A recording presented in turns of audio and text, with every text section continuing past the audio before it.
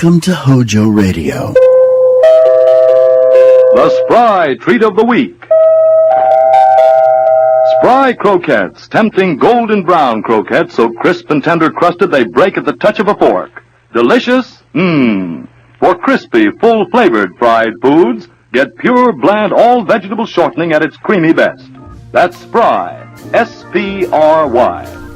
Our next broadcast is a radio and television comedy series that ran for over 3 decades, from 1932 to 1955 on radio and from 1950 to 1965 on television. It won numerous awards, including the 1959 Emmy for Best Comedy Show, and is generally regarded as the high watermark in 20th century American comedy. Ladies and gentlemen, we present to you the Jack Benny Program on HOJO Radio. J-E-L-L-O. The Jell-O Program, brought to you by Jell-O and Jell-O Pudding, starring Jack Benny, with Mary Livingston, Phil Harris, Dennis Day, and yours truly, Don Wilson. The orchestra opens the program with Are You Ready?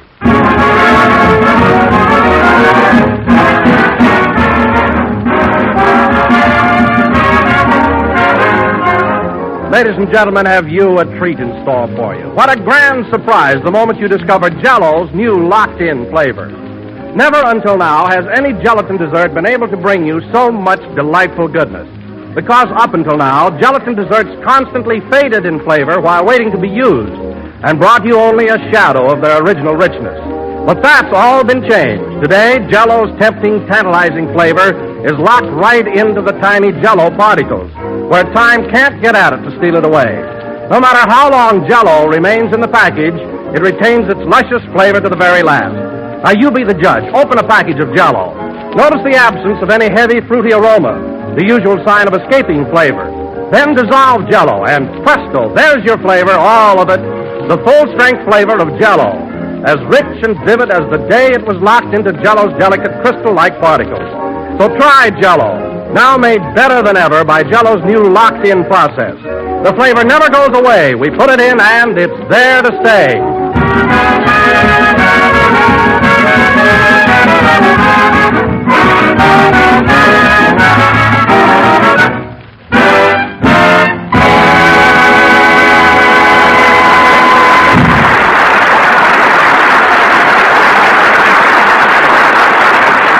That was Are You Ready, played by the orchestra. And now, ladies and gentlemen, as you all know, next Friday, October 31st, is Halloween, and will be celebrated by gay parties throughout the land. Yes, sir. We'll play games and everything. So tonight, we bring you a man who always loses his bridge bobbing for apples, Jack Benny.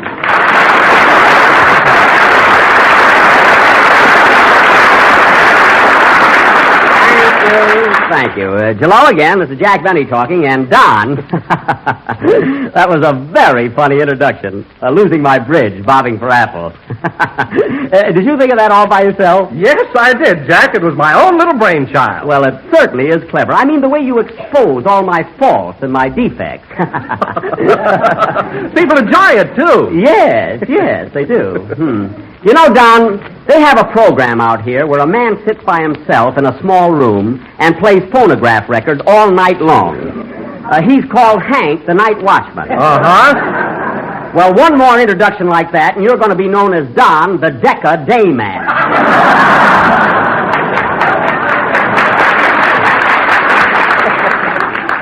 In other words, I don't want to set the world on fire. I just want to start a flame with your contract.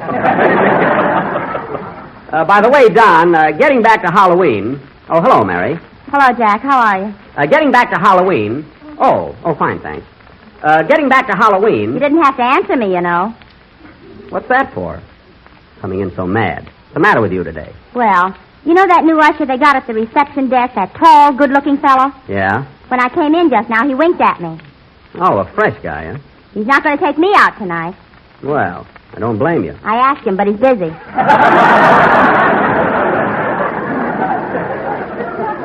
All right, so much for romance.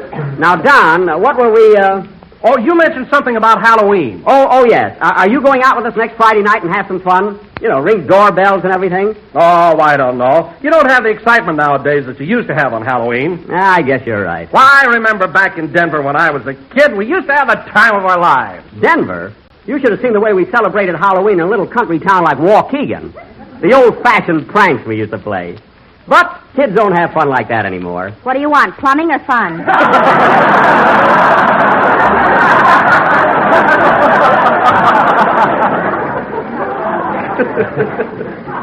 Oh, guys. Guys, Don, the things I used to do in those days. I'll never forget one Halloween. You know, I was a little boy then, and I took the chop suey sign off a Chinese restaurant and nailed it over the front door of our house. Oh, boy. The chop suey sign, huh? Was your father mad when he saw it? No, he just hung a tail on his derby and went into business. That's how my sister Florence came to be known as Lotus Blossom. We had some restaurant, chopped liver and suey. And then the following year, oh, hello, Phil. Are you coming out with us Halloween? Yeah, Jackson, but I can't meet you until after 9 o'clock. I got to go to night school. Oh. Well, I'll tell you what, Phil. We'll meet you in front of the school about 9:15. How's that? Okay, I'll bring my long pants with me and slip them on. What? Now, wait a minute, Phil. Don't tell me you wear short pants to night school. Look, Jackson, I'm in 3rd grade and I'm going to dress like it. Oh, by all means. 3rd grade, eh? The rate you're going, you'll get your Social Security and diploma on the same night. No kidding, Phil. Why don't you give up night school? Nothing doing. I don't want to be a maroon. That's moron! Look, Phil, just wear your short pants all the time. Say, I wonder if Dennis wants to come along Friday. Where is the kid, anyway? I called him yesterday, and his mother told me that he's been asleep ever since we got back from New York. Well, I'll be darned. See, I didn't know the kid was so lazy. What do you mean, lazy? You made Dennis share your berth on the train, then you snored so loud he couldn't rest for 4 nights. Oh, for heaven's sake, Mary. It's impossible for me to snore because I recently had my adenoids removed. I had an operation. Some operation. Rochester hasn't even got a license.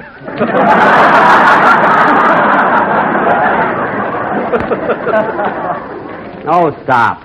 You thought he couldn't build me a barbecue pit either. You should see it. Say, Don, speaking of our trip, I meant to ask you, is your wife still mad at me for putting you both in one berth? Well, I thought she was, Jack, but strangely enough, as I was leaving the house this morning, she handed me a cake. A cake? Yes, she baked it especially for you. Especially for me, eh? I'll give it to you right after the broadcast. Well, especially for me, eh? Well, thanks very much, Don, but you see I'm on a diet right now, and I have to cut out fattening poison. I mean cake.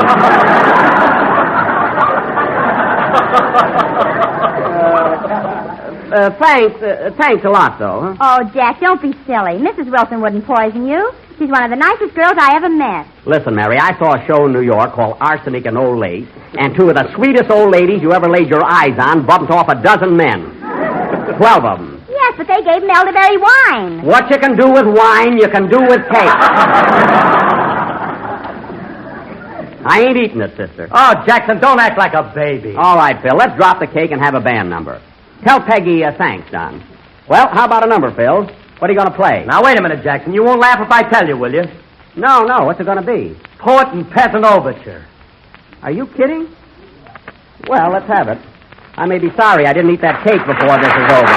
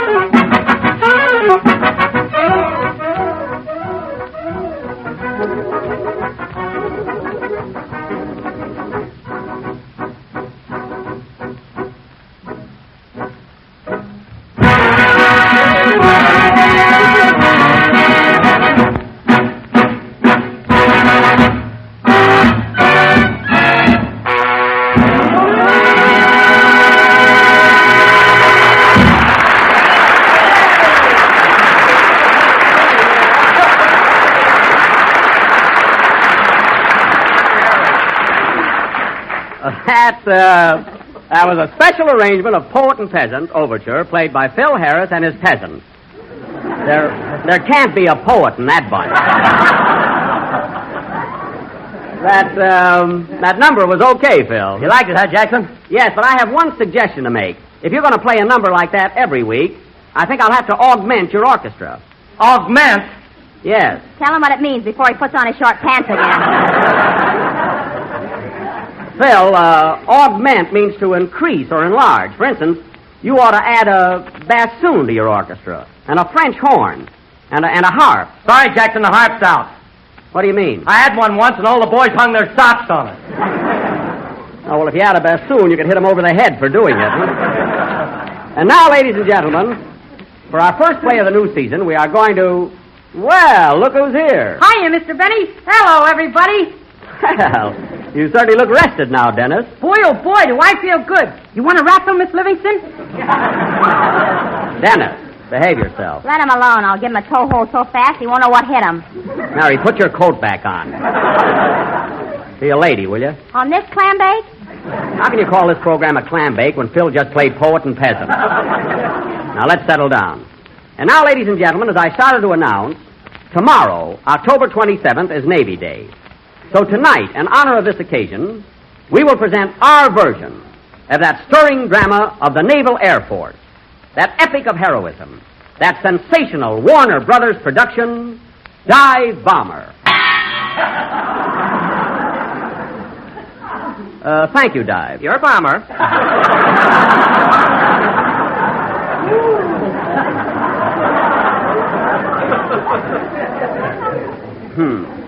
Now, in this sketch, I will play the part of the young flight surgeon as portrayed on the screen by dashing, daring Errol Flynn, which happens to be the most important role in the picture. Now, let's see. But, Jack, I saw the picture, and I thought that Fred McMurray, as the test pilot, had the most important part. Who? McMurray? Yes, he did some very heroic things. In fact, the audience applauded him the night I saw it. They did? Oh. Well, Phil, then you'll be Errol Flynn, and I'm going to be Fred McMurray. I'd never drop Flynn that fast. Never mind. Now, it's all set. Phil is Errol Flynn, I'm Fred McMurray, and Dennis, you're going to be Ralph Bellamy. Oh, boy, he had the best part of the whole darn picture. Who? Bellamy? Yeah, he was a great doctor, and the whole story was built around him. It what? Well, now, let's see. Phil, you're going to be Errol Flynn. That's settled. Dennis, you'll be Fred McMurray, and I'll be Ralph Bellamy. Yes, that'll work out fine.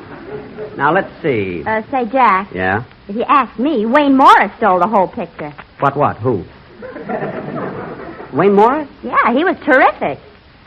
No kidding? Well, fellas, it's all settled. I'm going to be Wayne Morris. Yeah. Good. He wasn't even in the picture.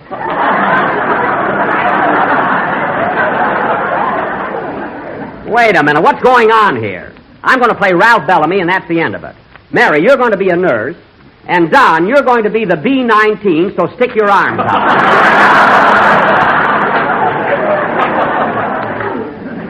And now, ladies and gentlemen, this play will go on immediately after a song by Dennis Day. Go ahead, Dennis. Hold it a minute. Come in. Oh, hello. Hello, Mr. Benny. Can I see you about that now? Yes, wait out in the hall. I'll be right with you. Excuse me, fellas. Say, that little boy looks familiar. Well, don't you recognize him, Don? That's the kid who was on the train with us last week. The one that said he was going to be a gag man for Bob Hope? Yeah, now Jack is trying to sign him up first. I'm going to open up the door and listen. Sure, kid. I know Bob Hope's a nice guy. But why do you want to work for him? In the first place, he's very tough to write for. What are you talking about? I can write 1,000 gags about his nose alone. You think that's something? Listen, kid, I've got rheumatism and flat feet. And you see this bridge? Yeah? Look, it comes out. Why, I'm a cinch to write for. Now, what do you say? Well, what's your offer? Now, listen, kid. You're young and you've got your health.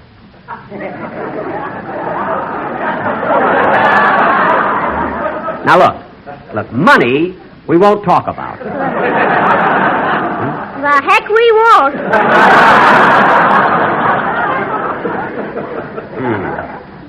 This kid's going to be tough, but he's clever.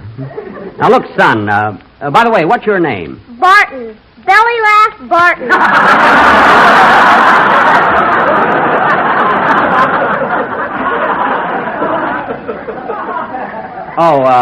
Well, now, look, Belly. Forget hope, and I'll tell you what I'll do. I'll give you $37.50 a week and a case of Jell-O every Saturday night.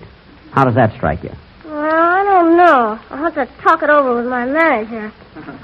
What do you have to talk it over for? Look, kid, Jell-O is good for you. It's delicious. And not only that, this year it's got that new locked-in flavor. Locked in, huh? Yeah. The flavor never goes away. We put it in, and it's there to stay. Now sign here, right here on the dotted line. Come on, kid. Okay, let me out of the corner. Oh, I'm sorry. Well, it's a deal, kid. See you at my house tomorrow morning. Come for breakfast and bring some coffee cake. So long. Goodbye. Here he comes, boys. Act nonchalant. Well, sorry to kept you waiting, fellas. Okay, Dennis, let's have your song. Belly Laugh Barton. Gee, I hope he lives up to his name.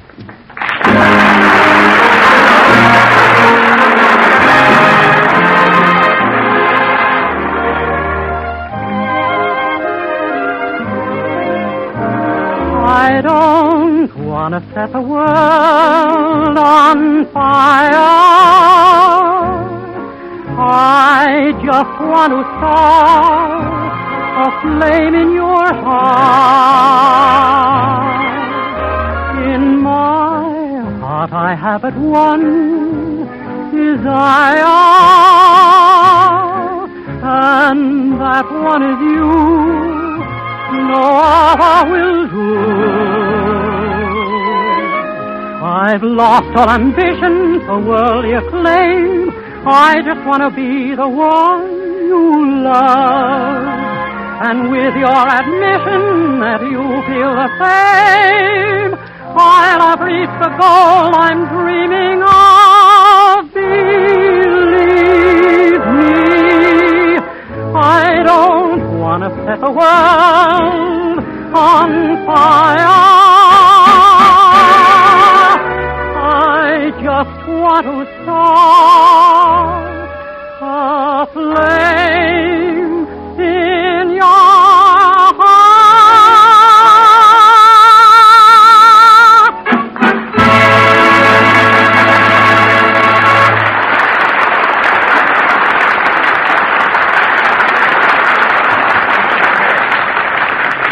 That was I Don't Want to Set the World on Fire, sung by Dennis Day. And now, ladies and gentlemen, for our feature attraction of the evening, our version of that sensational motion picture drama, Dive Bomber.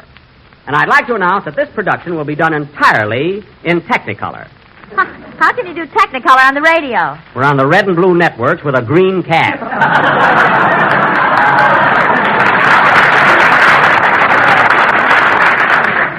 And Belly Laugh better do better than that one.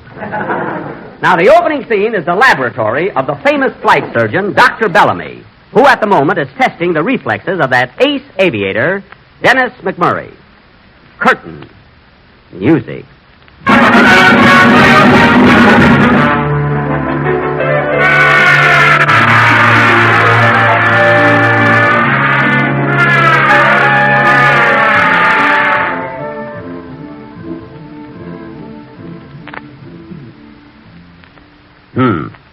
The Schneider test shows pilot fatigue not far from the chronic line. A oscillograph negative. What does the Ralph from Saint-Saëns test show? What does it show, nurse? Pretty bad, Doctor. Look at this chart. I don't like it. This man's flying days are over. He's through. Washed up. You mean I'm not going to be an ace anymore?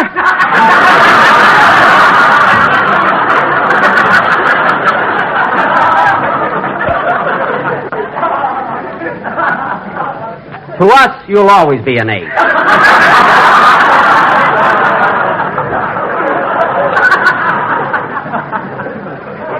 Now, let's see. What else is there to check on this man? Why don't you test his knee, jerk? That's why don't you test his knee jerk? I did that already.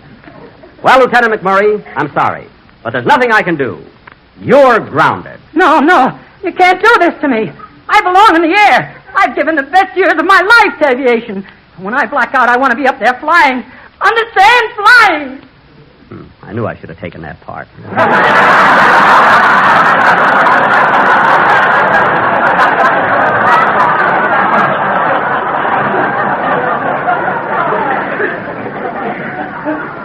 But I'm not beefing.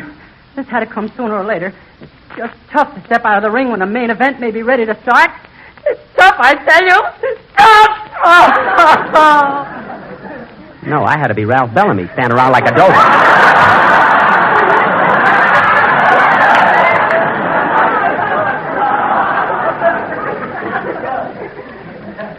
Oh, well, I motivate the story, anyway. You gotta give me another chance, Doc. See here? Because of your... All right, I'll give you another chance. Stop acting. Get out of here. Next time I'll see a picture before I cast it. Snap out of it, Doctor. Let's get on with these experiments. Oh, that's right. What am I working on today? You're trying to perfect a transparent parachute so you can get suntan on the way down. No, that'll never be a success. Come in. Oh, hello, Commander Wilson. Good morning, Dr. Bellamy. I want to congratulate you on your experiments in counteracting aeroembolism. Thanks. What? Oh, yes. I expect to have the arrows all emboled out before long. By the way, Commander, have you located an assistant for me? Oh, yes, Dr. Bellamy. I've discovered a brilliant young graduate of Harvard Medical School. He's waiting in the room right now in the waiting room. Good. Come in, Dr. Flynn.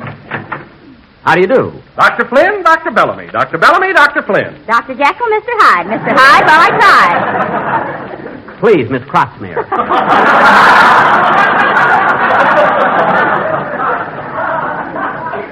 Please. Hey, she's not bad. I'm pleased to meet you, Dr. Flynn.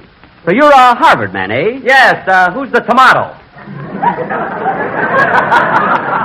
Dr. Flynn, Commander Wilson tells me... Yes, I believe I have solved the problem of counteracting aeroembolism. For instance, why don't we make a bell? Well, Rubber, don't you... Pneumatic, inflated before the dive. But that would compress the upper part of the body and stop the blood from leaving the brain. It can't miss, I tell you, it can't miss. I had to be Bellamy.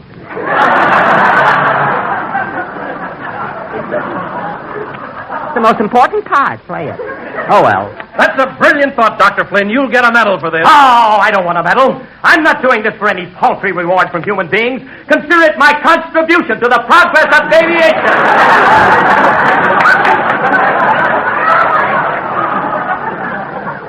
Contribution. I knew he'd louse it up. Now, look, Commander Wilson. Flynn's idea seems to be practical, but I've got a better one. What is it, Dr. Bellamy? I'll demonstrate. Hand me a pencil, Miss Crotsmere. Here you are. Thanks.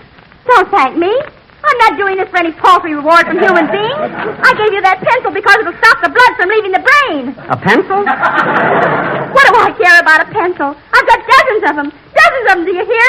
And consider it my contribution to the progress of aviation.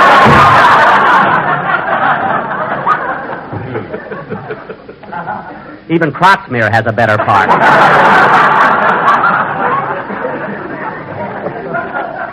Well, come on, Dr. Flynn.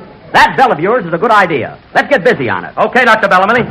Going out to Kildare. Dr. Kildare reports a surgery. That's the other feature. This is dive bomber. Oh, pardon me. Come on, Flynn. We'll make that bell, or my name ain't...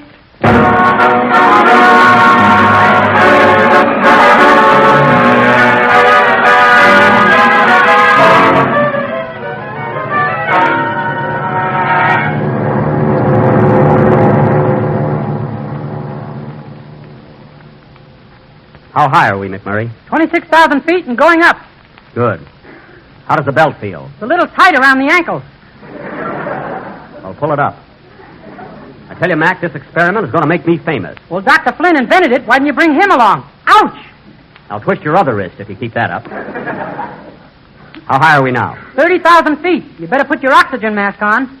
I took it home. I'm going to wear it Halloween. But I feel pretty... Uh-oh. What's the matter, Doc? I don't know. I felt a little dizzy there for a second. But I'm all right. How high are we now? 31,000. 31,000, eh? I gotta snap out of it. I feel kind of drowsy all of a sudden. Doc, what's the matter? I don't know. I guess it's the altitude. Guess this altitude kind of got me. Belt, pneumatic. It'll stop the blood from leaving the contribution. Yeah. Doc, wake up! Dr. Flynn, Dr. Bellamy. Dr. Bellamy, Dr. Flynn.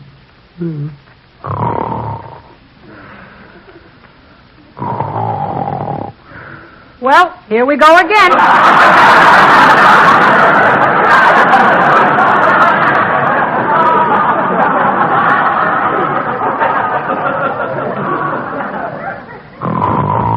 Now come the whistles.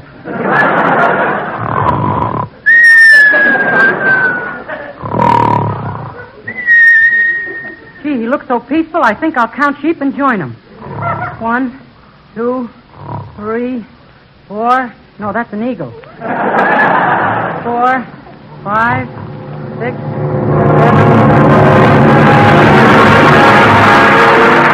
Well, next week brings Halloween, and Halloween brings fun and festivities, gay parties that call for good things to eat, like the grand dessert I'm going to tell you about right now. It's a real party treat, and yet an easy dessert to make. All it takes is a can of peach halves and a package of orange Jell-O. And when you have those two items, you're all ready to go. Just dissolve the orange Jell-O in hot water as you usually do. Then fill 6 wide sherbet glasses about 1/3 full and chill.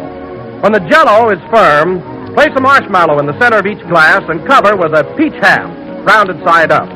Pour the remaining Jell-O over the peaches and chill until firm. And there you have an ideal treat for Halloween, a swell dessert that will make your Halloween guests say, "You surely know how to give a party." Get a can of peach halves and a package of orange Jell-O tomorrow and make up this delicious combination. Juicy golden peaches covered with shimmering orange Jell-O. But remember, when you buy Jell-O, be sure to look for the big red letters on the box. Because only Jell-O's new locked-in process gives you all the flavor, always. Tomorrow, when you make out your grocery list, put down Jell-O and write under it, write Jell-O puddings. Jell-O vanilla, Jell-O chocolate, Jell-O butterscotch puddings. Try them and you'll say, yes, Jell-O puddings are just like Grandma's, only more so. This is the Red Network of the National Broadcasting Company. Take it easy, Mom. You know your young folks are going to eat when you give them sugar crinkles for breakfast. Yes, boys and girls love sugar crinkles. And no wonder. It's the sugar rice treat that's just right sweet. Makes breakfast more fun than a circus. Now, the reason sugar crinkles suit your folks to a T is this. Some sugar-coated cereals they've tried seem too sweet. Others don't seem sweet enough. But when they dip their first spoonful of sugar crinkles, they've discovered a sugar-coated cereal that's just right sweet. And say those young folks of yours love to dip into the pack and eat sugar crinkles as a snack, too. So better get several packages. HOJO Radio. We're your old-time radio headquarters. Stay tuned. The Jell-O program brought to you by Jell-O and Jell-O Pudding, starring Jack Benny, with Mary Livingston, Phil Harris, Dennis Day, and yours truly, Don Wilson. The orchestra opens the program with Mama.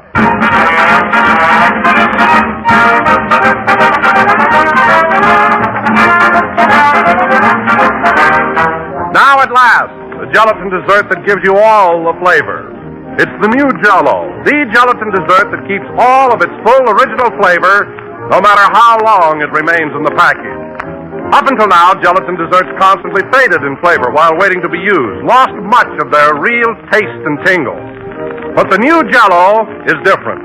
Today, Jell-O's deep, vivid richness is locked right into the tiny Jell-O particles where time can't touch it. Jell-O loses nothing on its way to you. It comes out of the package as rich and full-flavored as it went in. Just prove it for yourself. Open a package of Jell-O.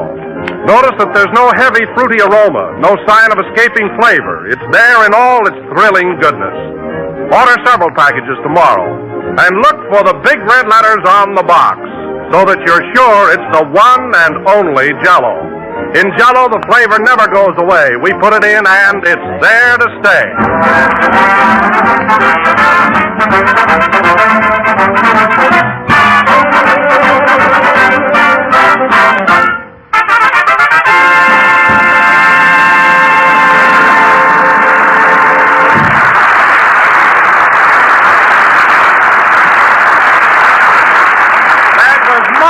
Played by the orchestra. And now, ladies and gentlemen, at this time, we would like to turn the clock back to last Friday night and show you what happened when Jack and the rest of our gang went out and celebrated Halloween. The time, 7:30 Friday evening. The place, Jack's house in Beverly Hills. Take it away. I don't want to set the world on fire. Rochester. I just want to go where I can get dough. Rochester, stop complaining in rhythm and help me get into my Halloween costume. The gang will be here any minute.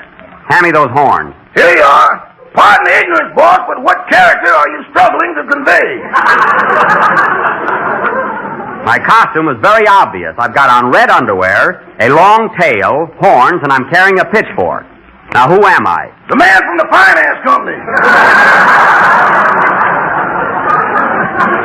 I am not. I'm the devil. Now, hand me that mirror. Here you are. Thanks.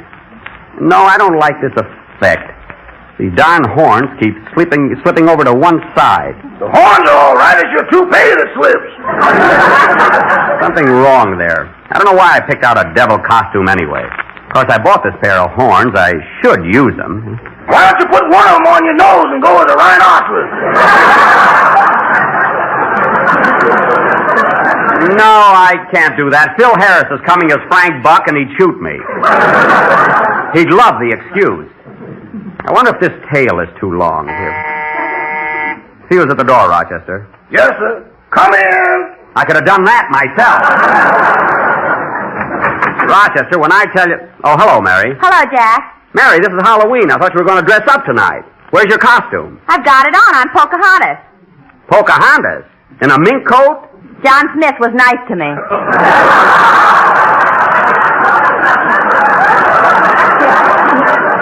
Oh, you're a wampum digger, eh?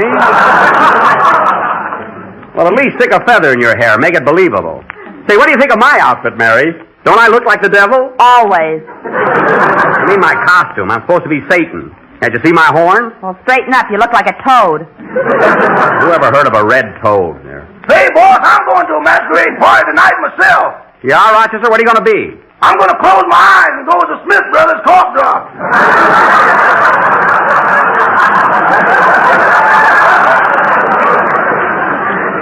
Oh, that's not a bad idea. Say, Rochester, why don't you keep one eye open and go as a period? How's that? I better keep both eyes open. My lady friends are over. All right, do as you please. Jack, what are we going to do tonight? Where are we going? I got it all figured out. Listen to this. First, we'll go to Claudette Colbert's house, and then I'll take a piece of soap and write Claudette loves Jack all over her window. Oh, you did that last year, and she came out and wrote Jack who? Well, this time she'll know Jack who. When Claudette comes out of the house, I'm going to grab her and give her a kiss. Now, there's only one guy kisses like Benny. You don't have to tell me, Deadlift.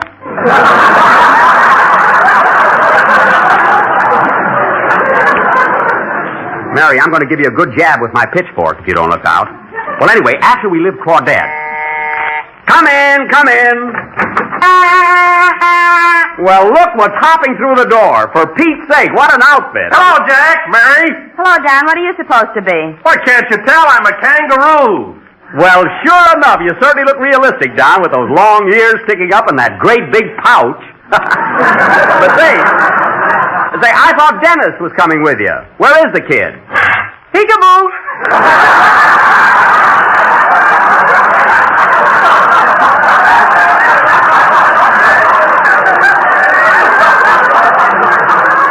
Well, I'll be darned, a baby kangaroo. Here, climb out, kid. Here, I'll help you. Thanks, Mr. Benny. Imagine coming as a little kangaroo. You know, I was going to come as a floor lamp. A floor lamp? Yeah, but when I screwed the bulbs in my ears, they wouldn't light up.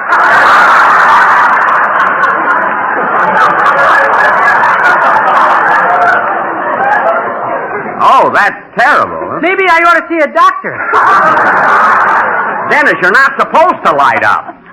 You know, Mary, someday I'll have to have a talk with that kid. Huh? By the way, Jack, isn't Phil going to join us tonight? Yeah, he'll drop by as soon as he finishes night school. Say, Dennis, while we're waiting around for him, let's hear that song you're going to do on the program Sunday. Yeah, get over to the piano, kid. Okay. Oh, say, Rochester, did you ask our boarder, Mr. Billingsley, to tune the piano? He's very good at it, you know. We should have never let him monkey with it, boss. Oh, what's he done now? That man's crazy. He cleaned the piano keys with dental floss. Oh, Mr. Billingsley must think he's a dentist again. It's a fine way to clean piano keys. He said the black ones were decayed, so he pulled them out.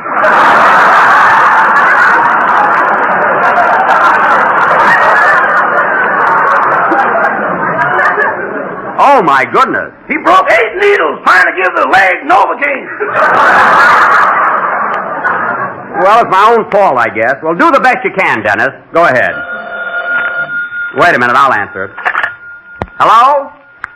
Oh, hello, Phil. Are you still at night school? We're waiting for you. What? She's keeping you after school? What happened, Jack? Well, Phil got a 0 in spelling, so he gave the teacher a hot foot. Look, Phil, is your teacher anywhere near the phone? Well, tell her your father wants to talk to her. Yeah, your father. What are you going to do, Jack? I'm going to pretend to be Phil's father. You know, I'll talk like an old rube. Well, you got the right underwear for it. Quiet now, don't mix me up. Hello? Oh, hello, miss. This is Twitch Harris Sr. talking. Now, look, ma'am, I got to see my boy Philip right away, so I wish you'd let him off tonight. I'll write you a note explaining everything. I said I'd write you a note. That's a good one. What'd she say? She wants to know how come I can write and Phil can't.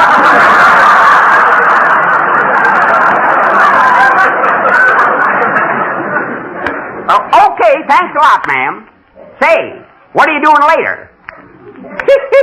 Well, you can't shoot a man for trying. Goodbye.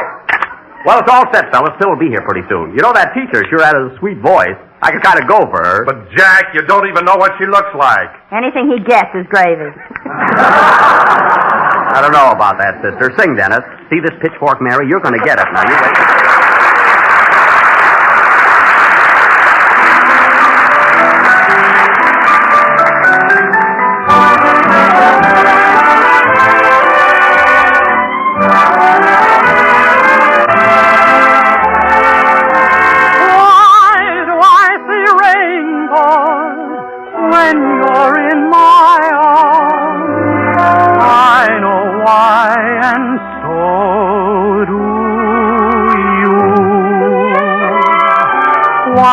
Robin sing in December, long before the springtime is due.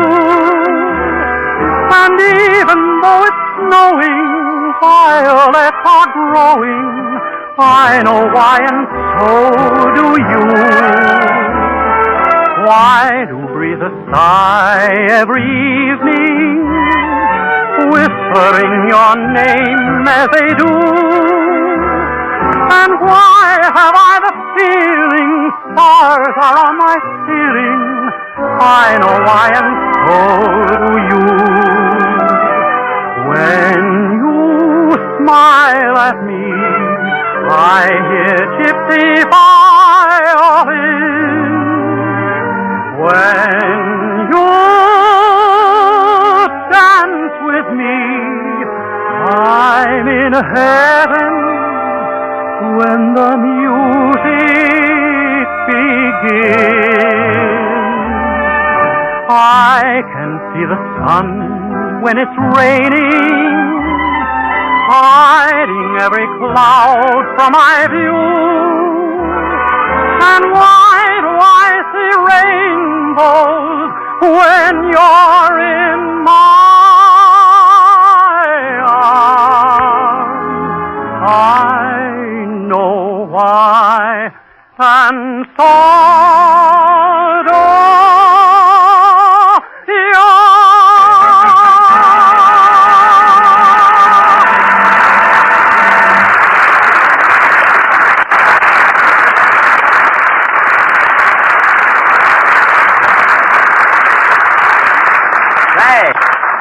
was all right, Dennis. That song ought to go over swell Sunday. Thanks, Mr. Benny. Can I have something to eat?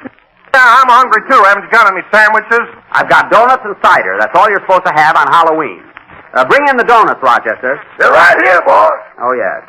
Here, have a donut, Mary. They're nice and fresh. I made them myself. Jeepers, look at the size of the holes you got in them. Never mind. They look like ladies' garters. Quiet, will you? Oh, what she said.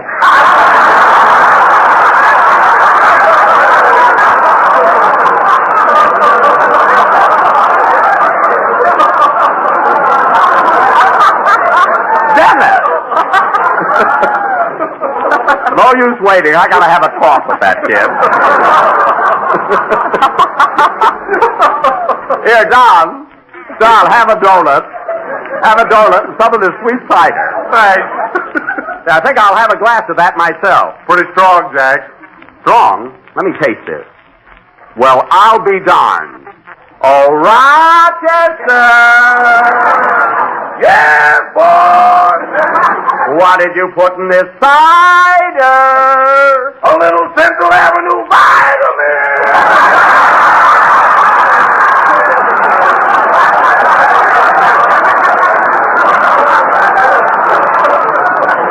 There's gin in there. Now throw that cider out the window. You ain't gonna throw mine out. Dennis, you're not drinking any hard cider. You're a baby kangaroo. Oh, I can't hop on milk. Let Don hop. Now you get back in that pouch. Okay. See you later, fellas. Now stay there. Gee, I wish Phil would get here so we can go ahead. Jack, look who's coming. Where? Oh, yes, it's Mr. Billingsley. Look, he's dressed like Marie Antoinette. Yeah. Oh, hello, Mr. Billingsley. Good evening, Mr. Benny. Having a little party, I see. Yes. By the way, Mr. Billingsley, you're dressed as Marie Antoinette.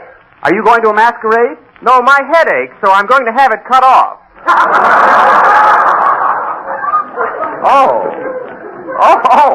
I thought you were celebrating Halloween like we are. You see, I'm Satan, and Miss Livingston is Pocahontas, and Mr. Wilson is a kangaroo. I used to be an alligator once, and now I'm an old bag.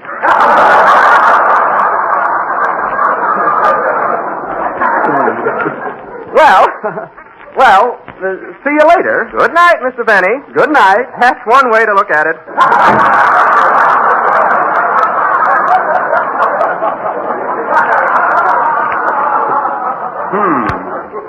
Strange fellow. The other morning for breakfast, he swallowed a raw egg and then drank boiling water for 3 minutes. I don't know. Well, there's Phil. Come on in, Phil. Hiya, Jackson. Hello, everybody. Oh, hello, Phil. Hi. I'm glad you got here, Phil. We want to get going. I'm sorry, but I didn't have time to put no costume on. Don't worry, your tailor takes care of that. Hey, Phil, what happened between you and the teacher? Oh, she got mad at me when we were having our spelling lesson. Oh, what was the trouble? She asked me to spell Pomeranian. Pomeranian? So I said D-O-G, take it or leave it. Well, at least you knew Pomeranian was a dog. That's something, huh? Well, we're all here, so come on, fellas, let's go. Hey, Don, you put on a lot of weight since last week. That's Dennis. It's a long story.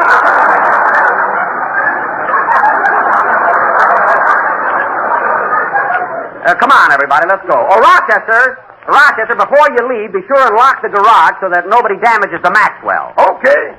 Remember last year, some kid got in there and turned it over. Yeah, we drove around for 3 days without even noticing. I noticed it. It was bumpy as anything. All right, this way, fellas. We'll all go out the side door. Oh, that's Boy, we really have fun tonight. You know, kid, first we'll go next door to Ronald Coleman's house, see? And then we'll Jack, here comes that little boy you hired as a gag man. Let's take him along. Oh, Belly Laugh Barton, eh? Hello, kid. Hello, Mr. Benny. Say, Belly, do you want to go out with us tonight? We're going to ring doorbells and raise the dickens. You're a little adolescent, aren't you, Bub?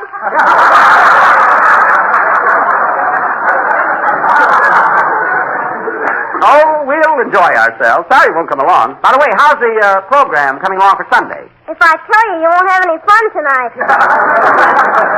Well, get busy and concentrate. Come on, fellas. Now, I'll tell you what, kid. First, we'll sneak across the lawn to Ronald Coleman's house and put some white paint on the doorknob, see? Then we'll ring the bell, and when he comes out, we'll run like the dickens.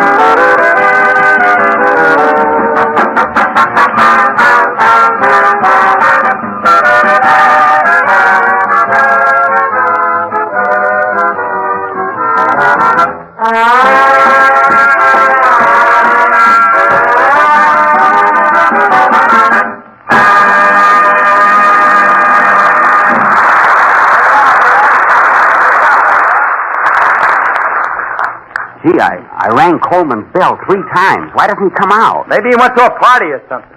Couldn't be a big party, or I'd have been invited. Ronnie and I attend the same affairs. Only he doesn't have to crawl in the window. Well, these Hollywood parties, who knows whether you got an invitation or not. Hey, fellas, I've got an idea. As long as Coleman isn't home, let's take this beautiful sundial here and put it over on my front lawn. His sundial? Yeah, it'll be a swell gag. 3 years ago, you took his flagpole. When's the gag over? Oh, get in the Halloween spirit, will you? Come on, fellas, give me a hand with this dial. Hey, Jack, look. There's a policeman walking by the house. A policeman? Uh-oh. Hello there. Is that you, Mr. Coleman? Get this, fellas. Right, Joe. Thanks for asking, old boy. Terribly decent of you. Good night. Hip, hip.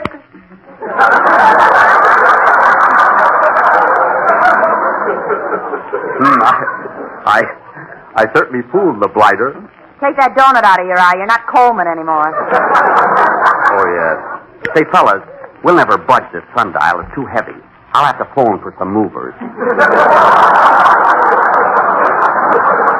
I'll tell you what, though.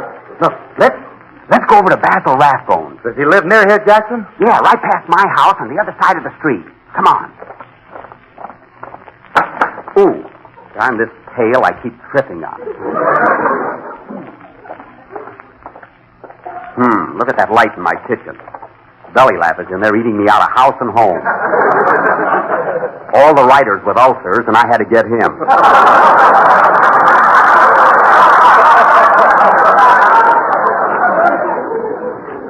Oh, well.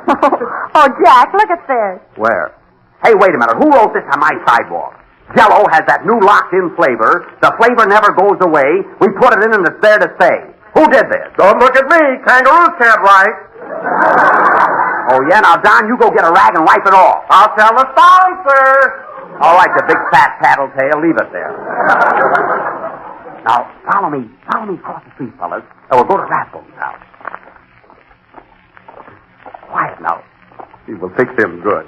Which house is it, Jackson? Wait a minute. I don't know whether this is Rathbone's house or the next one. I think it's this one. No, it's the next one. This is where Charles Boyer lives. Oh, that's right. Say, let's pull some gag on him. Yeah, maybe he's got a sundial we can lift. No, I'll just sneak up and ring his doorbell.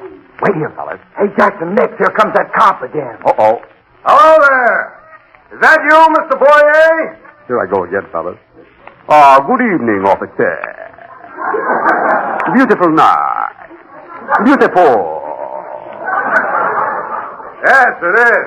Good night, Mr. Boyer. Bon Sawyer.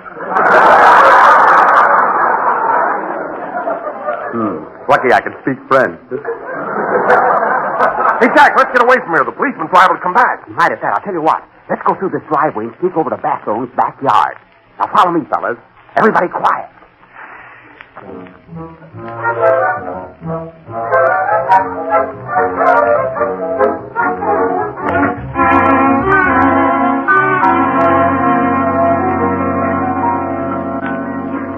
Well, here we are.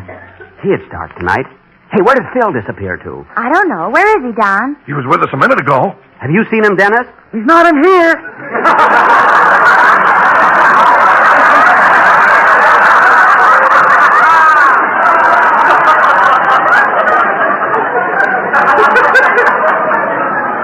Of course not. Here he comes now. Where have you been, Phil? Boy, am I wet. Why didn't you tell me that Rathbone had a swimming pool? Well, why don't you watch where you're going? I swallowed enough water to last me the rest of my life. Well, it didn't hurt you to go on the wagon even for a second. Now, wait here, kid. I'm going up and knock on the door. When Rathbone comes out, hide in the bushes. Wow, will he be furious? Oh, be careful now, Jack. Don't worry about me. Now, quiet.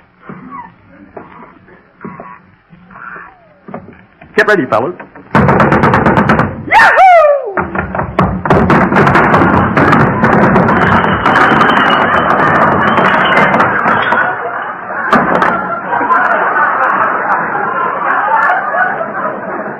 Darn those milk bottles.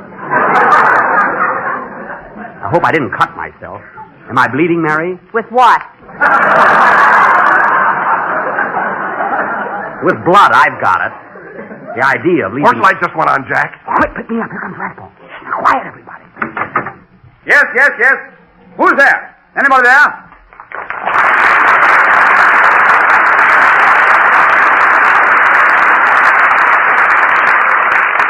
I say, is anybody there? Must be some of those Halloween pranksters. Now, look here, you children. I don't want any more of this disturbance. I've got to get up early in the morning. I'm making a picture. What a ham.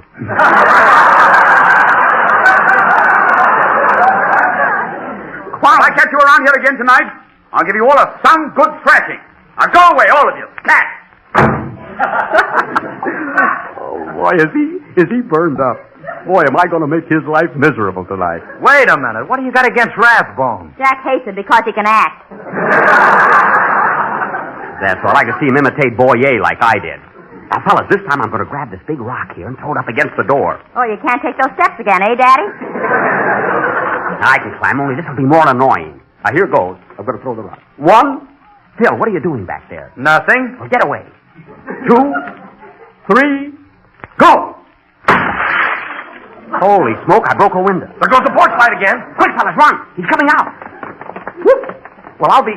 Hey, what is this? Come on, Jack, hurry! Run! I can't run. That darn Phil Harris tied my tail to this bush.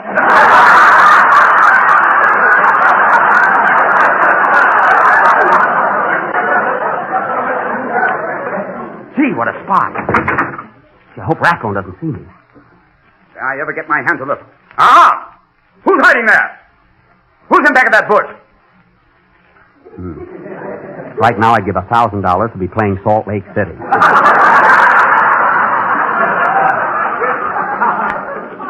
Gee, here he comes. Well, may I inquire the name of the moron behind that mask who goes around breaking windows? Who are you? Gee. Come, man. Speak up. Doc. Basil, I'm only making the joke. It is me, Charles Boyer. Mr. Benny, your accent is revolting.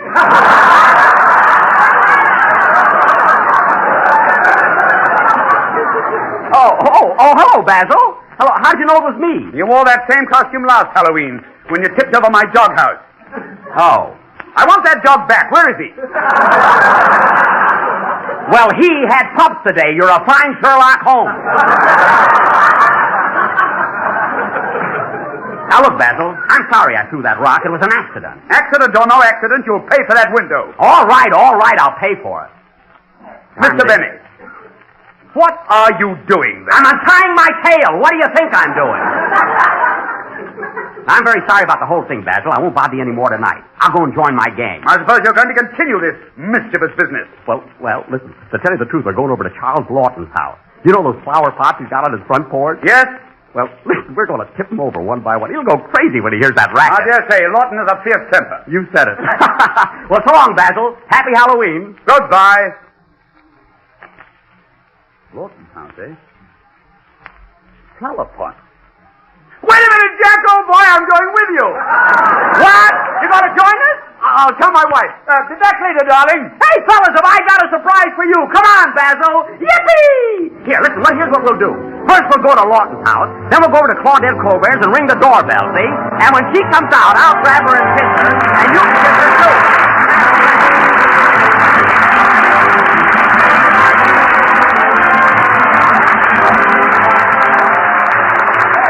Three cheers for 3 grand puddings.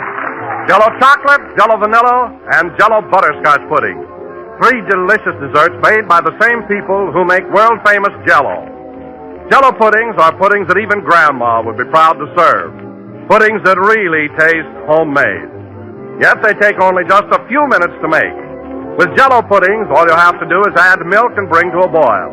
Then cool and serve. And there, almost before you know it, you've made the family a smooth, creamy pudding with a flavor unsurpassed by any pudding you ever tasted.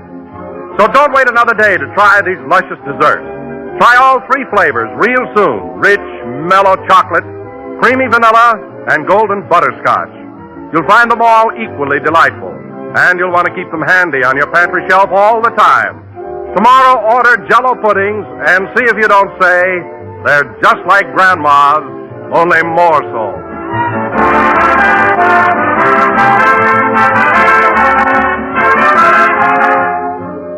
This is the last number of the 5th program in the current Jello series, and we will be with you again next Sunday night at the same time.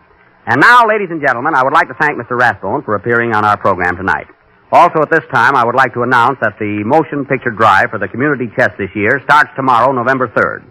I'm sure that all of us here in Hollywood will do our bit, and I hope all of you will contribute to your local chapters. Good night, everybody.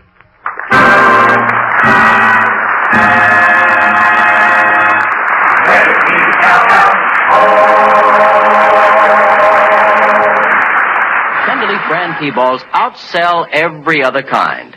They serve so much better because they're superior in every way. They contain finer tea, a blend of the small top tea leaves, the kind you get in Tenderleaf brand tea, put up in packages, too. Either way, you get more delicious tea because the young, tender choice leaves are immeasurably better than the coarse old ones for tempting fragrance and satisfying flavor. And then, too, improved Tenderleaf brand tea balls are made with tasteless filter paper. That's a special paper that filters your tea as you're making it. Only the tea goodness can pass through its meshes into your cup. Enjoy it for breakfast these spring days and with other meals, too. Next time and every time, ask your grocer for Tenderleaf brand tea in packages or in Tenderleaf brand tea balls, largest selling tea balls in America. Our next popular broadcast began in August of 1949 on NBC Radio and ran until November of 1953. Set in the Midwest, it starred Robert Young as General Insurance Agent Jim Anderson and portrayed an idealized vision of middle-class American life of the era. It was created by writer Ed James. While the show is often regarded as an example of conservative nature of the American family life in the 1950s, it's also cited as to be slightly rosy portrayal as well. We proudly present to you Father Knows Best on HOJO Radio. Mother, is Maxwell House really the only coffee in the world? Well, your father says so, and your father knows best.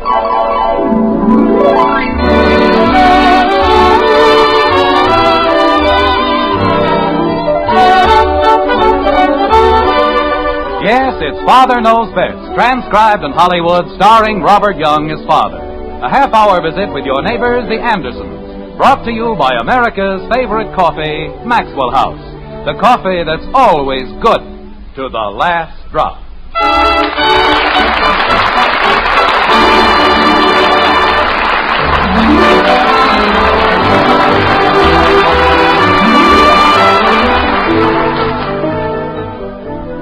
There was once an ancient Greek, a lad named Zenobius, who probably didn't know a putter from the front end of a buggy whip. Yet in the year 154 A.D., he wrote, "Contests allow no excuses, no more do friendships." And if that doesn't describe the average golf tournament, it comes mighty, mighty close.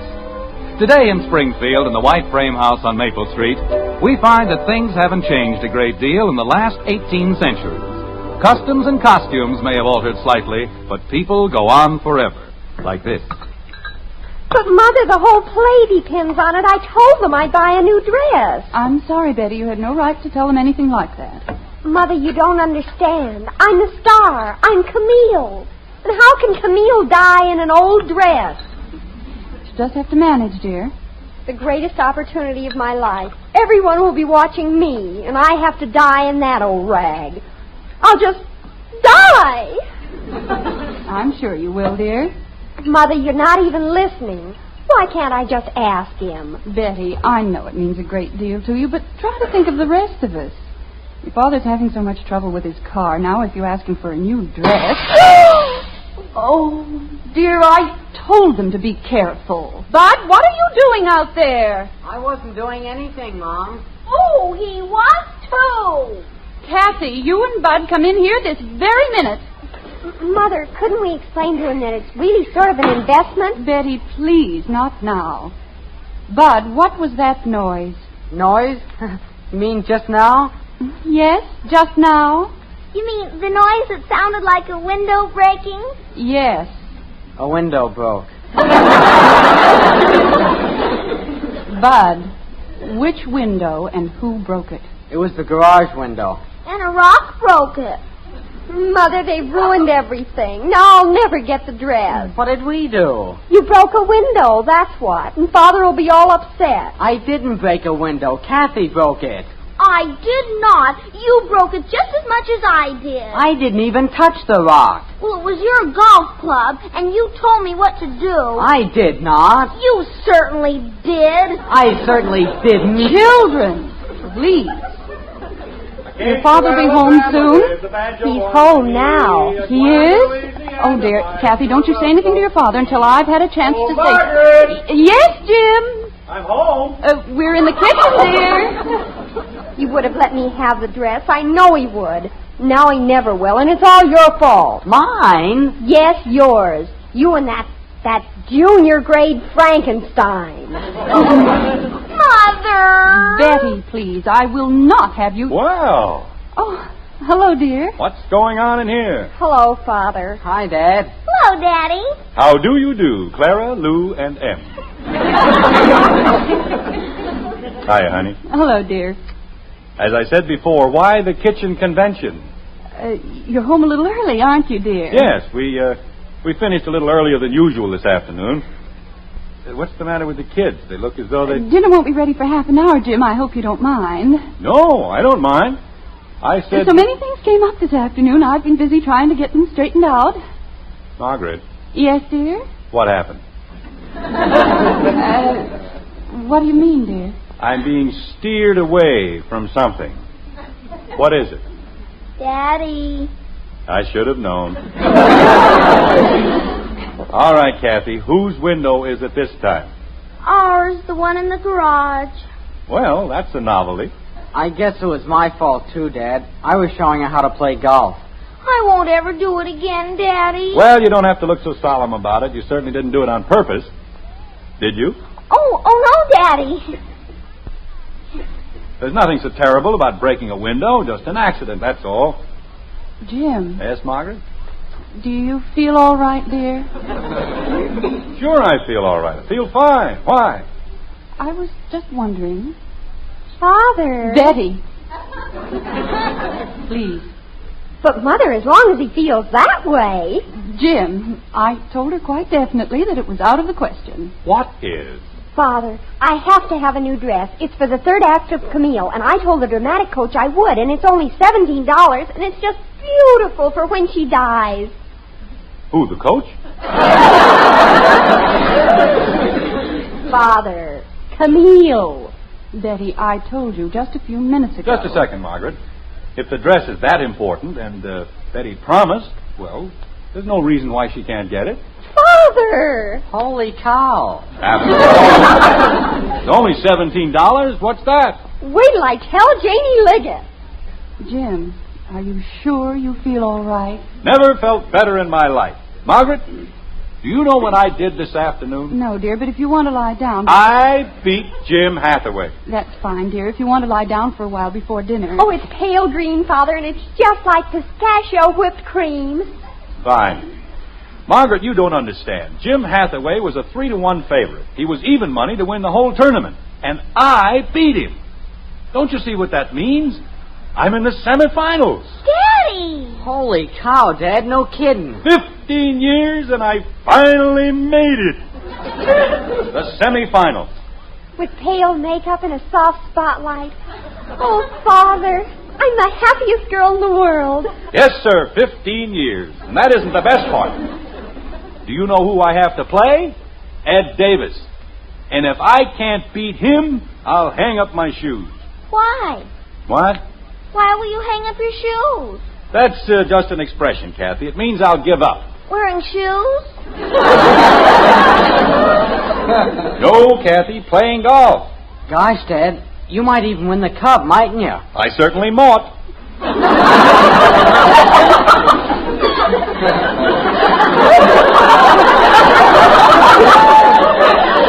But you should have seen the putts I dropped today.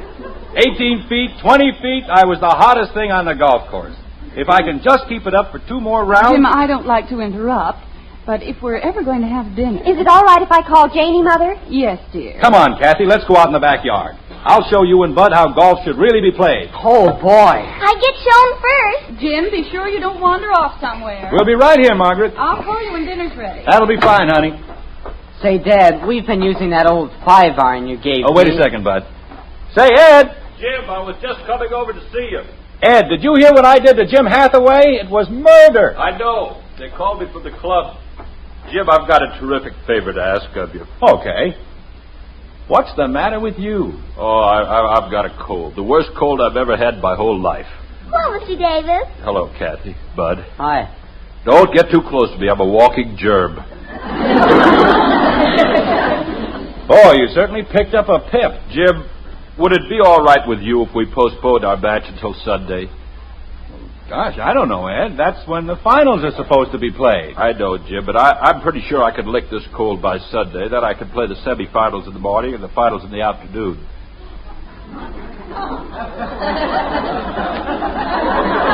Oh, you can you? What happened to me? Oh, Jim, let's face it. If I can't lick you, I'll hang up my shoes.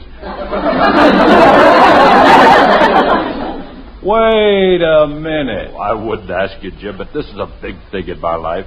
I've been trying to reach the finals for 10 years. I've been trying for 15. Oh, Jim, let's not be ridiculous. You don't stand a chance, and you know it. Oh, I don't I? Oh, I could spot you 6 strokes aside and still beat you, but with this cold... Well, maybe I won't win. But at least I don't go around trying to build up an alibi. Meaning what? Meaning I could beat you with or without a cold, and you know it. Jim, we've been friends for a long time. That's got nothing to do with it. Golf is golf. And if you can't play tomorrow, you'll forfeit the match. Oh, that's fine. That's fine after all the things I've done for you. And you're taking the wrong attitude about this whole thing. I want to beat you fair and square. Yeah. But how can I if you let a little thing like a cold get you down? A little thing? I'm so weak I could hardly see. Sure, because you aren't trying to fight it. Jim. When you get into the house, fix yourself a hot lemonade, take 2 aspirins, and then concentrate. Jim. Say to yourself, I haven't got a cold. Never had a cold. I'm too strong and healthy to get a cold. Believe me, it's all in your mind. God bless you. Thank you. Remember that guy Koo-A? Every day in every way, I'm getting better and better and better. Yeah. Whatever happened to him anyway? He died. But, Ed, it works. I've tried it.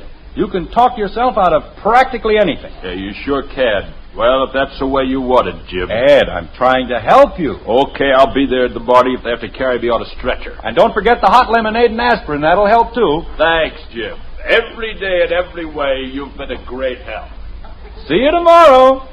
Dad, we aren't going to have much time. Oh, sure we are. Where's the ball? We don't have a ball. That's why we had to use rocks. What happened to that practice ball I gave you? You know, the cotton one. It's over near the garage. Well, get it. We can't. It's stuck in back of a big log. That's right, Dad. You can't reach it unless we get the log out of the way. I've never seen a more helpless pair of kids in my life. Is this it? Uh-huh. Over there, in back. Bud, I'll lift the log and you reach in for the ball. Okay, Dad. Are you ready? You bet. 1, 2, 3. Heavy, isn't it, Daddy? Well, my hands must have slipped. Let's try it again, Bud. Ready? Right. 1, 2, 3. Oh! What's the matter, Dad? I don't know. Something snapped, and Oh, gosh! I can't straighten up. Daddy. Maybe your suspenders got stuck. But I don't wear suspenders. Oh, that's right. I forgot. Fine son you turned out to be. I'm in mortal agony, and you have to make jokes. I wasn't making any jokes, Dad. Daddy. Oh, my back. What is it, Kathy? I know how you can fix it. You do, huh? Sure. All you have to say is, every day in every way, I'm standing upper and upper and upper. Kathy, do you know what'll happen if I take my belt off? Uh-huh, your pants will fall down.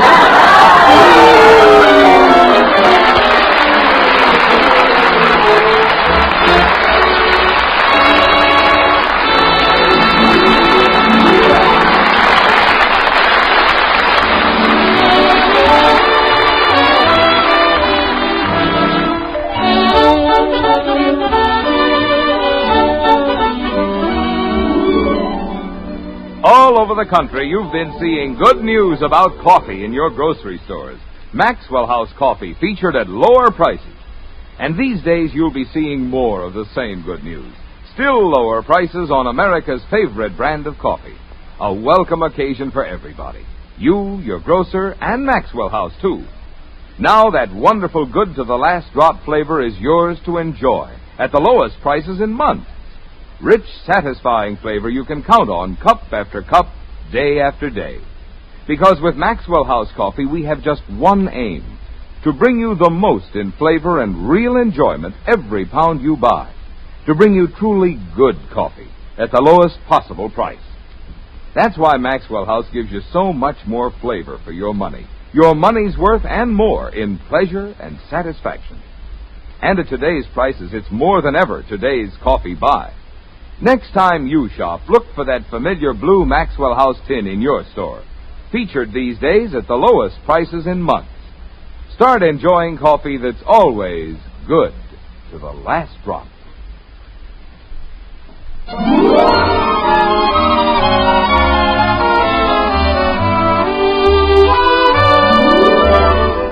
The sands of time run slowly in the white frame house on Maple Street. An hour has passed, but not Jim Anderson's affliction. Surrounded by a solicitous family, Father waits the arrival of Dr. Simmons, and sympathy flows in a steady stream through the Anderson living room, like this. Jim, I've told you repeatedly, you're not a child. You can't do things like that. Like what? All I did was try to lift the... It hurts, huh, Dad? Of course not. I just like to groan, that's all.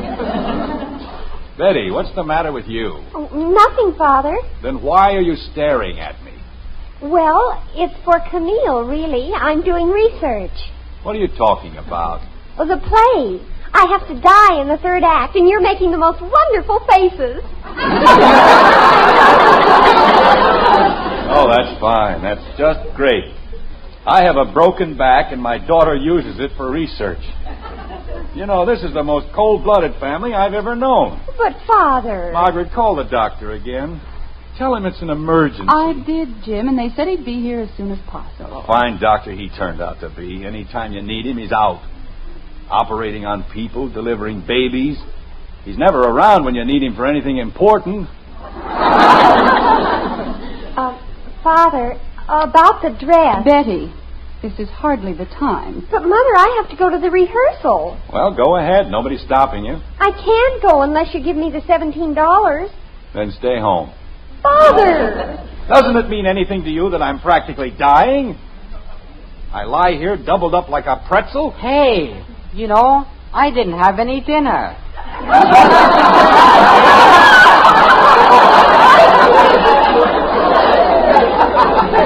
But how can you think of food at a time like this? Well, I'm a growing boy. We'll all have our dinner in just a little while, Bud. Here's the hot water bottle, Mommy. I got it as hot as I could. Oh, thank you, dear. You're welcome. People go around breaking windows, hitting golf balls in back of logs. Jim, let me put the hot water bottle on your back. I don't want it on my back. It hurts enough the way it is. Gosh, Dad, how are you going to play golf tomorrow? Golf? I'll be lucky if I'm still alive. Oh, no. What is it, Jim? Ed Davis. What am I going to tell him? Well, why don't you just tell him? Margaret, I can't. He'd never believe that I hurt my back. Not after the argument we had. Daddy told him about Mr. Pooey. Who? Every day in every way. Kathy, go to bed. I haven't had my dinner. Then behave yourself and be quiet. Yes, Daddy. Man tries to do the right thing, the honorable thing, and what happens? Nobody believes that he... Bud. Yes, Dad? Give me a hand. I want to get up. Okay. Jim, do you think it's wise... I've got to call Ed Davis, Margaret. I just thought of something. Can't we call him for you? No, I've got to do it myself. Jim, please be careful. I'm being careful. You don't see me leaping into the air, do you? Oh. Grab his other arm, Betty. Father, it's only $17. When I was a boy, people were considerate. They were thoughtful and kind. Oh, will you, Betty? When people were dying, they at least showed them the proper respect. They didn't follow them down to the grave, hounding them for $17. There you are, Dad. How do you feel? Never mind how I feel. Just help me over to the phone. Father, while you're standing up... Betty.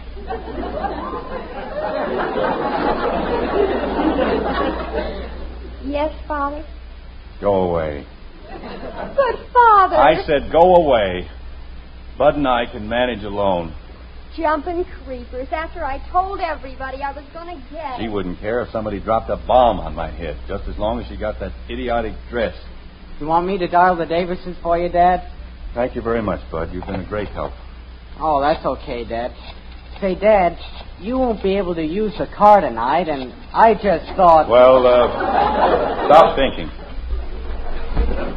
You had the car last night, and that's enough. Here, let me have it. Holy cow. Hello? Oh, hello, Ed. This is Jim Anderson. Oh, hello, Jim. Say I owe you an apology. Oh, that's all right, Ed. You know, I've been thinking things over, and I don't see any reason why we can't postpone our match until Sunday. What for? Well, I want you to be at your best, Ed, and that'll give you a chance to get over your cold. What cold? Jim, I don't know how to thank you. I did just what you said, and I feel like a new man. What? Oh, I've still got a couple of sniffles, but I feel great. You do, huh? You certainly knew what you were talking about. Every day and every way. Hey, that's a great system. It is, huh? Yes, sir. You'll have to play some pretty sharp golf to beat me tomorrow. Say, wouldn't you like to go out to the driving range and hit a few? No thanks, Ed. I'll just take it easy tonight. Okay, pal. See you in the morning. Yes, I'll, see you in the morning. Every day and every way I ought to have my brains examined. What did Mr. Davis say, Dad? He feels fine, Bud, just fine.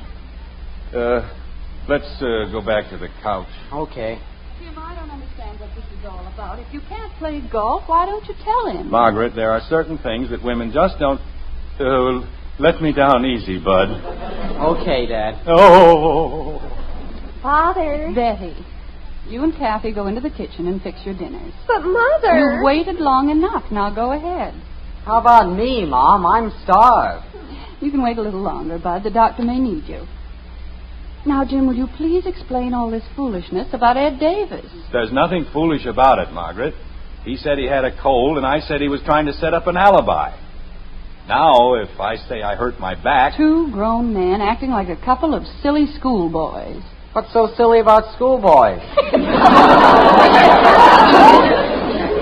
I'm sorry, Bud. Margaret, unless I can convince Ed Davis... But you don't have to convince him. Dr. Simmons will certainly tell him. Say, that's right. If the doc tells me I can't play, then I can't play, can I? Well, it's about time. Bud, let the doctor in like a good boy. Then can I have my dinner? We'll see, dear. Holy cow. Doctors, always rushing around, never get any place, make a big production out of everything. If I ran my business the way they do, I'd be looking for a job in a week. Jim, please don't start. Well, hello, Margaret. What's all the fuss about? Oh, hello, Doctor. It's about time you showed up, you old quack. So I'm finally going to get my hooks into you. What do you know? Fine doctor. Listen to that bedside manner. He's going to get his hooks into me. Oh. Doctor, will you need Bud for anything? Oh, I don't think so. All right, Bud, go in and have your dinner, dear. Well, good for me. You know, Margaret, I was talking to Mrs. Swain about you the other day. Really? That's right. She was telling me about that hospital service you were trying to organize last year. It's a wonderful idea. Oh, well, thank you. Doc, if you have any free time next week, Margaret, why don't you drop into my office? I may be able to help you. Oh, that would be wonderful. Doc, what's the matter with you? Remember me? I'm the emergency. Well, I know. What's wrong with you? Oh, nothing much. Just a broken back, that's all. Yes, you look just like a broken back. He says it's quite painful, Doctor. Well, let's take a look at it. Turn around. I can't turn around. Oh, stop acting like a jackass. Turn around. Calls himself a doctor. If I didn't like his sister, I wouldn't even let him in the house. Is that where it hurts? You know darn well that's where it hurts. Well, hold still for a second. Well, what are you going to do? Never mind what I'm going to do. Just hold still. Ow! Okay, now go to bed and put some heat on it. Was it anything serious, Doctor? No, of course not. You know, Margaret, we've needed a volunteer service at the hospital for years. And if you can just get it started... Say, Doc. I'm talking to Margaret. Well, I hate to interrupt anything so vital, but what else do I do? I just told you, go to bed and put heat on your back. Is that all? Well, I can send a nurse around to hold your hand, if that's what you want. You mean it wasn't serious? It was a simple dislocation. And if you'd remember that you were 40 instead of 4, it wouldn't happen. Gosh, I can stand out. Isn't that wonderful? Only 40 years old, and he can stand up.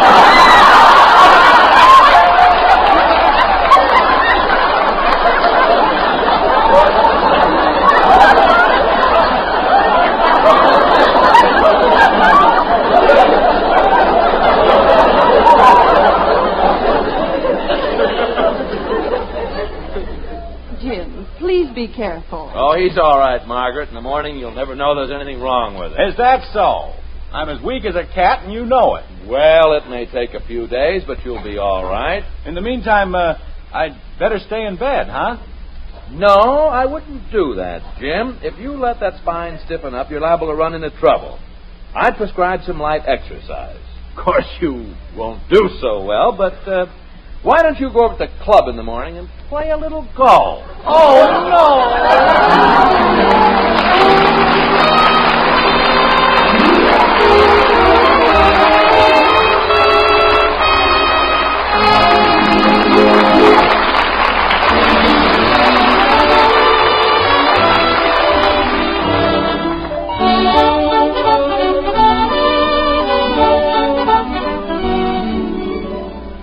It's been such welcome news to see lower prices on Maxwell House coffee in the stores. And now that news is even better. These days, grocers everywhere are featuring Maxwell House at lower prices still. Now you folks who always drink Maxwell House can enjoy it at the lowest prices in months. And you folks who haven't been getting that wonderful good to the last drop flavor, now's the time to bring home a familiar blue Maxwell House tin. See how much more pleasure you find in a cup of coffee when it holds the world's most famous flavor. Flavor so rich and mellow, flavor you can count on, because we'll never compromise on the quality of a single pound. For wonderfully good coffee, for today's coffee buy, look for Maxwell House, featured these days at still lower prices, the lowest prices in months. It's always good to the last drop.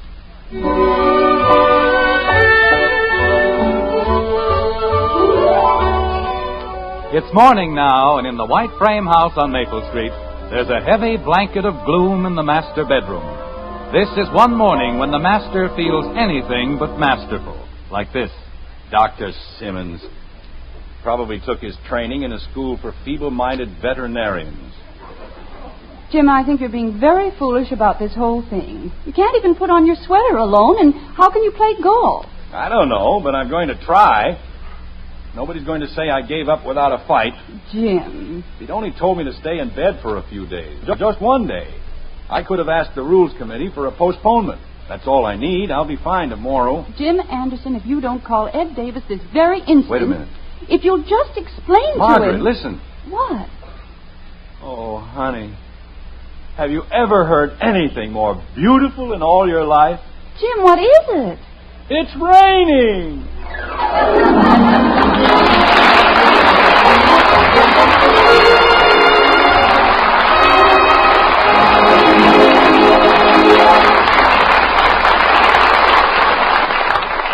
Did you know? Now there's an instant coffee with roaster fresh, pure coffee flavor.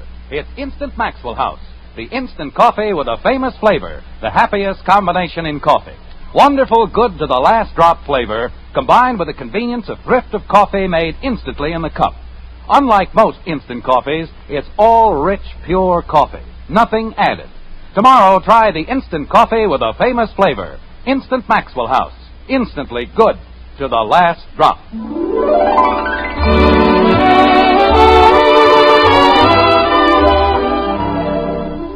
Join us again next week when we'll be back with Father Knows Best, starring Robert Young as Jim Anderson, with Roy Bargy and the Maxwell House Orchestra, and yours truly, Bill Foreman. Don't forget, membership cards for the Robert Young Good Drivers Club are waiting for you at your local NBC station.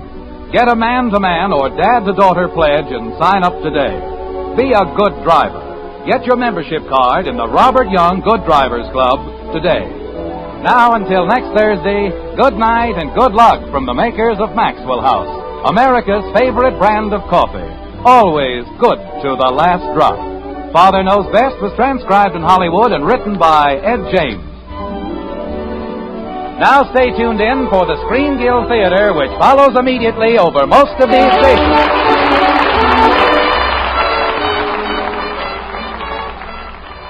Stay tuned for Mad for Music, starring Joan Evans on NBC. You'll like the delicious, meaty flavor of Spam, the way it satisfies husky appetite. Stay tuned to HOJO Radio. Mother, is Maxwell House really the only coffee in the world? Well, your father says so, and your father knows best.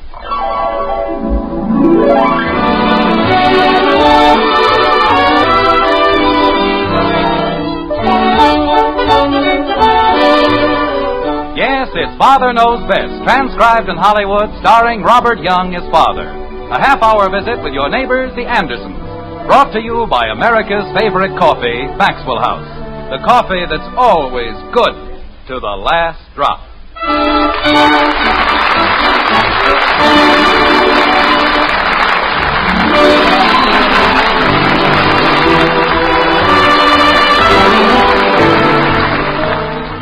To be or not to be, that's quite a question, isn't it?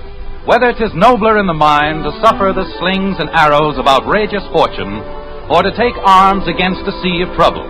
That's a question, too, and quite a problem. In Springfield, in the white frame house on Maple Street, the Andersons are old hands when it comes to questions and problems. Big problems, little problems, they've had their share of them all. Like this. I've never seen anything like it in my whole life. Jim. Oh, bless, O Lord, this food to our use and our lives to thy service. Amen. Amen. All right, Kathy, eat your dinner. Say, Dad. Tell me golf is a game of skill. Dad. He couldn't do anything wrong, and I couldn't do anything right. Dad. What is it, Bud? Look at Betty. What about her? Betty? Betty? What? What's the matter with you? Nothing, Father. Nothing at all. Well, stop daydreaming and eat your dinner. Yes, Father. She still thinks she's Camille. All right, Kathy. I think she's nuts. Bud. Well, holy cow, Mom. She walks around coughing all the time. Never mind, Bud. Just eat your dinner and be quiet. Holy cow. You know what he did on the 6th hole, Margaret? He sliced one out of bounds, it hit a tree, and bounced right back on the green. Yes, dear. That's a great way to win the semifinals, isn't it? Skill. Huh. Daddy, What is it, Kathy? why do they call Marguerite the Lady of the Camellias? Because that's what she wore, camellias. Now forget about it and eat your dinner. Gee whiz. Betty, will you please pass the butter? Father, What is it, Betty? it's very kind of you, monsieur, to speak to me so gently. What? Here is the butter. Oh, for crying out loud. Betty, what in the name of... What's gotten into you? Why, nothing, Father. Well, then stop it. The play is over. You were wonderful. You were sensational, but it's over. Now come on back to earth. It's all right, Jim. It may take her a few days, but she'll get over it. I know, but a man can stand just so much. We've had Camille for breakfast, dinner, and supper for the last month, and I'm getting sick of it. If this keeps up, she won't be in any more plays, and that's a promise. What a play. Oh, Armand, I love you. Nobody even got shot or anything. Father, What is it, Betty? do you know who was in the audience last night? We were. A talent scout from Hollywood. Wouldn't it be wonderful? Betty, Yes, Father. don't fall into the swimming pool. What? Betty, I saw the show last night, and, well, this is a practical world. You've got to realize... Jim. Margaret, I'm merely trying to explain to her. Jim, she's so young. Let her dream. Just for a little while. Well, I think the entire thing is ridiculous. Me too. Eat your dinner and be quiet. Gee whiz. I'm going to dedicate myself, my entire life, to the theater. Bud, pass the potatoes, please. Do you want to know why? No. Come on, Bud. Here you are, Dad. Thank you. Because there are moments when I lose myself in that dream. Because there are days when I am weary of the life I lead and imagine that I have another. Because in the midst of my turbulent existence, though my reason, my pride, my senses are alive, my heart is so tired of never finding tender understanding. Little do people care. Ah, shut up.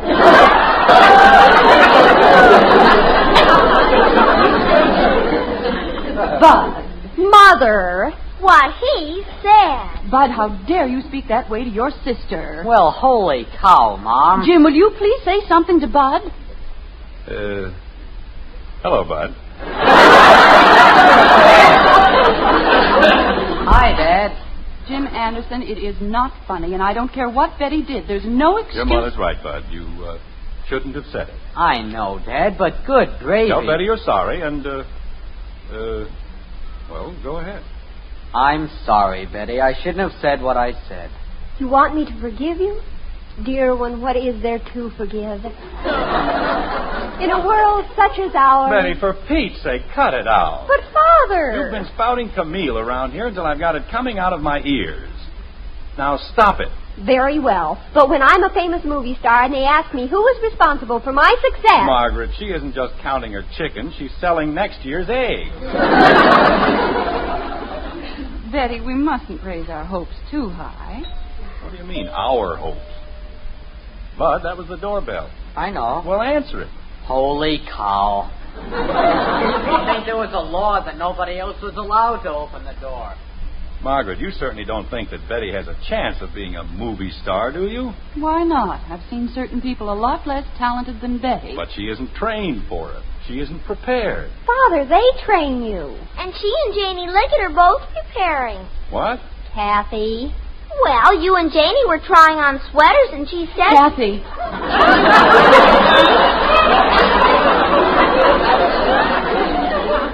Kathy, why don't you go in and do your homework? I haven't finished my milk. Well, finish it. And behave yourself. Hi, Betty. Oh, Billy, come on Hello, in. Billy. Glad to see you. Hello, Mr. Anderson, Mrs. Anderson. Beautiful evening, isn't it? Oh, hello, Billy. How are your mother and father? Just fine, thank you. Would you care for a piece of cake? No, thanks. We've got to run along. Janie Liggett's throwing a big party for the Dramatic Club. Sort of a celebration, you know. Yes, Betty was telling us. Bud, what are you doing out there? I'm waiting for the doorbell to ring again. Stop being such a smart aleck and come back here. Unless you'd rather skip to dinner. Well, every time I sit down, the doorbell rings, and I'm the only one who ever gets to answer it, so... Sit down and finish your dinner. Holy cow. We were just talking about the play. Weren't we, Jim? Yes, we certainly were. We thought it was wonderful. Didn't we, dear? Yes, we certainly were talking about it. Billy, tell them what the club critique said about my performance. Well, as the director of the various productions, I run a critique after each performance. A sort of symposium. And we're quite ruthless in our critical analysis. In a constructive way, of course. Of course. What did he say? Never mind. Just drink your milk. I drank it. Well, drink Bud's. Go ahead, Billy. Well, as I was saying, we decided that while Betty's performance lacked the polish of a more experienced artiste, it had warmth, spirit, and a certain objective maturity you can only describe as éclat. You don't say. Oh, yes. Why, when she was dying, didn't you notice the brilliant resonance in her cough? She had a timbre you'll find in mighty few Camille's. Well, she comes by it naturally. Her grandfather was a champion hog collar. Jim, Billy and Betty are being quite sincere and earnest. Well, so am I. Just because you can cough loud, that doesn't mean they're going to send you to Hollywood. Who said anything about Hollywood? Billy Smith, you told me there was a talent scout in the audience. Woman's place is in the home, caring for her family, sharing the joys and sorrows of the man she loves. Mother, have you ever heard anything more prehistoric? Betty, I really don't think... Just a minute, Margaret. Betty, this is one quarrel you aren't going to drag us into. If you and Billy want to fight, do it on your own time. But, Father, he's so pig-headed. I am not pig-headed. I just believe in equal rights for men. That's all. Betty, if you're going to the Liggett's, go. I spent a whole month preparing for Camille. Betty. And then he has the nerve to tell me... Betty. Yes, Father? Go. Well, come on, Billy. Good night, everybody. Good night, Billy. I won't be out too late, Mother. All right, dear. Have a good time. Good night. Good night. Good night. Gosh, Betty, I didn't mean to get you all excited. I'm not excited, but there's no reason why I can't take a screen test if I want to. But why? I told you in the very beginning. Of all the idiotic arguments I've ever heard... Well, at least it's a little different.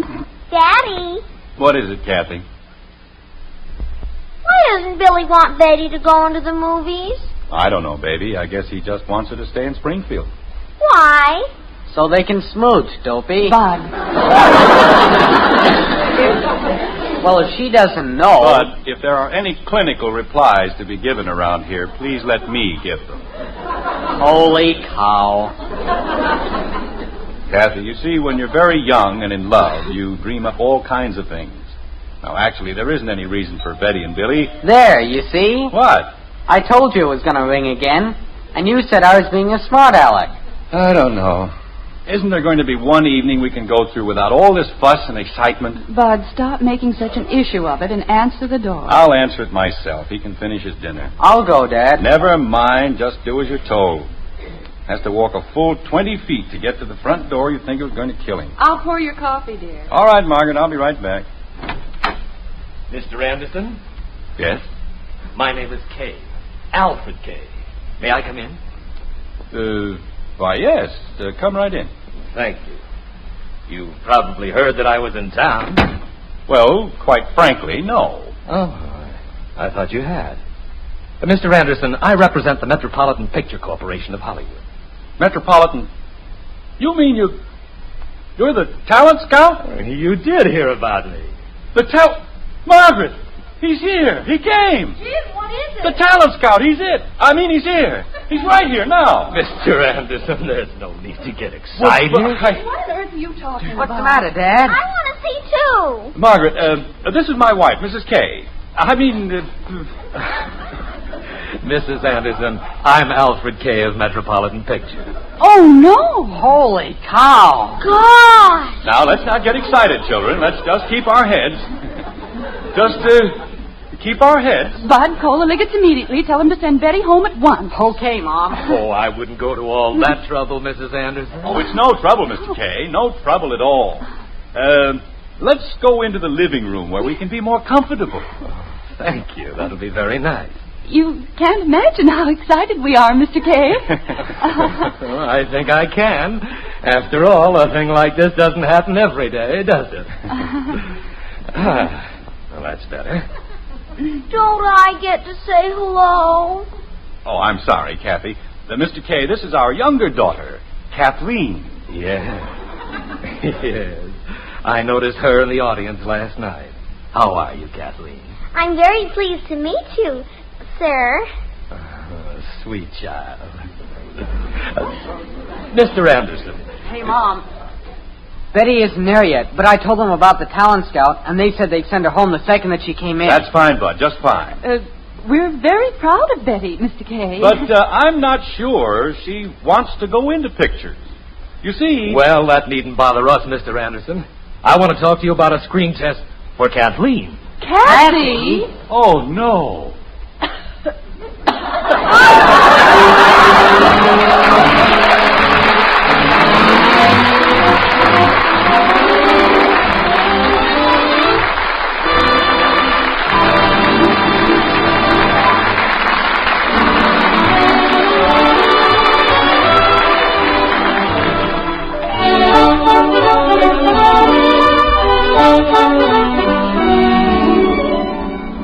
A cup of coffee keeps right on making good news these days.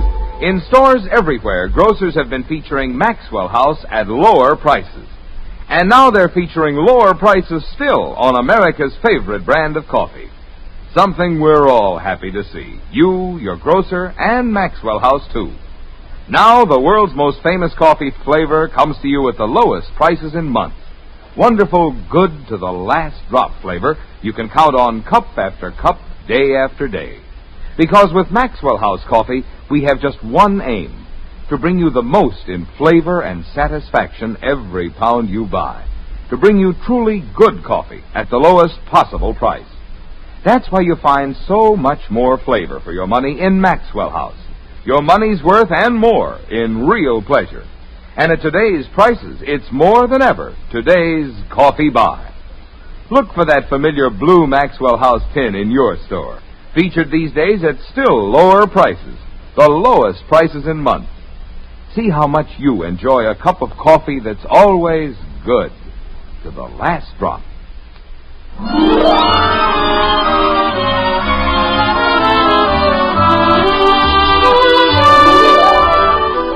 A very few minutes have passed in the white frame house on Maple Street. And the status is not what you would call exactly quo. Betty is on her way back from the Liggets to meet the talent scout, and Billy Smith, who is jealous, doesn't want her to meet the talent scout, we think. But that's all right, because the talent scout has left anyway. And besides, he didn't want Betty, he wanted Kathy. And furthermore, well, you can see how, with just a little consideration and common sense, normal excitement can be completely controlled and turned into a sort of seething confusion. Like this. But, Daddy, you said you didn't want me to go into the movies. I know, but you didn't have to tell him you'd rather be a lady wrestler. Well, I would. Jim, I'm worried. About what? About Betty. What are we going to tell her? What can we tell her? We'll tell her the truth, that's all. Jim, there are times when the truth can be very cruel, especially to an imaginative young girl. Well, I'm certainly not going to lie to her. Lying is a sin. Kathy, why don't you dry up? Can't you see we've got a problem? Yes, Bud. Kathleen, if you start that phony coughing again... I'm sorry, Father. I'll try to control myself, even though something deep within me... Stop it. Margaret, if she's going to keep that up... She won't, Jim. Will you, Kathy? Will I what? Kathy, darling. Mommy and Daddy have a great problem. We need your help. Boy, are you in trouble. But... Well, holy cow. If you have to count on that knothead... Mother! But if you can't behave yourself, I'd suggest you go to bed. I'm sorry. Margaret, the plain truth of the matter is that the man wasn't impressed with Betty's performance. That's what we'll have to tell her. I know, Jim, but not right away. I still think he was a little out of his mind, telling me Kathy looked like a Da Vinci cherub. Kathy,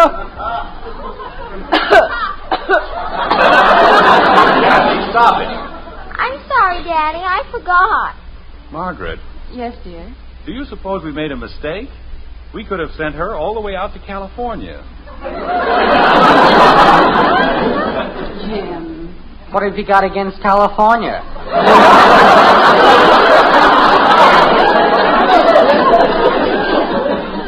You just keep it up, Bud. That's all. When I get to be a lady wrestler... Kathy, please.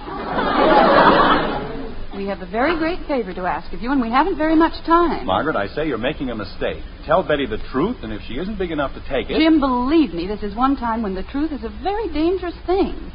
If we can just convince Betty that she doesn't want to go to Hollywood... I can just see that. We can try, Jim. If we succeed and she doesn't want to go, then it won't make any difference if she finds out about Kathy. In other words, you're going to put yourself at the mercy of that, cherub. What else can we do? Dad, how would it be... Just a moment, Bud, please. Kathy, will you promise not to say anything to Betty about Mr. K? Not even I'm a cherub? Not even that. Gee whiz. Kathy, I have here a list titled Damages for May. Kathleen Anderson. 4 windows, 1 windshield, 2 rose bushes, 1 shrub. Is that just May?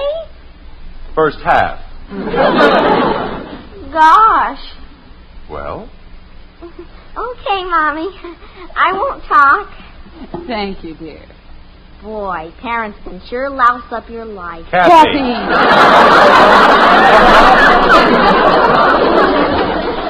Mother! We're in the living room, Betty. Remember, Kathy, not a word. Okay. Kathy. You mean I can't even call? I'm sorry we took so long, but you know how traffic is these days. We left the second Janie told us, but... Mother, where is he? Well, you see, dear... But Janie said the talent scout was here. She told me. Daddy sent him away. Father! Kathy. Well, I didn't tell her who. Bud, take Kathy upstairs. Come on, Squirt. I don't want to go upstairs. I won't say anything honest. Come on, will ya? Well, stop pulling me. Why do you always have to pull me? Father, you didn't send him away. Tell me you didn't send him away.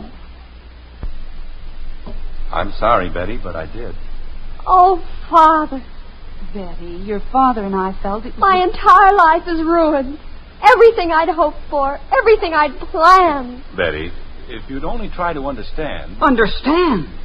Mr. Anderson, this sort of treachery passes all understanding.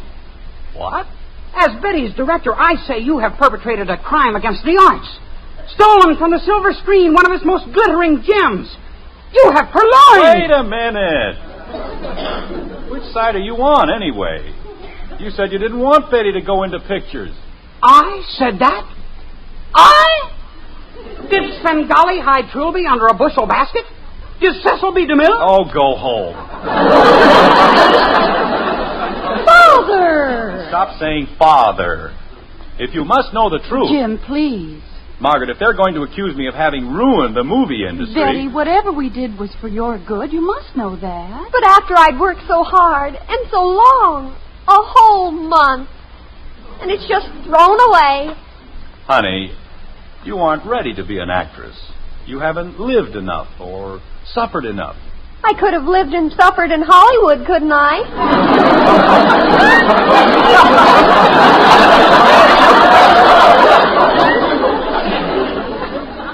Betty's a great actress. One of the greatest I've ever directed. And I've had almost 2 years of it. Wait a minute, Billy. Betty, you know, you might think Springfield is pretty dull and monotonous. But this is where you belong. This is your home. That has nothing to do with it. I wanted a career. I wanted to be a success. And you spoiled everything. Did I? Betty, there's one thing you've got to learn. There are a great many kinds of career. Your mother has a career, a very fine career. Your mother and millions of women just like your mother. They've raised families. They've built homes. They've worked with their husbands and helped them in 1,000 different ways. Without women like your mother, life would be a very difficult thing. True, being a wife and a mother isn't as glamorous as being a movie star, but the rewards are so much greater. I never heard of anybody getting an Oscar for being a mother. Well, they give out different rewards to mothers.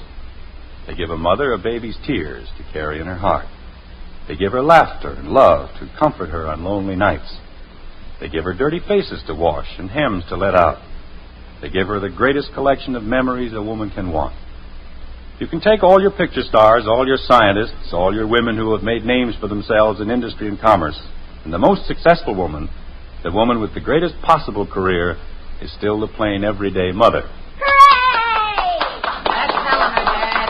Jim. Just a minute, Margaret. Weren't you kids told to go upstairs? We are upstairs. But you didn't say we couldn't listen. Well, go do your homework or something. Holy cow. I'll get it. Father. Yes, Betty? I'm sorry I was such a goon. Oh, you weren't at all, Betty. You just didn't understand. Being a mother is a very difficult thing. Very difficult indeed. Especially if you're a man. Yes.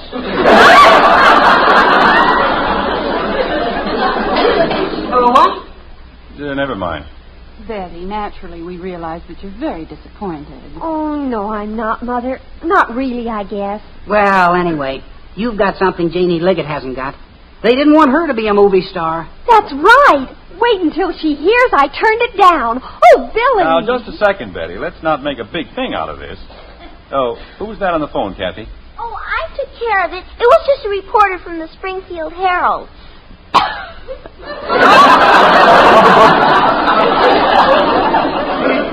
Kathy. Yes, Father. What did he want? Oh, information about the screen test. Jim, you'd better call them back. Oh, he doesn't have to, Mommy. I told the man everything he wanted to know. Which is what? Well, he wanted to know if it was true that Miss Betty Anderson had been offered a screen test. And what did you tell him? I told him, yes. Oh. And I told him she turned it down and he wanted to know why. So, I told him. Kathy, what did you tell him? Well, just what you said. I told him that Betty didn't want to go to Hollywood. And he said why. And I told him she was going to stay in Springfield on account of she was going to be a mother.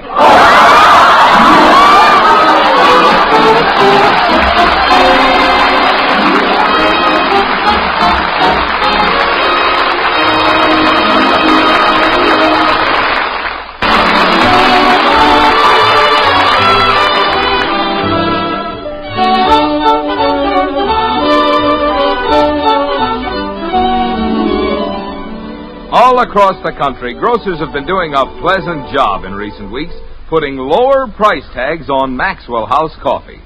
And now those grocers are doing the job again. Yes, these days they're featuring Maxwell House at lower prices still, the lowest prices in months. Certainly that's welcome news for you folks who drink Maxwell House every day. And for you who haven't been getting that wonderful good-to-the-last-drop flavor, now's the time to bring home a blue Maxwell House tin. Find out how much more real enjoyment there is in a cup of coffee when it brings you the world's most famous flavor. Flavor you can count on always, because we're mighty proud of it. And we'll never compromise on the quality of a single pound. For truly good coffee, for today's coffee buy, look for Maxwell House. Featured these days at the lowest prices in months. It's always good to the last drop.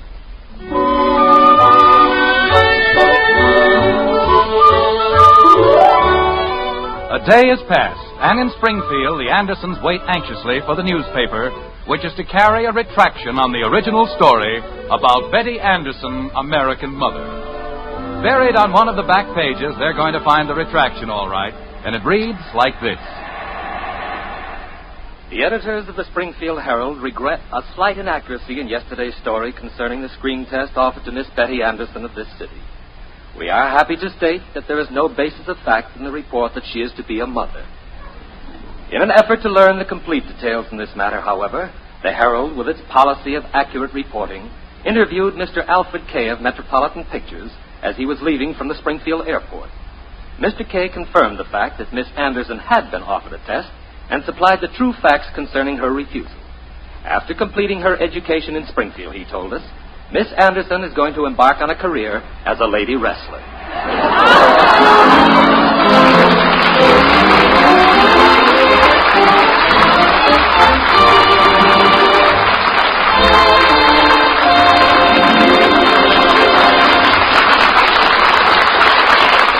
The instant coffee with a famous flavor. That's Instant Maxwell House, the happiest combination in coffee. Wonderful, good to the last drop flavor, combined with the convenience and thrift of coffee made instantly in the cup. So easy, no pot, no grounds. So thrifty, saves you real money compared to ordinary coffee. So truly good, pure roaster fresh flavor. Try Instant Maxwell House, the instant coffee with a famous flavor. Instantly good to the last drop.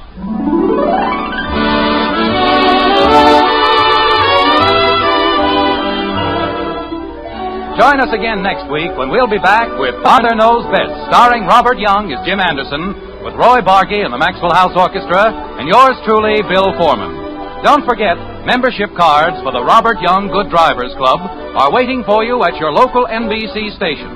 Get a man-to-man or dad-to-daughter pledge and sign up today. Be a good driver. Get your membership card in the Robert Young Good Drivers Club today. Now, until next Thursday, good night and good luck from the makers of Maxwell House, America's favorite brand of coffee. Always good to the last drop. Father Knows Best was transcribed in Hollywood and written by Ed James. Now stay tuned in for Screen Guild Theater, which follows immediately over most of these stations.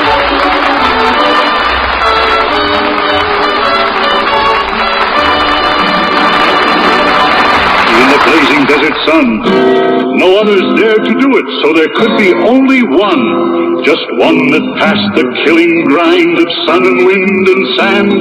The test that proved this new car wax the finest in the land. Turtle wax, turtle wax, turtle wax.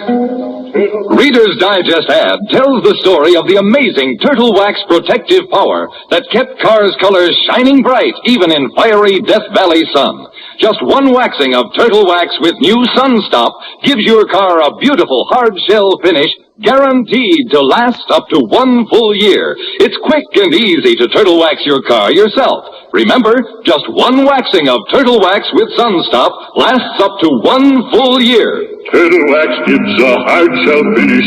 Turtle Wax gives a hard shell finish. Turtle Wax. Our next broadcast premiered in 1935. The program struggled in the ratings until 1940 when it became a national sensation.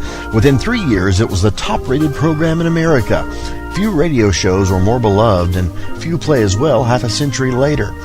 It was the brainchild of real-life married couple Jim and Marion Jordan and was broadcast to the nation from WMAQ Chicago. The show entertained America until March of 1956 and continued on NBC's Monitor until 1959. We invite you to join us at 79 Wistful Vista with Fibber McGee and Molly right here on HOJO Radio. The Johnson Wax Program with Fibber McGee and Molly.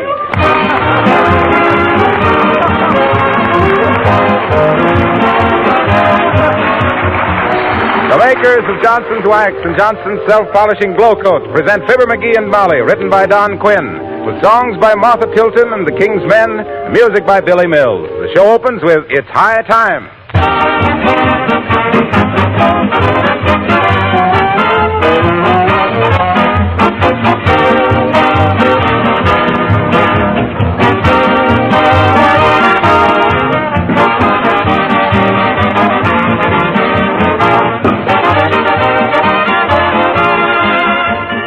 Fibber and Molly will be with us in just a minute.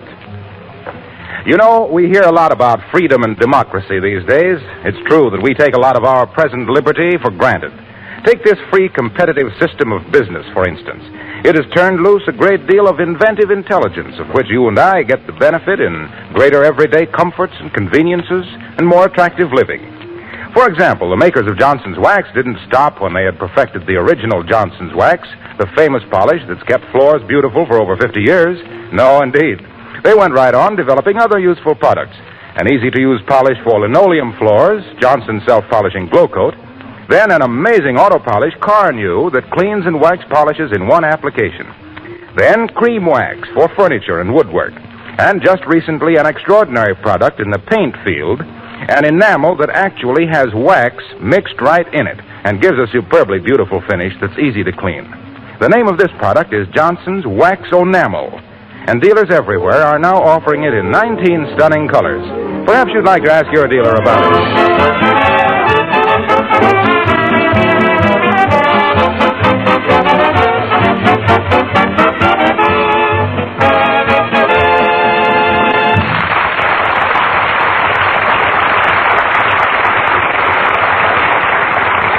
This is the time of year when maple leaves and football forecasters begin to turn yellow. There's a nip in the air in Wistful Vista, and our hero thinks a fire in the fireplace will be pretty dandy. So here, with papers and kindling and matches and a bucket of kerosene and not enough accident insurance, we find that unintentional arsonist and his watchful wife, Fibber McGee and Molly.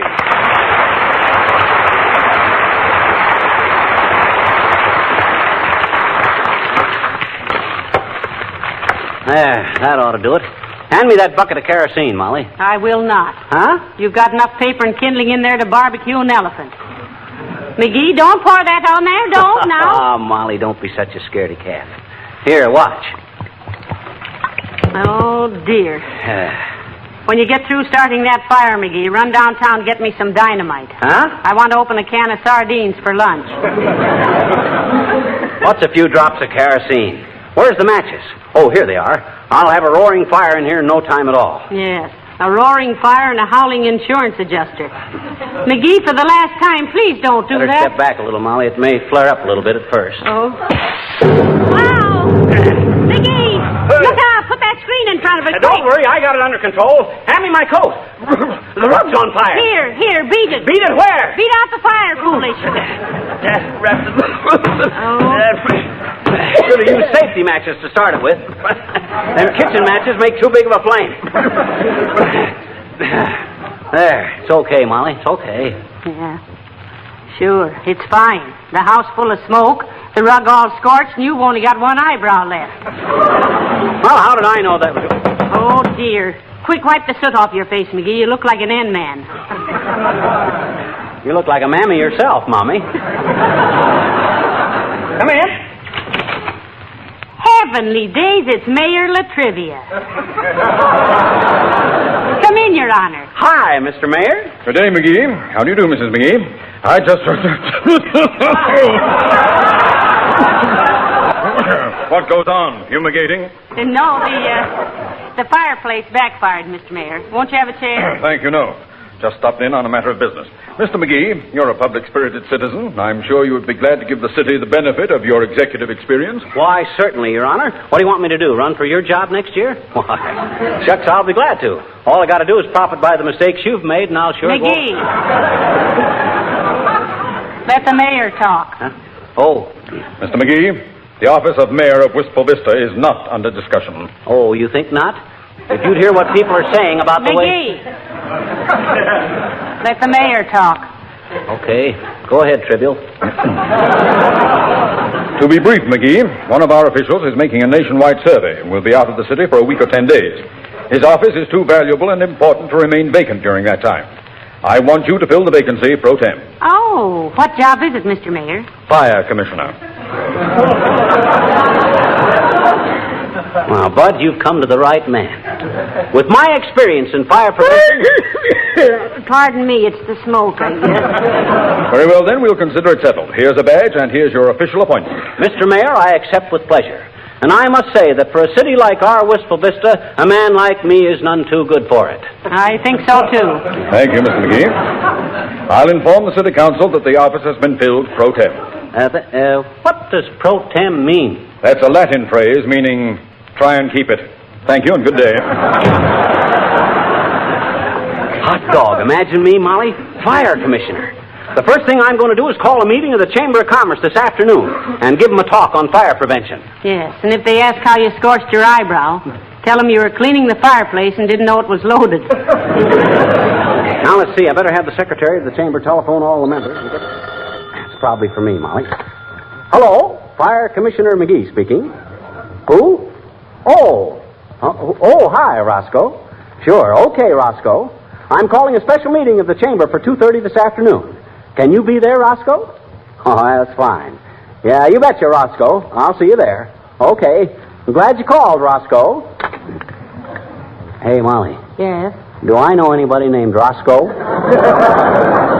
Well, you do now. Oh, these constituents.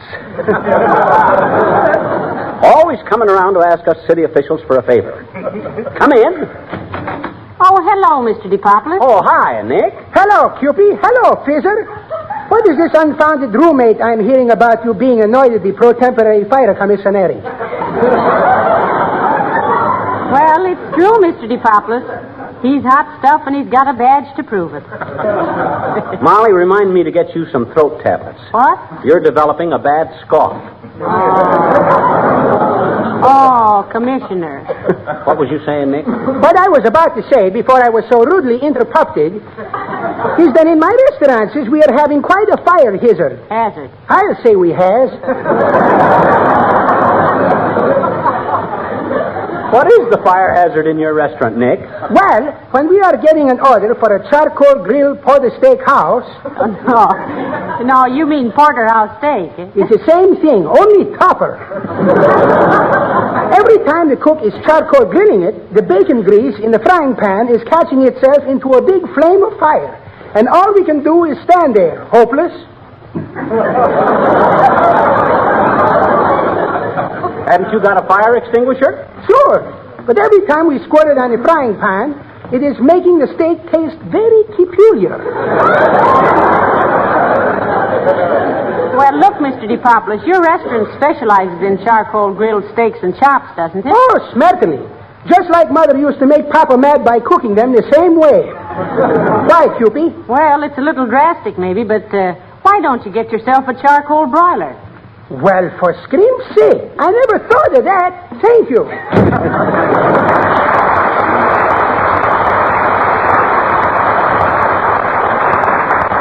Molly, this is a great day for Wistful Vista. Is it? It surely is. Why, when the citizens of this community, this little city of homes and schools and churches, realize that their safety and well-being are now in the hands of Fibber McGee, acting fire commissioner. Oh, stop acting fire commissioner. Sing, boys.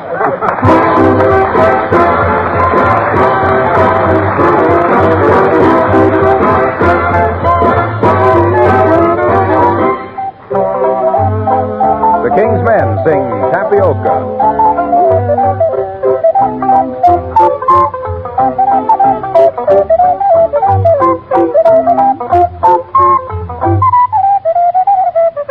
I used to work upon the levee, waiting for the steamer to go down. Sometimes she was loaded mighty heavy, and sometimes she would run aground. What you going to give me for my dinner? Tater cakes are cooking merrily. Oh, that's good enough for any sinner, and that's plenty good enough for me. Tapioca, tapioca, Mammy, won't you let me pick on the poker? Give me tapioca, tapioca, tapioca, tapioca. Oh, come on, we'll have a jubilee. Working on the railroad, 20 cents a day. Johnny Pocket tune on your banjo. don't you hear the baby cry? Working on the railroad, never get a pay. Johnny, put the tune on your banjo. Oh, me, my. Mammy, don't you hear the baby cry? See the children rolling in the cotton. Sun pouring down upon their head. Ho, ho, ho, ho, ho. Somebody's gotta make a living. Children gotta have a little bread. Tapioca, tapioca, tapioca, tapioca. Won't you, mammy, let you pick upon the poker? Tapioca, tapioca, tapioca, tapioca. Come along, we'll have a jubilee. Working on the railroad, 20 cents a day. Johnny, pluck a tune on your banjo.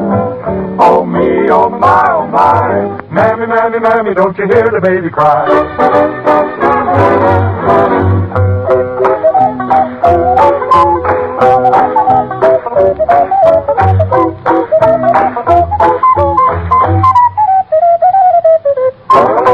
Oh me, oh my, oh mammy, don't you hear the baby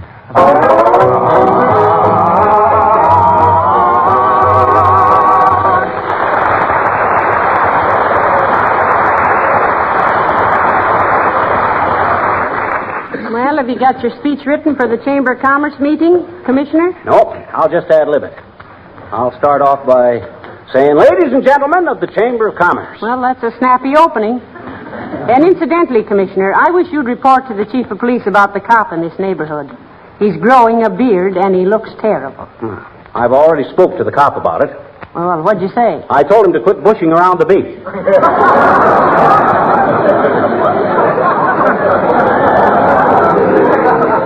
Imagine that. We almost took that out, too.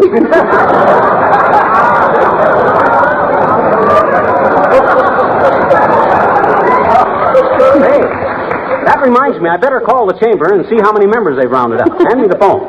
Here. Thanks. Hello, operator. Give me the whistle, Mr. Chamber. Huh? Oh, is that you, Mert? Oh.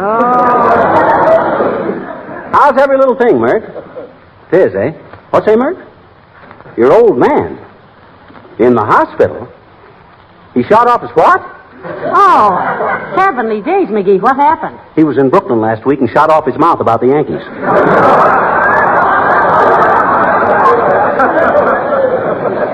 What's that, Mert?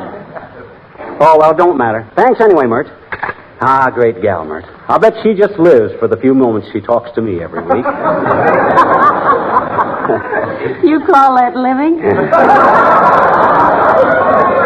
Now, never mind. We better get going. A guy in my position owes it to the citizens to be punctual. Oh, you're punctual, all right, dear. Everything we own, we've bought on time. I didn't mean that. Well, congratulations, Fibber, old man. So you're the new fire commissioner. Isn't it wonderful, Mr. Wilcox? Oh, shucks, it's nothing that any red-blooded, clean-living American boy couldn't have done. Well, it's a wonderful opportunity, my boy. You can now serve not only your city, but those people in Racine, Wisconsin, who have done so much for you and me. Okay, Wilcox. Drag it in, but don't drag it out. Why, as Fire Commissioner Fibber, you can help prevent fires. And fire is just about the only thing that Johnson's self-polishing glow coat won't protect your linoleum against. Dirt, yes. Dampness, yes. Stains, yes. Scuffs and scratches, yes. But fire, no. So it's you and Johnson's glow coat against destruction, pal. Get in there and fight. And may the best finish first. Johnson! Johnson! Johnson! Yay, team!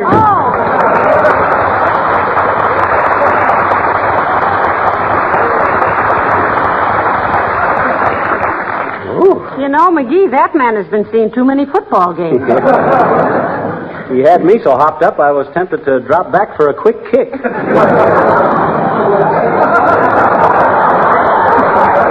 But I restrained myself. Well, come on, Molly. I don't want to be late for that meeting. Get your hat and your stuff in. Come in. Hi, mister. Oh, hello there, little girl. I'm sorry I ain't got time to talk to you now. I just been made acting fire commissioner, and I'm very busy. What you want?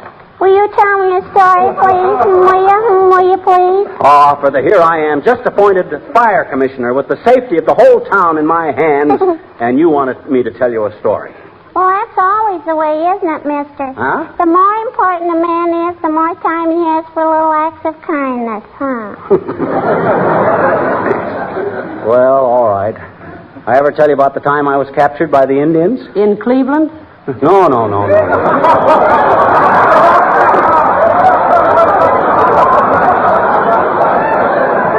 Not the Cleveland Indians. These were Shawnees. Gee, Chinese Indians, oh boy. I didn't say Chinese. I said Shawnees. Shaw, like in George Bernard. He's English, I bet you. Sure he is. He's as English as roast beef. It's what? Roast beef. I don't care if you are. Now, you want to hear this story or don't you? No. Oh, sure you do, sis. It's No. very interesting. Well, sir, one day whilst wandering through the mountains, walking very carefully on account of the wild animals, men living in the wild, sis, has got to learn to use their beans. Use their what? Beans. Oh. Go ahead, mister. I don't like beans. Well, what happened in the mountains? I found a little kitten. Oh. A little baby mountain lion. And you know what I named the kitten? Caboodle. Kitten caboodle. Why, mister? Well, caboodle was an old Shawnee Indian word meaning, look, fellas, I found a mountain lion. Them Indians could sure put a lot of meaning into one little word. Well, sis. You said that. Huh? Oh. Well, anyway, sis, years later, I was in the Brookfield Zoo in Chicago, and I happened past the pit where they keep the mountain lions. Oh. And all of a sudden, I had a hunch. I leans over the edge of the pit and hollers, "Hey, capoodle, it's Ugtug." Ugtug. That's a Shawnee word meaning white man found mountain lion.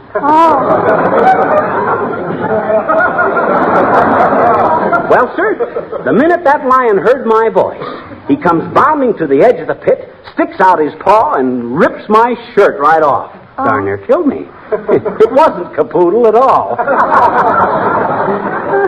Wasn't that an amazing story? Mister, the Shawnees haven't got anything on us, I bet you. We're saying a lot in one little word. What you mean, sis? Phooey.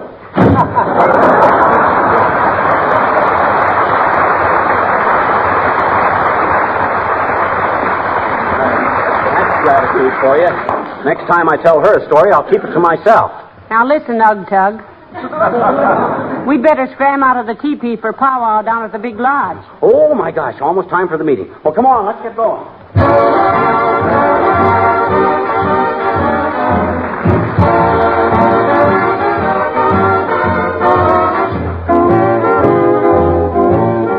Martha Tilton singing Easy Street. Easy Street, I'd love to live on Easy Street. Nobody works on Easy Street. Just sit around all day. Just sit and play the horses. Life is sweet for folks who live on Easy Street. No weekly payments you must need. That makes your hair turn gray. When opportunity comes knocking, you just keep on with your rockin', 'cause you know your fortune's made. And if the sun makes you perspire, there's a man that you can hire to plant trees so you can have shade on Easy Street. I'm telling everyone I meet, if I could live on Easy Street, I wouldn't want no job today, so please go away.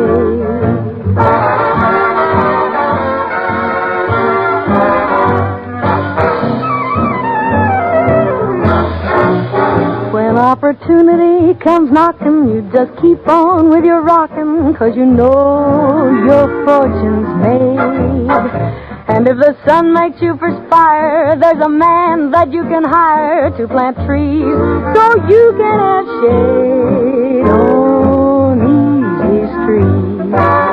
I'm telling everyone I meet, if I could live on Easy Street, I wouldn't want no job today.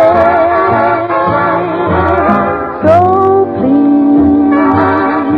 go away.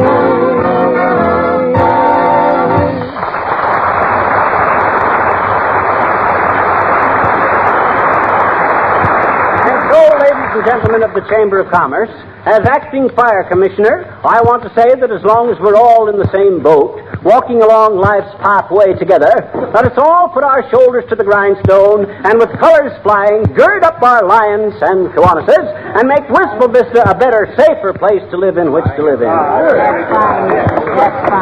May I ask a question, Commissioner? Of course, Bud. All us public servants welcome comments from the people. What's the question? Is there any penalty for turning in a false alarm? There certainly is. Then I guess you're safe for a while. Quiet, please. Quiet. Order. And if the chameleon who just spoke will come to our next fire, we'll be glad to let him mingle with the rest of the silly ashes.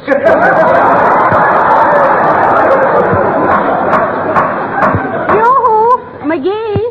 The lady will please address the chair as you-hoo commissioner. You have the floor, madam. Well, I've been talking to Mr. Mills sitting next to me here, and he has a complaint to make. He has, eh? Billy, do you mean to sit there with no sleeves in your vest and criticize this fire department? Yes, I do, Skimp.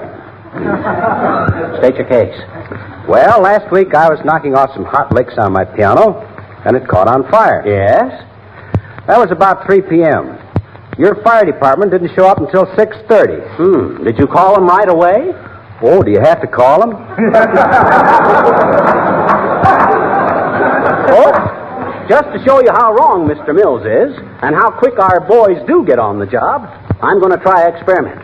We're going to turn in an alarm right now and see how long it takes them to get here. I'll show you. Fine, McGee. Mrs. Commissioner McGee, will you please step to the telephone and call the fire department? Certainly.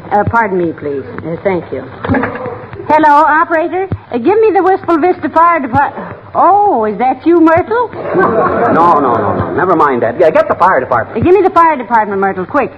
Hello, fire department. I want to... What? No, this is not the pot of gold.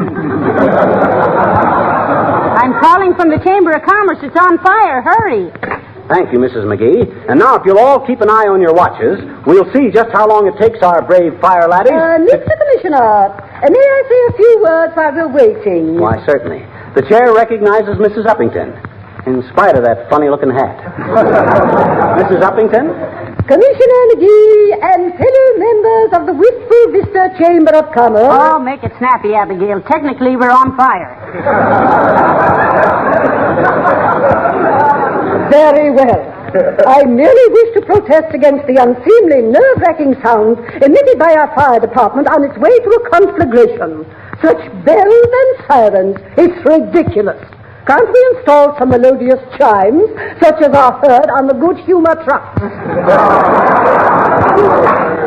Order, please, order. I'm sorry, Mrs. Uppington. If our firefighting methods are too dad-added raucous for your delicate nerves, I'll have them take off the sirens and put on a fireman with a flute playing I Don't Want to Set the World on Fire. Oh, thank you. And while we're at it, we'll have the police throw away their revolvers and carry water pistols. Does that satisfy you, Uppy? Certainly, Mr. McGee. Well... If a little squirt can run the fire department, it ought to work with the police.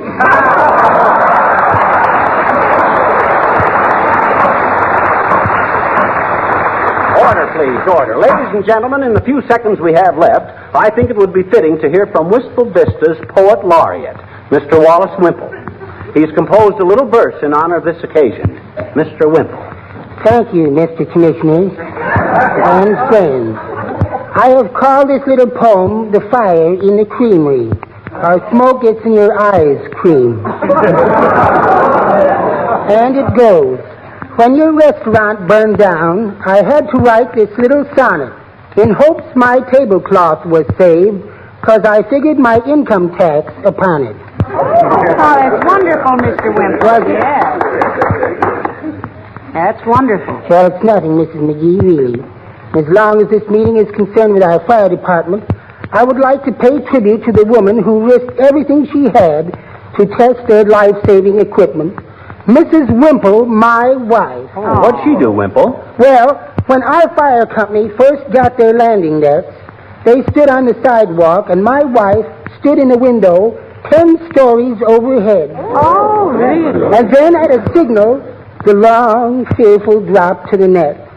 Time after time, What if she did keep missing the net? She would not give up. She persisted until the fireman finally told her to stop. The net was a success. That's why I say... But, Mr. Wimple, wasn't she hurt falling 10 stories time after time? Oh, she didn't fall. She kept throwing me out. Order, please. Order. Now, ladies and gentlemen, hey, quiet, everybody. Listen.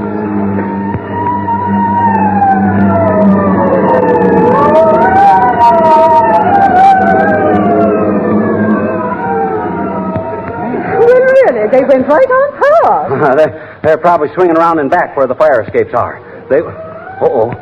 Listen.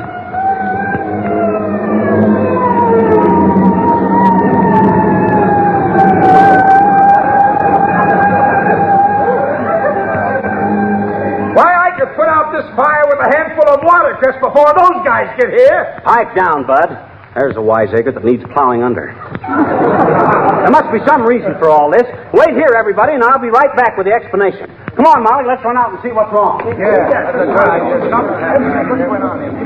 Oh, look, McGee. Here they come again.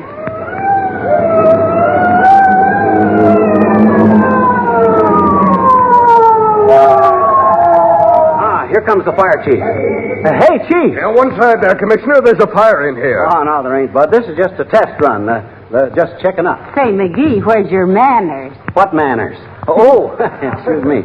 Molly, meet Chief Conley, one of my firefighting brothers. Oh, how do you do, I'm sure, brother. How do you do? Hey, what took you so long to get here, Chief? Oh, some dope parked his car in front of the hydrant down at the corner. We had to ram it out of the way. That's good work, Chief. Nice going, brother. And then we notified the police to haul it away. Great stuff, Chief. Serves him right. Whose car was it? Yours. What? You mean... Well, you see, Commissioner... That's all, brother. Come on, Ugtug.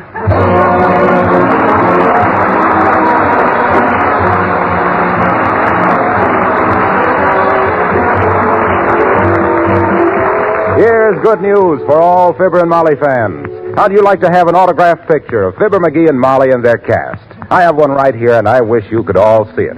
For a limited time only, you can have one free with your purchase of Johnson's Wax, Johnson's Glow Coat, or any Johnson's Wax polish in pint, pound, or larger sizes. Now, your dealer has a very limited supply of these free pictures. You'd better see them right away and avoid disappointment. Even if you already have some Glow Coat or Johnson's Wax on hand, now is a good time to buy an extra package so you and your family can enjoy this interesting autographed picture of Fibber and Molly and their cast. But don't put it off too long. Your dealer's supply of these pictures is really limited. Remember, this unique photograph is yours free with your purchase of Johnson's Wax, Johnson's Self-Polishing Glow Coat, or any Johnson's Wax polish in pint, pound, or larger size.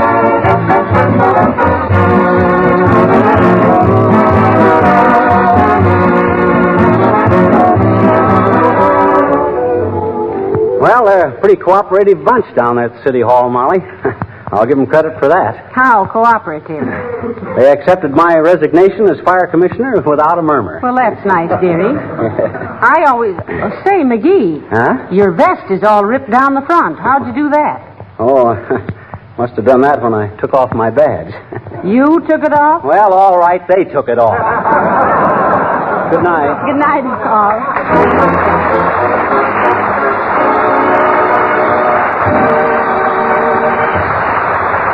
This is Harlow Wilcox, speaking for the makers of Johnson's Wax Finishes for Home and Industry, inviting you to be with us again next Tuesday night. Good night.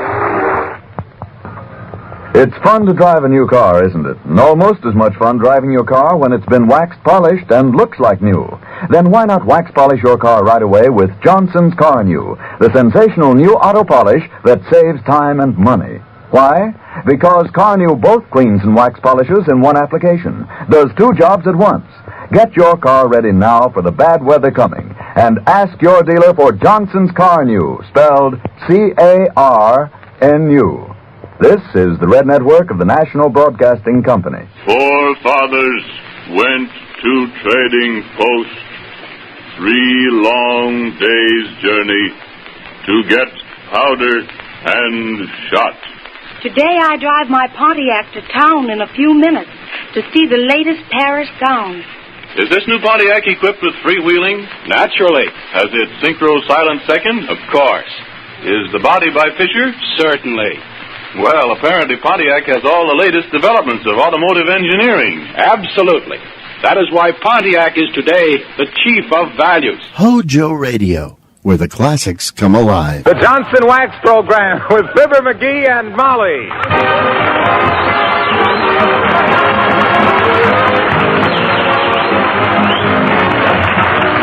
The makers of Johnson's Wax and Johnson's Self-Polishing Glow Coat present Fibber McGee and Molly, written by Don Quinn, with songs by Martha Tilton and the King's Men, and music by Billy Mills.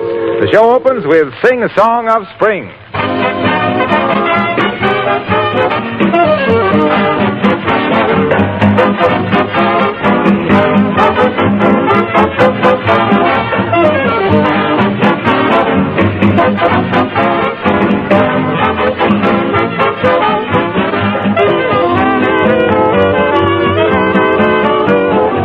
Fibber and Molly will be here in just a moment. One of the most interesting things to me in all of business is the way chemists and engineers are constantly improving old products and bringing out new ones. The last time I went through the Johnson's Wax laboratories, for example, I got a big kick out of all the things they've been doing with wax. Now, you know the regular Johnson products we talk about on this program. Genuine Johnson's Wax for floors, Johnson's Self-Polishing Glow Coat for linoleum, Johnson's Car New Auto Polish, and the new Cream Wax for furniture. But that's not the half of it. The makers of Johnson's Wax have created a great many other wax polishes for special uses. And now they've made a new kind of paint that's got wax in it. They call it Johnson's Wax Enamel. And I can tell you it gives the most beautiful enamel finish I've ever seen. And it's longer wearing and easier to clean, too, because of the wax in it. Dealers are now offering Johnson's Wax Enamel in 19 stunning colors. Why not ask your dealer if he carries it?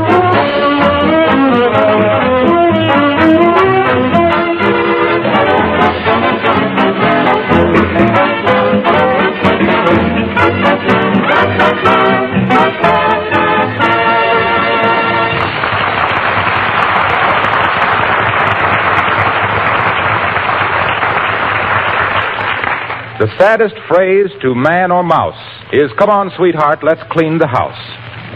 And here at number 79, where life till now was smooth and fine, comes labor, tough and acrobatic, like hauling junk down from the attic. Wives wallow in it, men think it folly, like these two, Fibber McGee and Molly.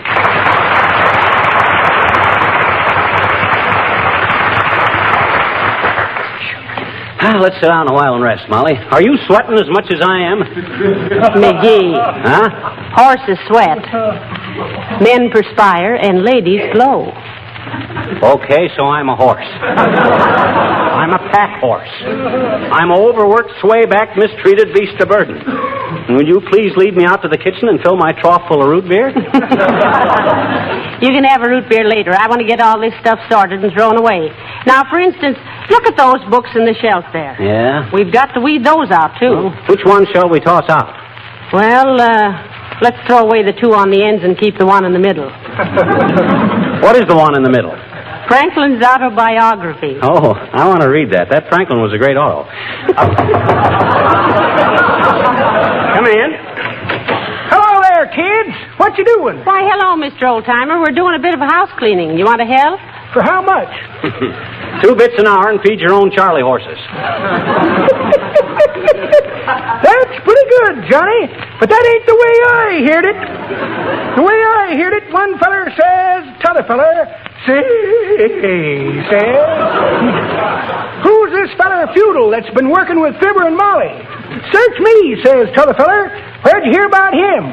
"This radio column," says the first feller. "See here? It says, Feudal attempts to be funny on Johnson's Wax Show." Nothing personal, kids. You know how I feel about you. So if you know how I really feel about you, you'll have to take leave more personal than ever. Oh, never was one. Oh, hey! Now what?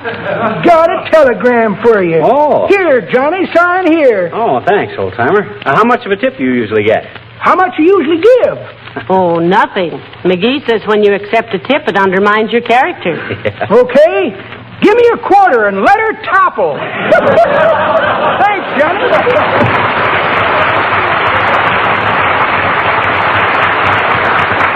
Well, who's the wire from, McGee? I'll see. Hey, it's from my brother, Alexander. Zan? Yeah. Why, you haven't heard from him in a long time. No. What's he say? Says arrived okay in San Francisco. Tough trip, tired but happy. What's he mean, tough trip?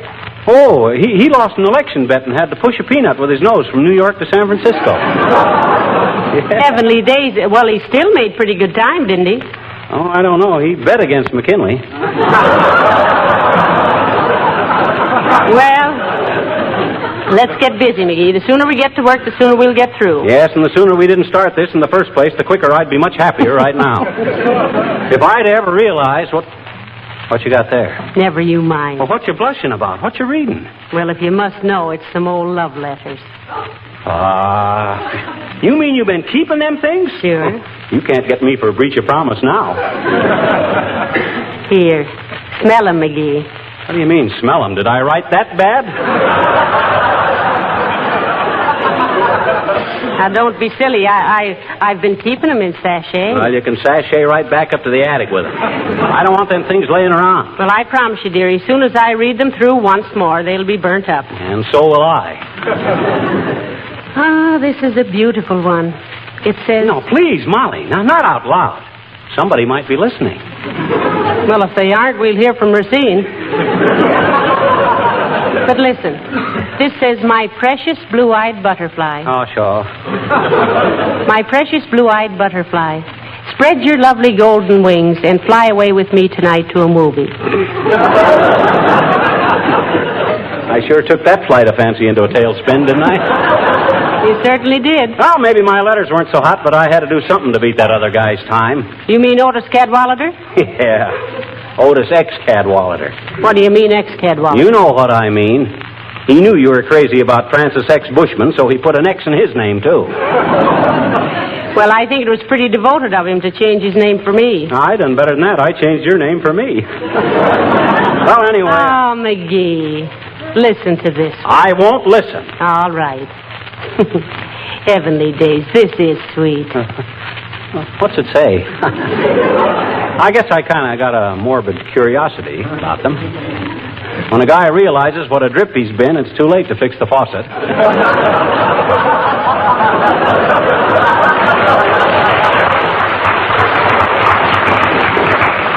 That's an old saying I just made up.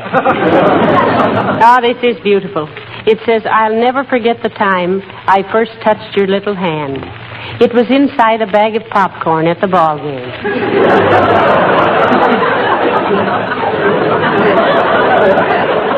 That's disgusting. Mooning over touching a gal's greasy little mitt in a big bag of salty popcorn. Wait till you hear some of the others. I don't want to hear any more. Are we going to get this house cleaned out or aren't we? Oh, there's no hurry, dearie. I'm having fun. Oh, I'm not. And if you persist in reading that tripe, I'm gonna... You're gonna what? I'm gonna lock myself away somewhere so as I won't hear you. Well, go ahead. Well, I will. Where? Right in here.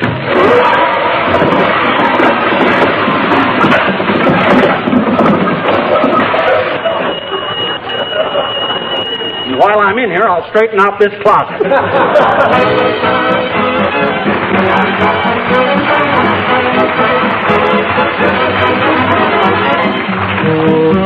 The King's Men sing Little Brown Jug.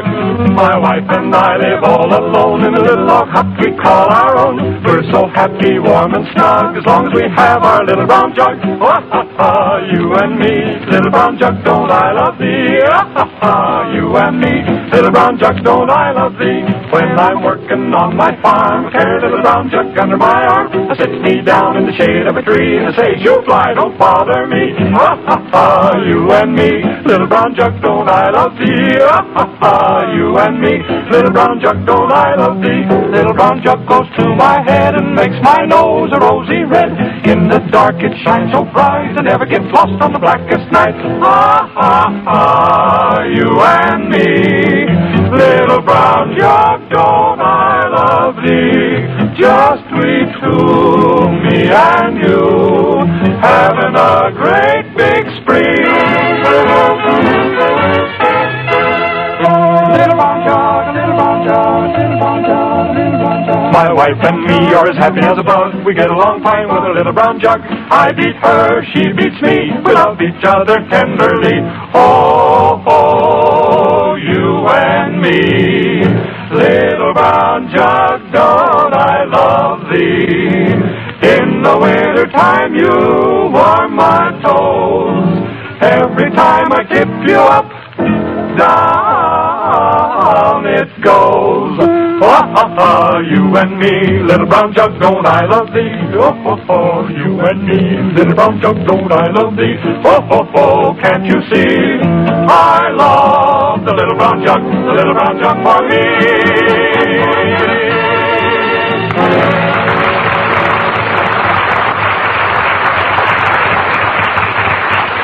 Hey, Molly, I'm thirsty. Can I have some root beer now? Later, McGee, later. Take that last box of rubbish out and then start taking the slip covers off the furniture. I want some root beer. Here I've been busting my biceps hauling this junk around, and you've been sitting there reading my silly old love letters. Well, they're not silly. They're beautiful. Listen, darling, when I hold you in my arms, even the nightingale hushes his song to listen to the music in my heart. Yeah. The moon... Hello, folks. How's everything? Why, hello, Mr. Wilcox. Hi, Harlow. Well, what are you looking so grumpy about, pal? Well, he's annoyed with me, Mr. Wilcox. Just because I found some of my old love letters in the attic and I've been reading them. Well, Dad, rat, it ain't that enough to be annoyed about. Stuff a guy writes in his flaming youth makes him sound like a clinker at my age.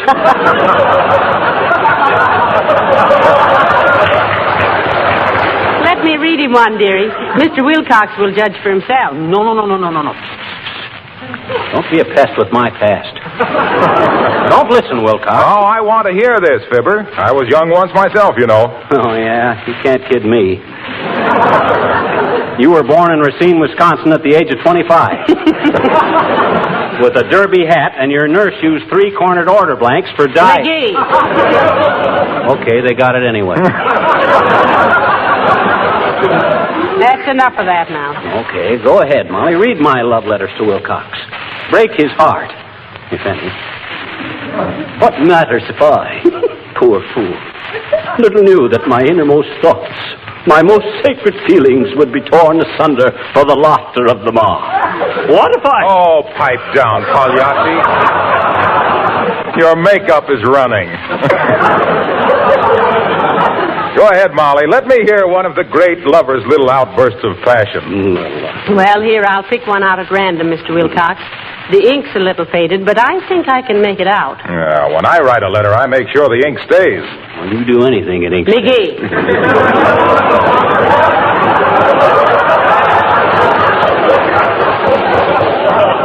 Are you ready, Mr. Wilcox? Go ahead. Quote the stupid to me, Cupid. Well, this one says, Dear Moonbeam. Moonbeam? Yes. Dear Moonbeam, I could not sleep last night for thinking of your sweet face. I didn't like that stuff. I got out of bed and dressed and walked over to your house and stood under your window thinking of you lying there asleep with your lovely hair forming a Niagara of gold on your silken pillow. Suddenly I burst into song like a troubadour of old, serenading his loved one.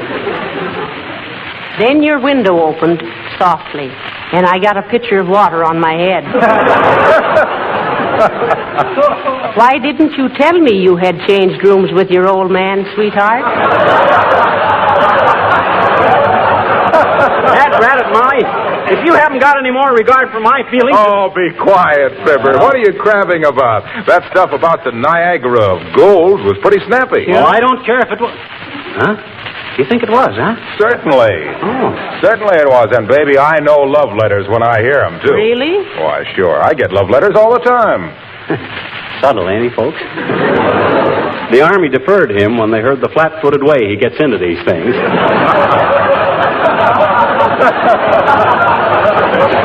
Go ahead, Wilcox. Well, listen to this. It's from a lady in St. Louis. Dear Mr. Wilcox, you've brought joy and happiness into the lives of us housewives. Learning about Johnson's self-polishing glow coat has given us time for movies and beauty parlors and bridge parties. We love you for showing us how to protect our linoleum against wear and tear with none of the old-fashioned scrubbing and rubbing and buffing. Oh. The work that used to take us hours, we can now do in 20 minutes or less. So with love to you and Johnson's self-polishing glow coat, I am sending you a little token of affection. Wear it always next to your heart. Devotedly yours, Mrs. Well, never mind her name. Now that's a love letter that is a love letter. Oh, what did she send you, Mr. Wilcox? A lock of her hair? No, this. A tiny little corner of her linoleum.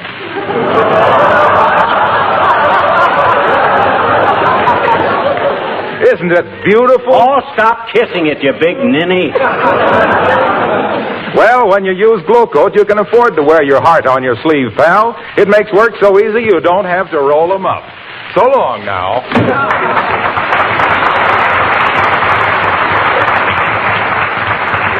My. Mr. Wilcox never loses his enthusiasm, does he? The only way Wilcox could lose his enthusiasm is for somebody to lose Wilcox. If anybody'd make me a decent... Oh, McGee, now we got to get busy. Did you get all that junk carried out? Yes, I did. While you were daydreaming over them slushy little missiles of mine. No, you don't mean missiles. You mean missives. I do not. Missive means big, oversized. No. That's massive. I thought a massive was a guy that gave you a massage. Nah, that's a masseur. Masseur is Mr. in French. That's Monsieur. Well, then what's a missile? A missile is something you throw. That's what I say. Throw them letters out. I ain't going to stand around here and have everybody snickering at me. I'm just... McGee, Huh? calm yourself and call the junk man to haul away that rubbish. Okay, give me the phone. Here. Thanks. Hello, operator. Give me the wistful Vista Junkyard at 14th and... Oh, is that too much? Every year the same thing. How's every little thing, Mert? Says, eh? What say, Mert? Your little brother. Say what? Cut off his feet. Oh, McGee, how awful. Oh, it was nothing. Her kid brother wanted to build a fire without matches at the Boy Scout show. It was quite a feat, but they didn't have time for it. What say, Mert? Oh, I'll call him later. Yeah, so long. Huh? What say, Mert? Your little sister. She what? McGee, please, not another. Oh. Okay. Tell me next week, Mert. Can't get the junk man on the phone, Molly. Why not? The junk man cut the wire down. What for? Junk.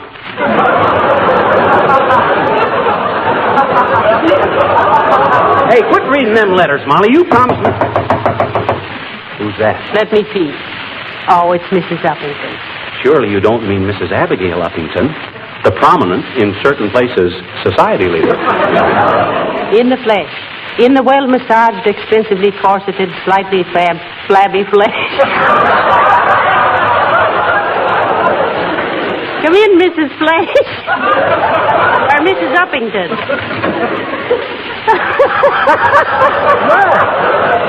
How do you do, Mrs. Uppington? Why, this is a surprise.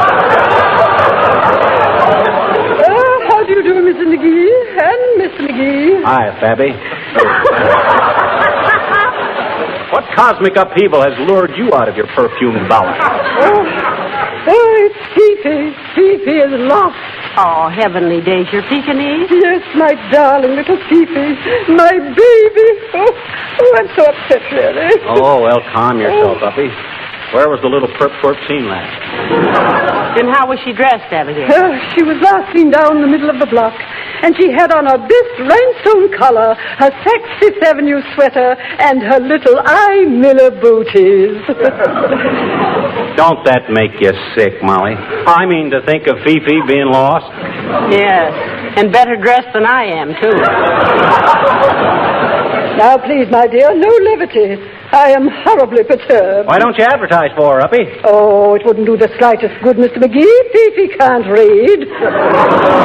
Well, have you searched the neighborhood, Abigail? Oh, yes. My butler, Witherspoon, spent the entire afternoon searching for her, going round and round the block calling Fifi, Fifi, Fifi. With what results?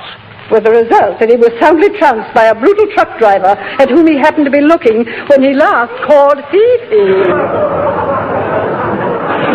Well, don't worry about her, Abigail. She probably eloped with some traveling Airedale.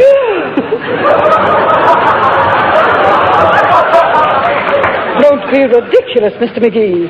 Fifi would have nothing to do with other dogs. Why, she was almost as human as I. Well, now that golden opportunity has slipped past, let's drop it.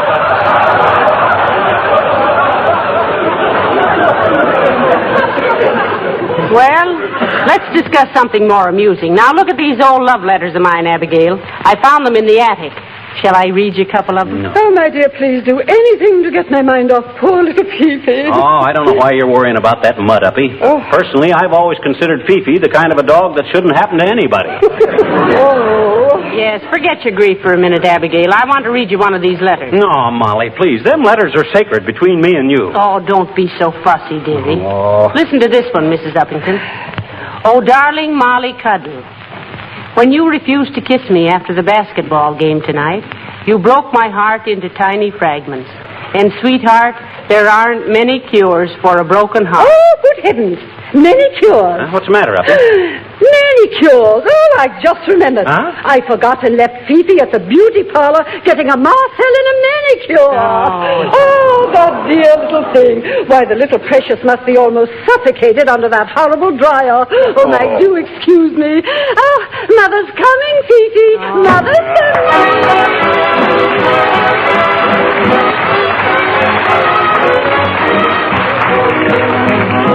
Martha Tilton sings Bayou, Bayou. Bayou, Bayou, the Louisiana lullaby. It's sweet and low. You sing it as you rock a by. Bayou, Bayou, the Louisiana lullaby. It's blue, I know. It makes the weeping willow cry each night by the light of the moonbeam. I can hear it calling softly.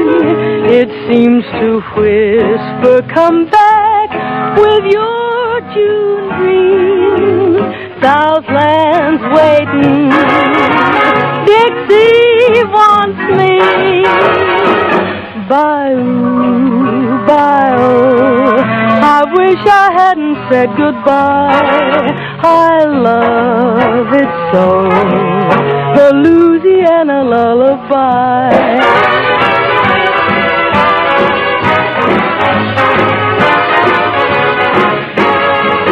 Each night by the light of the moonbeam, I can hear it calling softly. Southland's calling, Dixie's waiting. Bayou, Bayou, I wish I hadn't said goodbye. I love it so. It's the Louisiana lullaby. Bayou.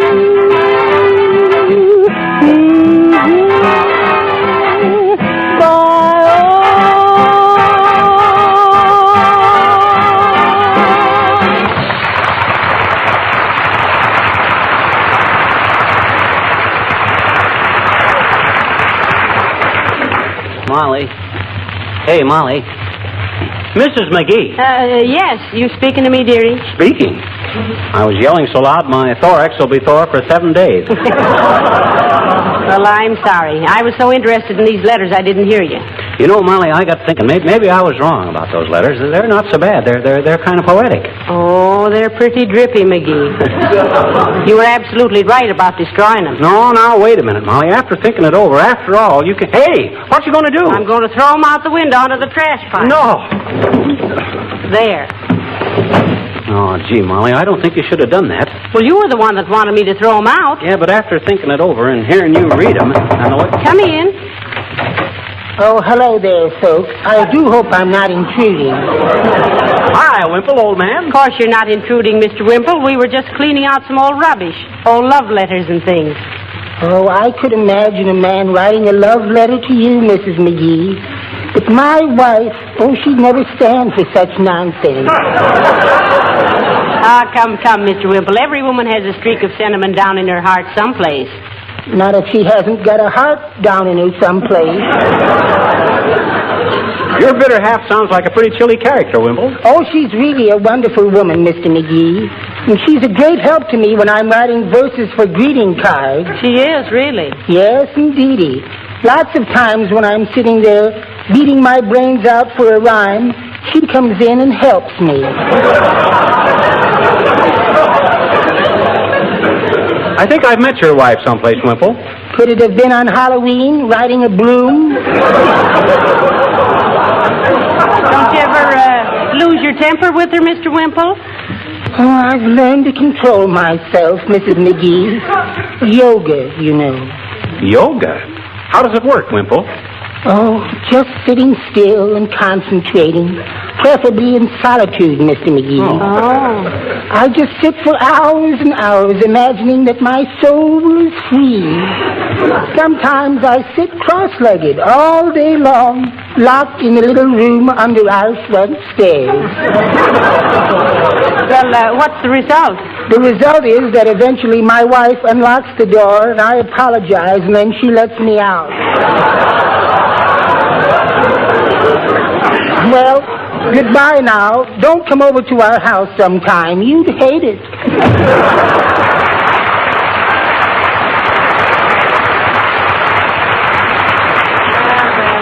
Poor Mr. Wimple. You know, he's a little martyr, isn't he? Yeah, but he wouldn't be a little martyr if he was a little smarter.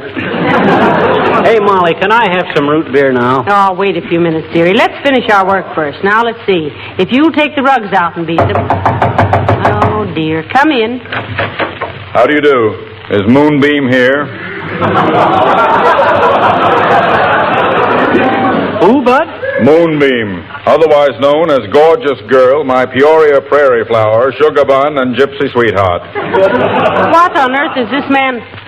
Oh, those letters. You mean even he knows about them letters of mine? Ah, you must be the captain of the Dreamboat. Oh, sorry. Alias Tootsie. Alias A Million Kisses from You Know and Desperate. Allow me, Tootsie, to return your letters. And where did you get these letters, sir? Madam, I assure you that I have committed no offense against the postal regulations. I am not a mailbox marauder by nature. I was examining the house next door with a view towards renting it, and passing by your window, I was suddenly struck on the fedora by an avalanche of Billy Doo. And if Billy should do it again, I should be tempted to cram them down his sentimental gullet. Here, Dreamboat. Good day, Moonbeam.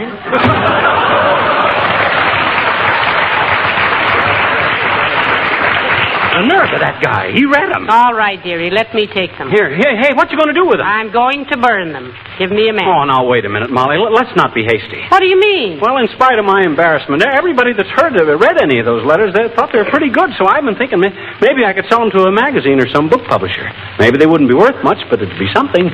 You'll never publish my love letters, McGee. No, sir. I promised I'd burn them up, and I'm going to. Oh, Molly, please. Don't do that. You haven't got any right to. Oh, yes, I have, dearie. They were mine. Well, I wrote them, didn't I? No.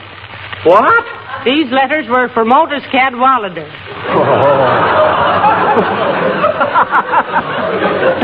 Hey, Moonbeam. Yes, Dreamboat. Can I have some root beer now?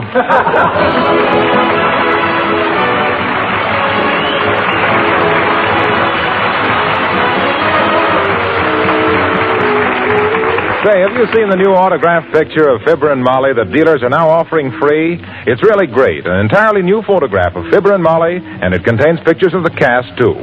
How can you get one of these pictures for yourself? Listen, all you have to do is buy Johnson's Wax, Johnson's Glow Coat, or any Johnson's Wax polish in pint or pound size or larger. Your dealer will give you the autographed picture free. But I must warn you that his supply is strictly limited. When they're gone, there won't be any more. So see your dealer right away. Buy Johnson's Wax, Johnson's Glow Coat, or any Johnson's Wax Polish in pint or pound size or larger, and while they last, you'll receive this handsome autographed picture free.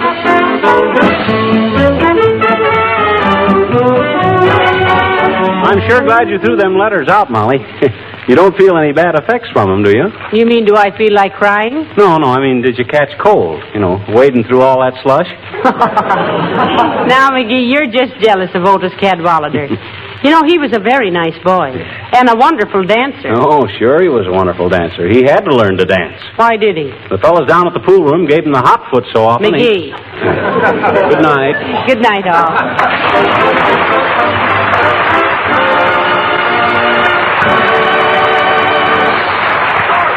This is Harlow Wilcox, speaking for the makers of Johnson's Wax Finishes for Home and Industry, inviting you to be with us again next Tuesday night, and reminding you that America's first line of defense is you and your support.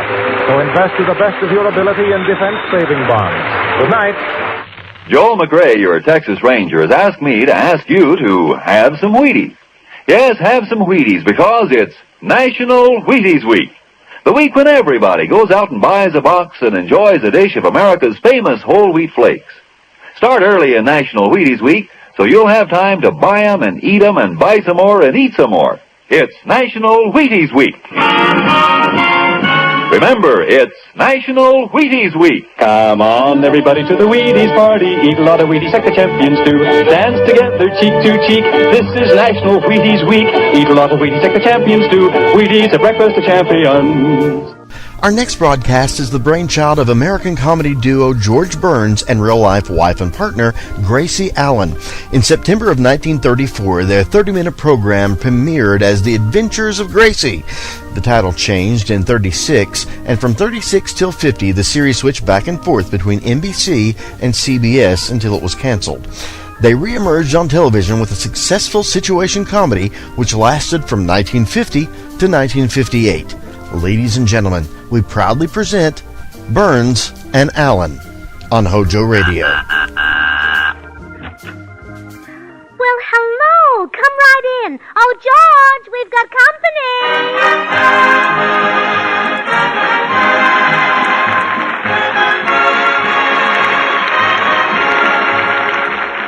This is Bill Goodwin speaking for Lever Brothers, makers of Swan, the new white floating soap that's purer than finest Castile.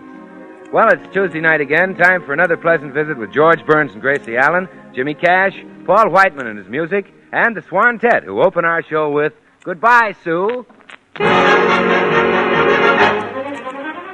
Goodbye, Sue. All the best of luck to you. You've been my only gal, once more my best pal. Please don't cry. Smile until the clouds roll by. Don't kiss me, dear, just walk away. For I could never, ever say goodbye. Goodbye, Sue. Don't kiss me, dear, just walk away. For I could never, ever say goodbye. Goodbye, Sue. And now meet the people who live in the Burns house, George and Gracie.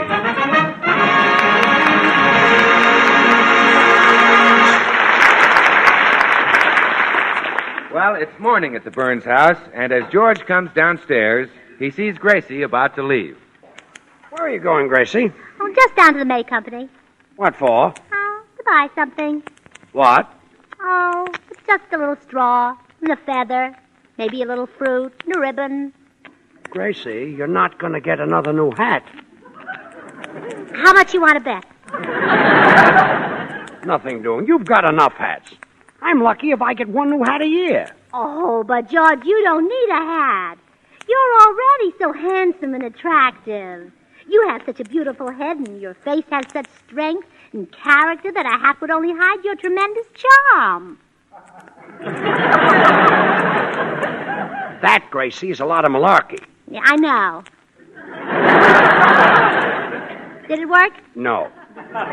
Gracie, you're staying home. Just give me the car keys. Oh, all right. Here, they're in my purse. Let me have it. Oh, wait, I'll just empty it out on the table. Okay.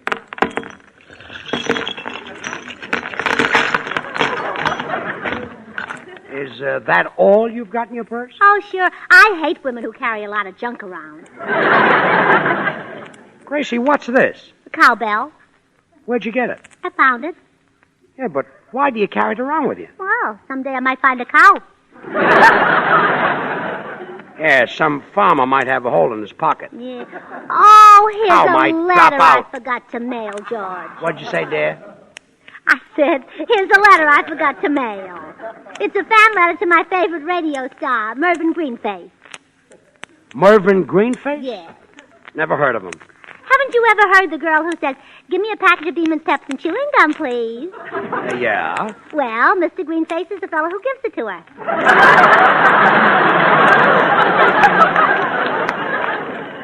Must get Mervyn's autograph. It's the postman. You answer it, dear, and I'll look for the key. No, you answer it. That guy drives me crazy when he says, "Good morning, Mrs. Burns."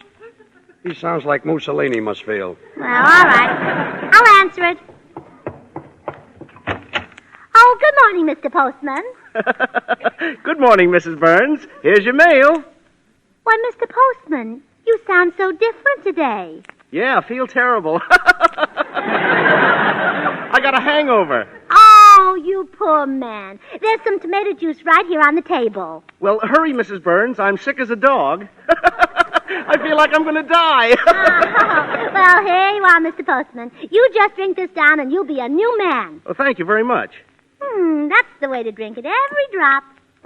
Now, how do you feel, Mr. Postman? Oh, much better, Mrs. Burns. Now I'm my strong, virile self again. Oh, I knew that would do it. Well, goodbye, Mr. Postman. Goodbye, Mrs. Burns. Remember, keep smiling.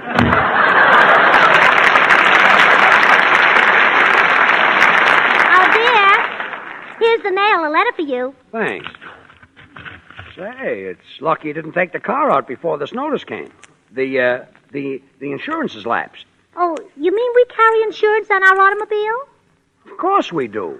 Well, that's a wonderful idea. We collect every time the motor dies, huh? Yes. Look, I'm going down. I better run downtown and take care of the insurance. And I want you to remember, don't touch the car until I get it straightened out. All right. Oh, hello, George. Goodbye, Tootsie. Gee, Gracie, has George got a chip on his shoulder? No, that's padding. The tailor tries to make him look healthy.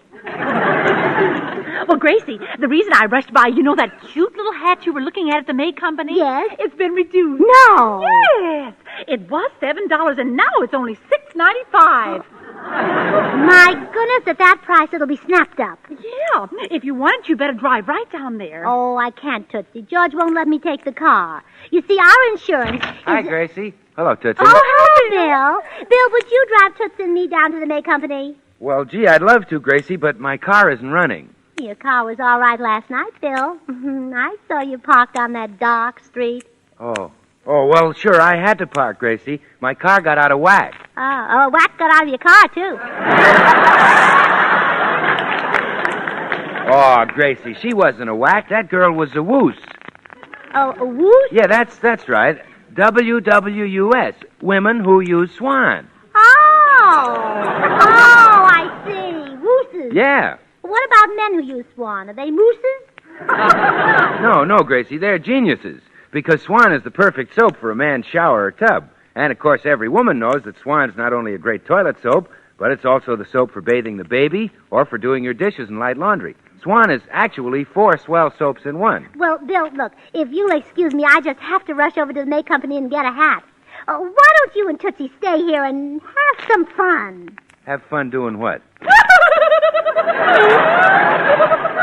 That's what I'm afraid of. I'm sorry, girls. I want to see Bubbles at 10 o'clock. Bubbles? Is that the whoosh you were with last night? Oh, no. At 10, Mother's going to wash the dishes with Swan, and I want to see Bubbles. Have you ever noticed how fast all-purpose Swan gives you scads of suds? That's why Swan's so swell for dishes or for laundering your fine things. And say, those Swan suds are so mild and baby gentle, they actually give your hands a beauty treatment. Help keep them soft and lovely. Well, I'll see you later, girls. Oh, wait, Bill. Tonight after dinner, I'm going to be alone. You said it, Tootsie. Goodbye.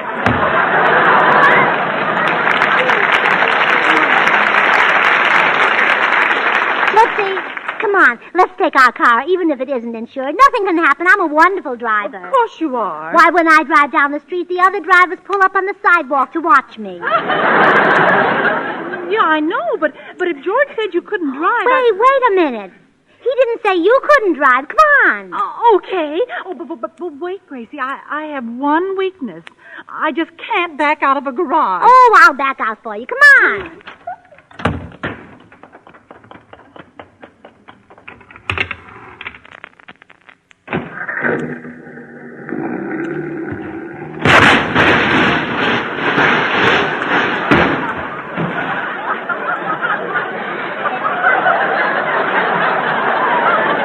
Tootsie?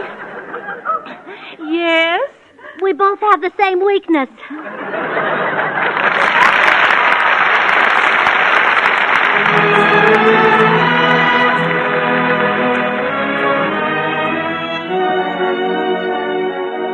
This is Paul Whiteman. Walter Donaldson, composer of such hits as My Blue Heaven, comes up with another swell tune, Nevada, and here it is.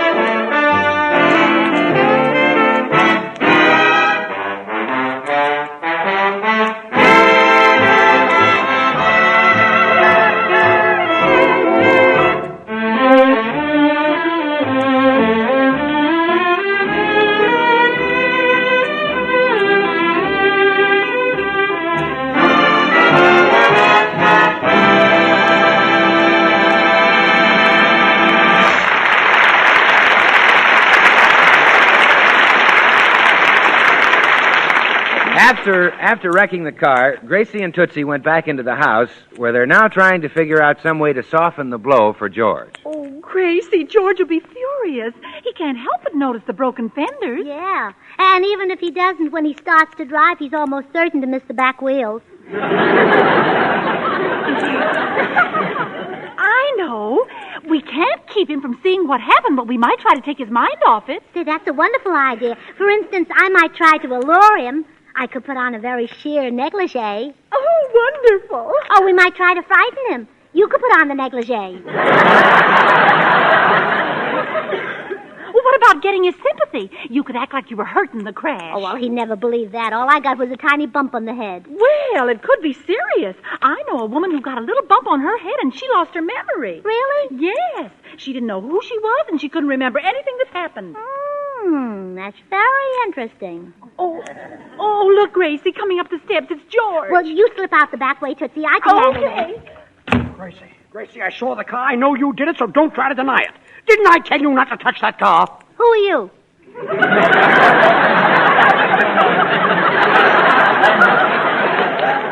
Who are you and what are you doing in this house? Why, I live here. Then what am I doing in this house? For Pete's sake, what's wrong with you, sweetheart? How dare you call me sweetheart, stranger?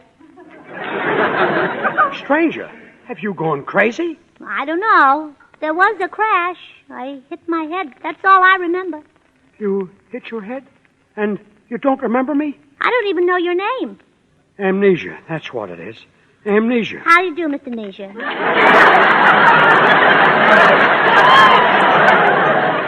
That's not my name. I'm George Burns. I'm your husband. You're my husband? Yes. Oh, please. This is awful. Look, isn't there something about me that's familiar? No, and there better not be, stranger. You've got to snap out of this. Here, why don't you take a look in this mirror? My, what a beautiful girl. Who is she? That's you. Oh, flatterer. Please, Gracie, try to remember who you are. Wait, I've got it. I'll bring in somebody you're bound to recognize. Oh, Herman. Oh, Herman. Gracie, look. This is your little boy. Your son. What's the matter? He looks like a duck. He is a duck. And you're his mother. Oh, that's silly. I don't know who I am, but I do know I've never laid an egg.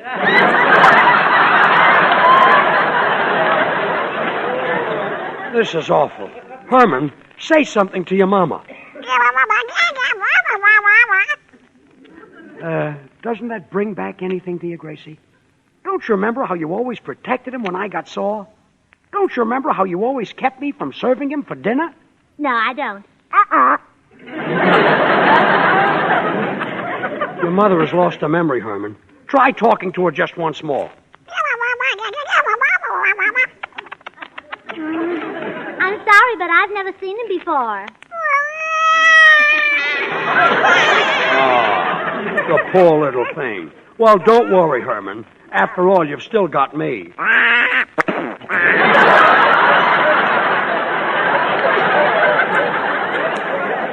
I asked for it. Look, Gracie, just sit down here and rest. I'll go and call a doctor. Oh, Herman. Herman, it's just a game, darling. I know who you are. Well, of course. You're Mama's precious little ducky, and Mama loves you better than anything in the whole world. You see, I'm just pretending I lost my memory so Daddy won't be mad at me. I wrecked his car. I called the doctor. Hey, you're laughing together. Gracie, your memory is back. Now, about the car. Who are you? Oh, you stay here, darling. I'll answer it. Greetings, friend Burns. Oh, beat it, cue ball. I've got enough trouble already. One moment, my dear sir. Recently, I borrowed from you the sum of $5. And when I told you I'd repay you today, you laughed. I certainly did. Well, I am now in a position to bring more laughter into your life. I need another $5. Bowling broke. Will you get out of here? Didn't I tell you I've had enough trouble? My wife has amnesia. No. Lost her memory, eh? Oh, the pity of it. And to think that only yesterday she borrowed $5 from me. That's a lie. Oh, well, nothing ventured, nothing gained. Look, Bolingbroke, why don't you go in and talk to Gracie? If you can bring back her memory, I'll give you $50. 50 crisp verdant dollars? Where is she? Right in that room. I shall call you the moment success crowns me efforts. Oh, lovely lady, I greet you. I am here. Oh, hello, Mr. Bolingbroke. You remember who I am? Well, of course. Veritably, my face is my fortune. Oh, friend Barnes. Yes? I'll trouble you for the $50, me good sir. The patient is completely cured. Gracie! Who are you? Cue ball, what are you trying to pull here? But you knew me a moment ago. Please, leave me alone with her again. Okay, but I'm warning you. Don't pull another phony. Again. $50 slipping through my fingers. Please, my dear, just relax. Try to think. About what, Mr. Bolingbroke? You've got it again. I always had it. Burns, come in here. Speak to her. Gracie! Who are you? Get out of here, you trick.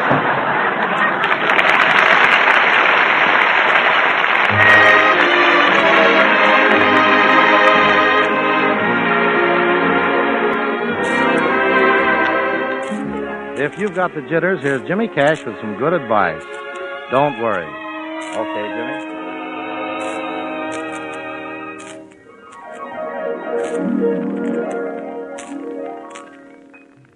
Smile that same old smile and don't worry, even though the skies are gray. Beyond the dark horizon, a rainbow's all aglow. Had our eyes on a little while ago. So dream that same old dream and don't worry. Someday every dream comes true. And when we're far apart, don't worry, I'll save that same old love for you. So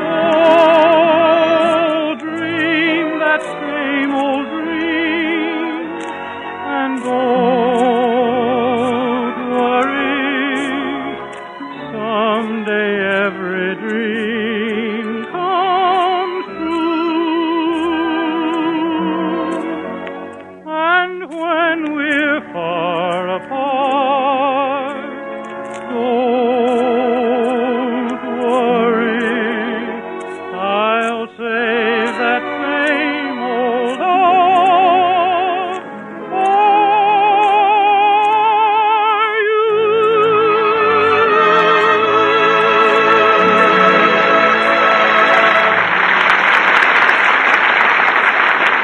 Well, the psychiatrist finally arrived and is now talking to George about Gracie's amnesia. Now, Mr. Burns, if we can just stimulate your wife's memory, perhaps we can effect a cure. Tell me, what did she do before she was married? We were in vaudeville together. Ah, that may be it.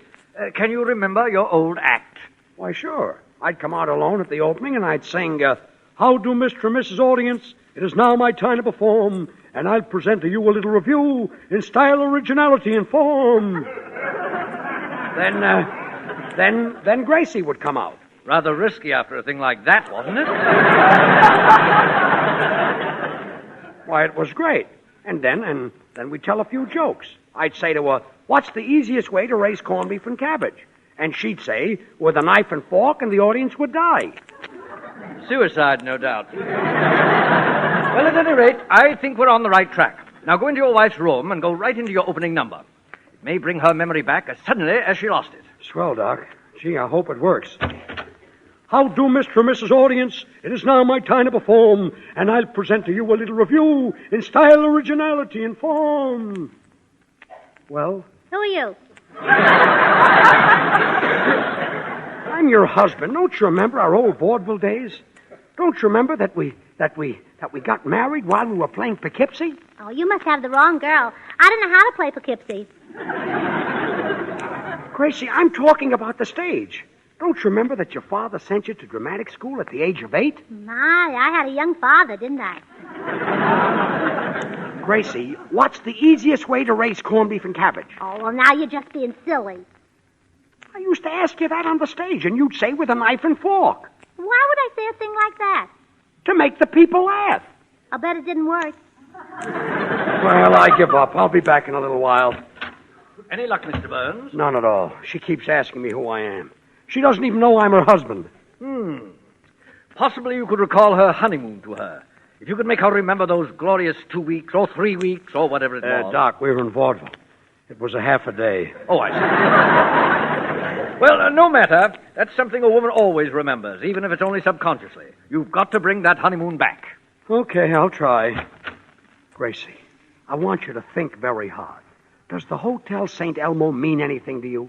The Hotel St. Elmo. Yes. A little hotel in a small town? Yes.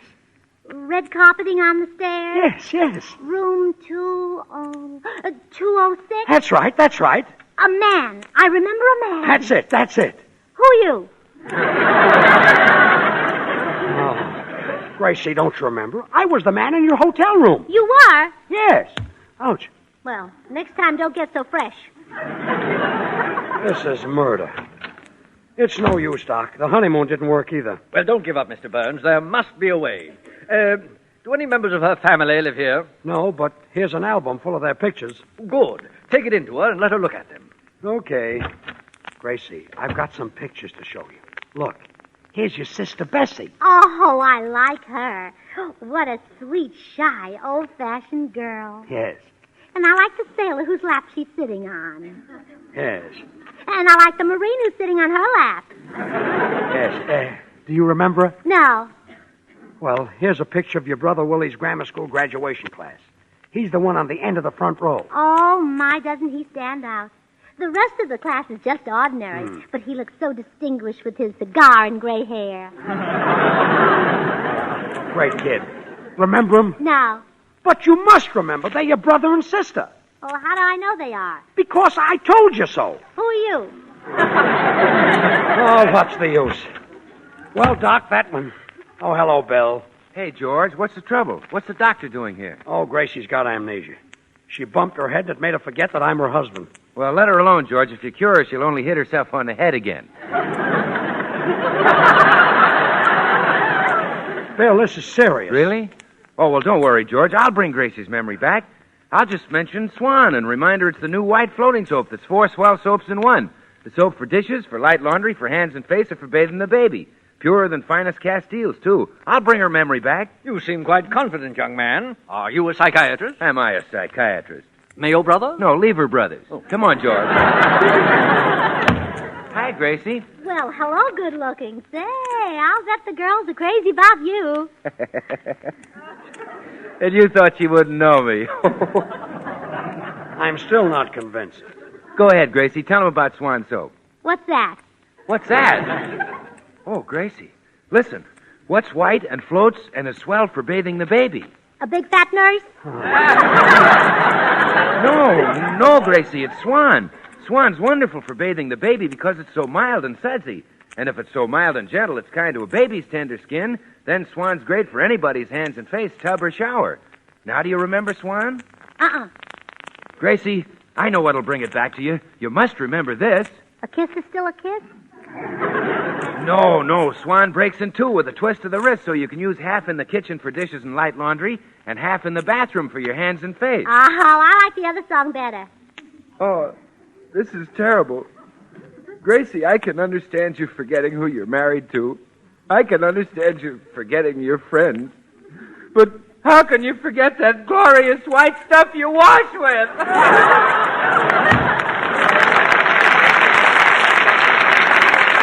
Look, sweetheart, this is driving me nuts. Can't you remember anything? Just something about a car and somebody who was going to be mad at me, that's all. Who cares about the car? If you got your memory back, you could wreck a dozen cars. Pardon me, Mr. Burns, but this lad came to the door with a parcel for your wife. Yeah, it's a hat from the May Company. Miss Sagwell had it sent out to Mrs. Burns. Well, look, my wife's not well, son. She doesn't remember anything about a hat, so take it back. Oh, wait! I think my memory's coming back. Aha! We found the formula, Mr. Burns. It's the hat. Yes, it all comes back to me now. I'm Gracie and you're George. You're my darling husband and I love you. The memory is back. Well, hallelujah. All right, son, you can take the hat back to the store now. Take it back? Kiss me, Gracie. Who are you?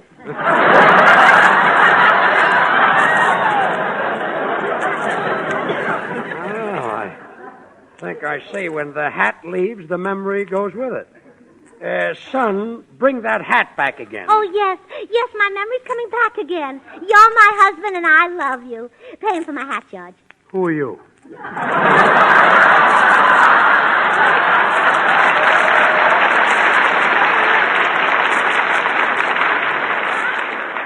Huh? What am I doing here? Well, you live here, sweetheart. How dare you call me sweetheart, stranger? Oh, yeah.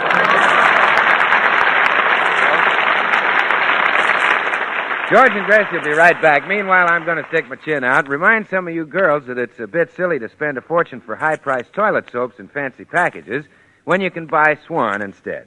Just try Swan for your hands and face, for your bath. Remember, doctors recommend Swan for babies, so you know Swan must be mild and gentle. And when it comes to loads of creamy, smooth lather, Swan will give you all you need and then some. So why not help yourself to a beautiful complexion and save money doing it? Buy Swan, the soap that's purer than finest Castiles. A great buy anytime, an even greater buy in wartime. Well, here they are again, George and Gracie. Well, folks, this ends our season. This is our last show. Yes, now we're going out to play some army camp. But I'll be back on the air again for Swan in 8 weeks. And I'll be with you, Gracie. Who are you? Mervyn Greenface. Good night. The makers of Swan, the new white floating soap, join George and Gracie, inviting you to tune into your CBS station when we return to the air on August 31st. Meantime, we'd like to wish you a very pleasant summer.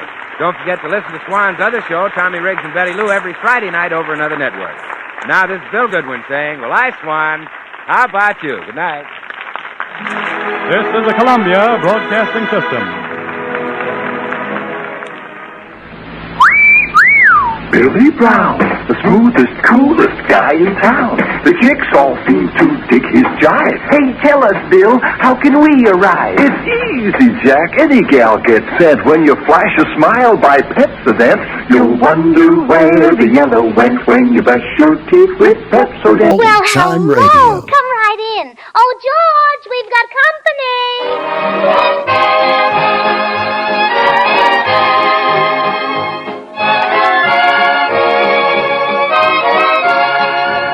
This is Bill Goodwin speaking for Lever Brothers, makers of Swan, the new white floating soap that's purer than finest Castiles.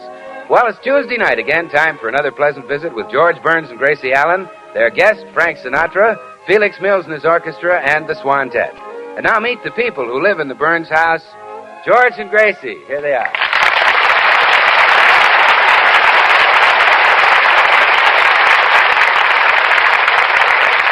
Well, George and Gracie have just returned home from a tour of the Army camps where they entertained the boys during their 8-week summer vacation. Home again. Yes, but wasn't it fun entertaining the soldiers, dear? Yeah. Our trip would have been perfect if it hadn't been for one little thing. What was that, dear? Well, I never got to sing Ain't Misbehavin'. You know, we kind of built up to the climax of our act, the smash finish, my song, and as soon as I started singing, something would happen. Yeah, that's right. Yeah, I'd get right to my favorite part. You know, where I'd sing, like Jackie Horner in the corner, don't go nowhere, and I don't care. That's where it happened. Yeah, somebody always yelled dismissed, or somebody always blew a bugle. Yeah. In one camp, they even fired a gun. Yeah. I know, and it barely missed you. Yeah. It's a shame. Huh? And dear, you have such a lovely voice, too. You really think so? Well, of course. I wish you'd sing for me right now, George. Oh, gee, sweetheart. It's just the two of us here. I feel kind of foolish. Oh, please. Mama wants to hear her talented little songbird. Oh, Gracie, Oh, come on. Oh, you know that part that you sing so well? The part that they always interrupt. Well, okay, I'll give you a little sill. Like Jackie Horner in the corner, don't go nowhere, and I don't care. Oh. Always in the same place. See who's at the door, Gracie. All right, dear. Well, hello, Mr. Postman. Welcome home, Mrs. Burns. I'm so happy to see you again. Oh, and it's nice to see you. Did you have a pleasant summer? Superb, Mrs. Burns. I entered a contest at the beach to choose the most perfect specimen of manhood. Naturally, I won. Oh, naturally. Yes. I am now Mr. Seaside Lagoon of 1943. Oh, I'm so proud of you. So am I. Well, I just dropped by to say hello. I'd better get along and deliver this fan mail. You certainly have a lot of it. Yes, and it's all for Frank Sinatra. Frank Sinatra? He sings, doesn't he? Yes. He and painted-on stockings are all the vogue now.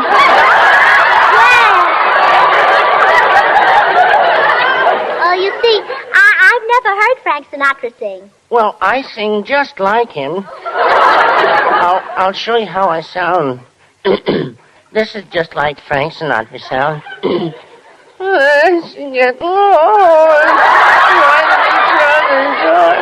Oh, that's how he sounds? Exactly, Mrs. Burns. Well, thanks for your welcome, and goodbye, Mr. Postman. Goodbye, Mrs. Burns. And remember, keep smiling.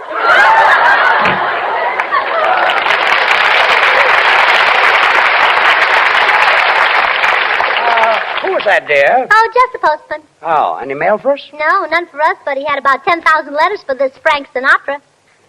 Frank Sinatra? Mm-hmm. He sings, doesn't he? Yep, but not as well as you, George. Oh, now, Grace. Oh, I mean it. Why should all the women be absolutely crazy about Frank Sinatra and feel about you, well, the way they do? Answer me, why? Well, No, I thought of that. but I meant something else. Oh, come in. Gracie, darling! Why, Tootsie Sagwell. Oh, you haven't changed a bit. Gracie, is that a nice thing to say to her? Do you mind if I sit down? I'm so excited I can hardly talk. Why, Tootsie? I just got the thrill of my life. I took a taxi over here, and who do you think got out of it before I got in? Frank Sinatra. Him again. Oh, the taxi ride over here cost me $4.80. $4.80. Why, you only live 5 blocks from here. Well, I know, but do you think I'd get out of that cab until the seat cooled off?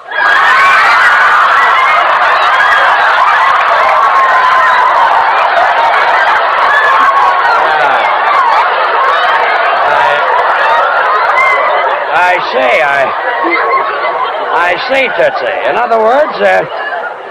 other words, you didn't want to lose touch with Sinatra, huh? Of course not. Oh, she likes it. Oh, isn't that awful? Tootsie, what do you see in the man anyhow? What do I see in him? Oh, Gracie, when he sings all or nothing at all never enters my mind.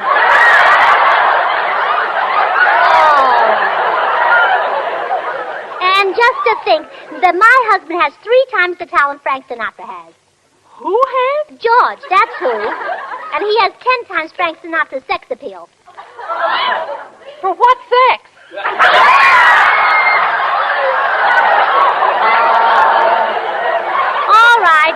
All right, you'll see. I'm going to do something about this. Well, hiya, people. Welcome home. Oh, Bill Goodwin, hello. Hello, Bill. Good to see you. George? Tootsie, aren't you going to say hello to your dream man? Hello, Bill. Why, Tootsie. Oh, I get it. Bill, she's in love with Frank Sinatra now. Yes, I'm sorry, Bill, but I guess you and I have... Oh, well, that's all right, Tootsie. Personally, I the first time I saw you.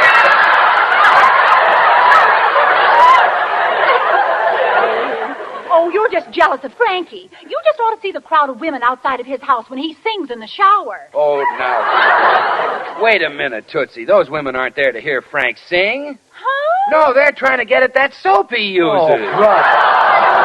Well, gee, you know how women go for Swan soap. You see, Swan is actually 4 swell soaps in one. The soap for your hands and face for bathing the baby, the soap for your dishes, and for your light laundry. 4 swell soaps in one. Well, look, I'll tell you a little secret, Bill. George is going to take Frank Sinatra's place as the #1 singer. What? Well, let's face it. Can anyone hold a candle to George when he sings? Well, Gracie, come to think of it, that's just how George sounds when he sings. How? Like someone was holding a candle to him. You forget it, Gracie. This Sinatra boy is dynamite. Why, the girls offer to do his laundry. They clamor to wash his dishes. Does he let him? Well, of course not. You think he wants to miss the fun of washing those dishes with Swan? Why, that Swan's an ever-loving suds and whiz. Swan is mild, too. So mild you don't have to worry about rough red hands. Swan helps keep them looking soft and beautiful. Oh, I wonder who's doing Frankie's light laundry. Well, whoever it is, I hope they use Swan, because Swan's a great wartime buy, and Frankie deserves the best. Oh, Frankie, that's all I hear. And it's so unfair when George is a much better singer. Ain't misbehaving. Oh, stop. Are you two kidding? Why, Frank Sinatra sang in the bowl a couple of Saturdays ago. That's nothing. George sang in the tub.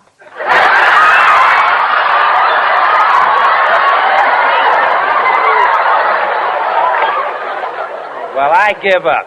Oh, I'm going over to see this Frank Sinatra. I'm going to tell him that from now on, my husband will be the one whose autograph they'll fight to get. My husband will be the one whose clothes they'll tear off. Oh, please, Gracie. Oh, please, nothing. I won't rest, George, until the whole world finds out that you wear pink shorts. Oh.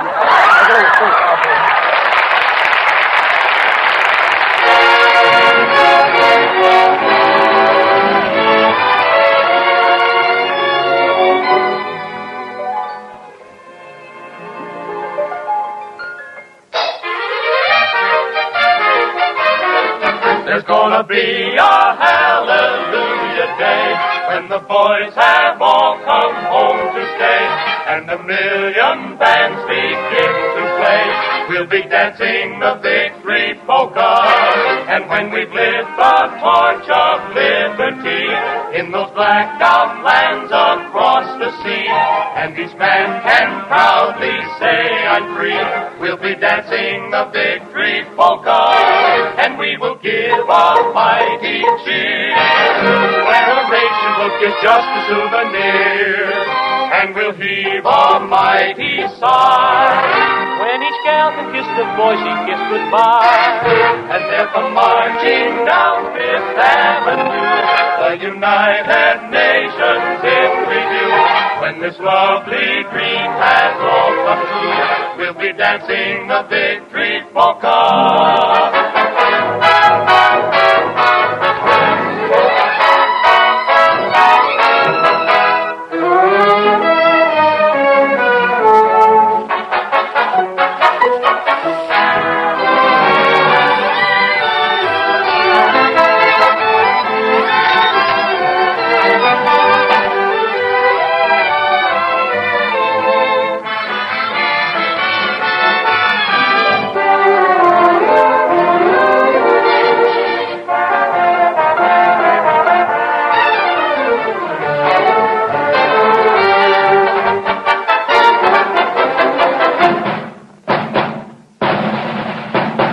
Marching down Fifth Avenue, the United Nations in review.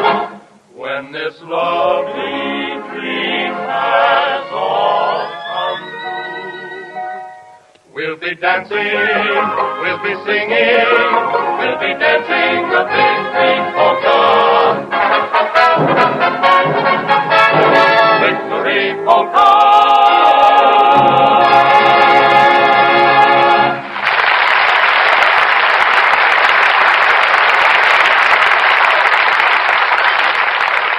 Well, Gracie is just arriving at Frank Sinatra's house to tell him that he'll soon be out of a job, that her husband, George Burns, is going to replace him as the nation's swooner crooner. Hello, I'd like to see Frank Sinatra. I'm Frank Sinatra.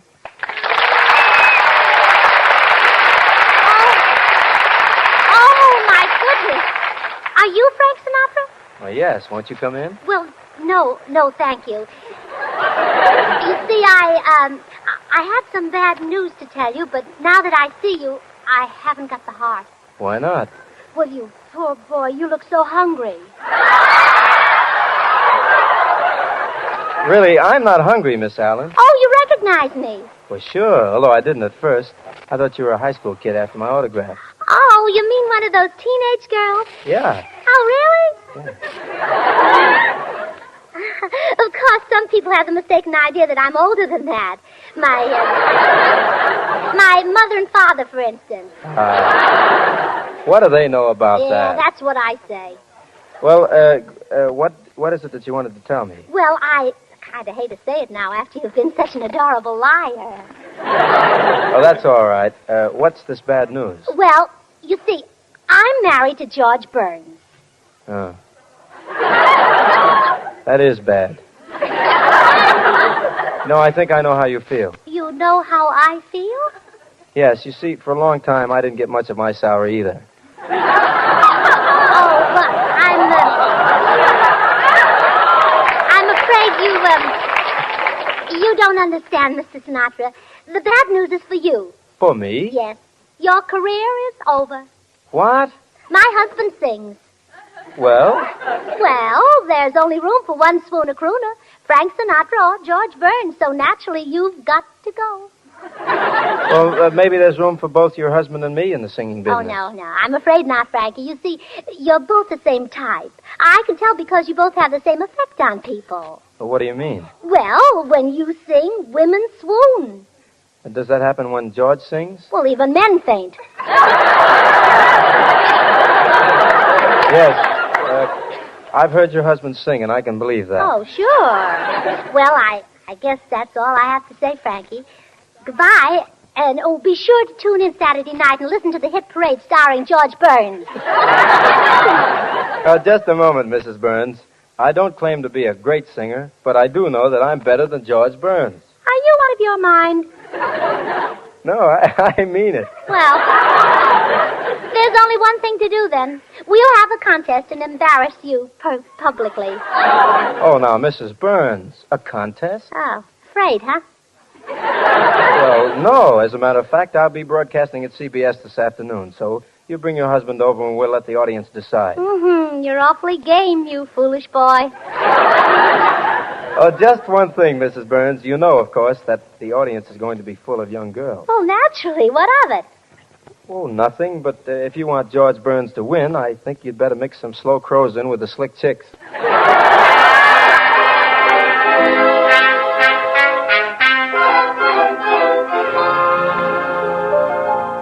So that's what Sinatra said, huh? Slow crows, huh? And he said to meet him here at CBS, and you two could let the audience decide between you. Slow crows, huh?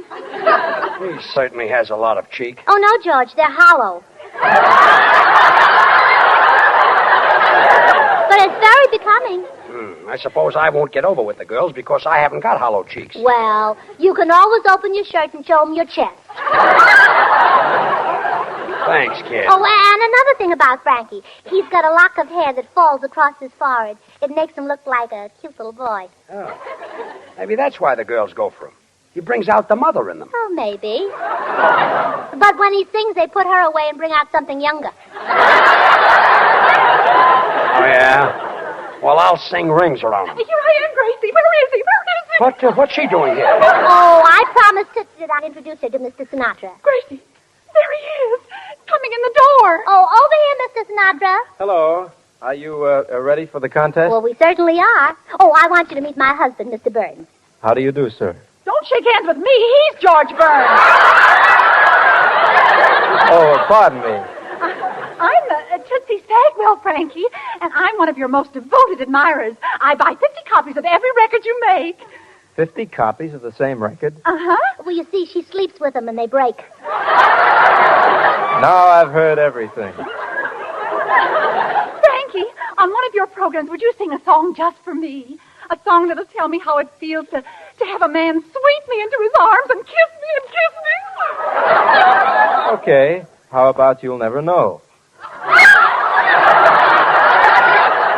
Oh, you're adorable. Oh, now, Tootsie, stop hanging on Mr. Sinatra. Oh, you poor boy. You really should eat more.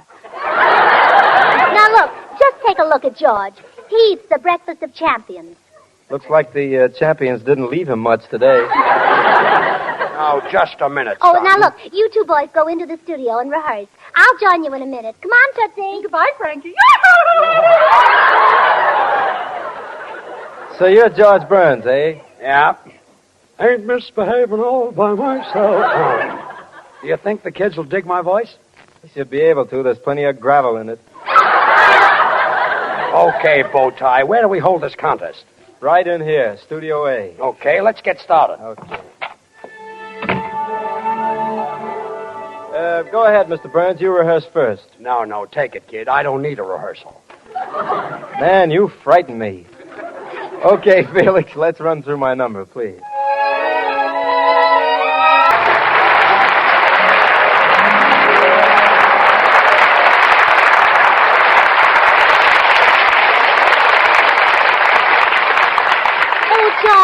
George, I heard all that applause outside. You killed them. They loved you, huh? That was for Sinatra. You know, when he hits certain notes, all the girls go, oh. They go, what? Oh. And I only that, but they answer him when he sings. Oh, I see. Say, you ready to start the contest, George? Sure, Bill. Go ahead. Okay, Felix. Ladies and gentlemen, you are about to witness radio history. A singing contest between Frank Sinatra, who is adored by millions, and George Burns, who is loved by his wife. And now here is the first contestant, George Sugarthroat Burns. Hey,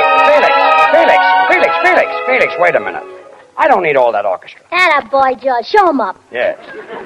I'll sing the same number and just give me a piano player. Yeah, and have him play with only one hand. Okay. Okay, Felix, let's go. I'm not much to look at. Nothing to see. You said it. Now, you keep quiet, miss. Now, I'll do the reactions to my husband's song. Just glad to be living and lucky to be. You said it, George. But I've got a woman crazy for me. She's funny that way. Oh.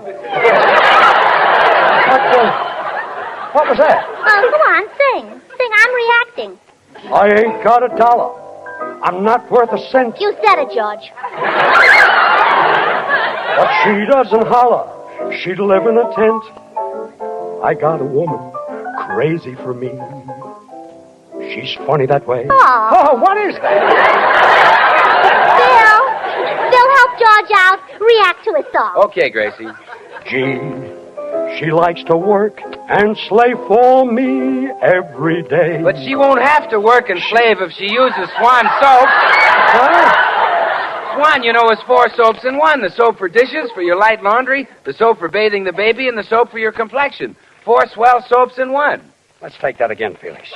Gee, she likes to work and slave for me every day. She'd be so much better off using Swan soap. Bill, please. Quiet, George. Bill is reacting to your song. Yeah, George, quiet. And you get a great reaction with Swan soap. Even babies love it. And say, doctors recommend Swan for bathing babies. Swan's so mild and gentle. Swan's pure, too. Pure as fine Castiles. And if it's good for baby, well, Swan should be great for anybody's hands and face, right? If I went away, but why should I leave? That's right, Lever. Lever Brothers Company makes Swan. And remember, you can break Swan in 2 and put half in the kitchen for dishes and light laundry and half in the bath for your hands and face, tub or shower. Oh, shut up. I don't want any more reaction. I've only got 8 bars left to top Sinatra. Come on, Felix, give me all you've got. Why should I leave her? Why should I go? She'd be unhappy without me, I know. I got a woman crazy for me. She's funny that way.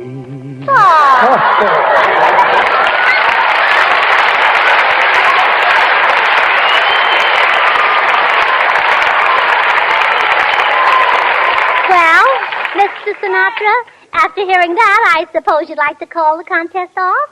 No, Mrs. Burns. Call me a fool if you like, but I think I have a fighting chance. Well, all right, if you insist. Because I've never heard you sing. But can a sparrow compete with a nightingale? Well, at least I'll try. Won't you tell me when we will meet again? Sunday, Monday, or always? If you're satisfied, I'll be at your side. Sunday, Monday, or always. No need to tell me now what makes the world go round. When at the sight of you, my heart begins to pound and pound. And what am I to do? Can't I be with you Sunday, Monday, or always? Won't you tell me when we will meet again? Sunday, Monday, always. And if you're satisfied, I'll be at your side. Sunday, Monday, or always. No need to tell me now what makes the world go round. When at the sight of you, my heart begins to pound and pound. And what am I to do? Can't I be with you? Sunday, Monday, or always.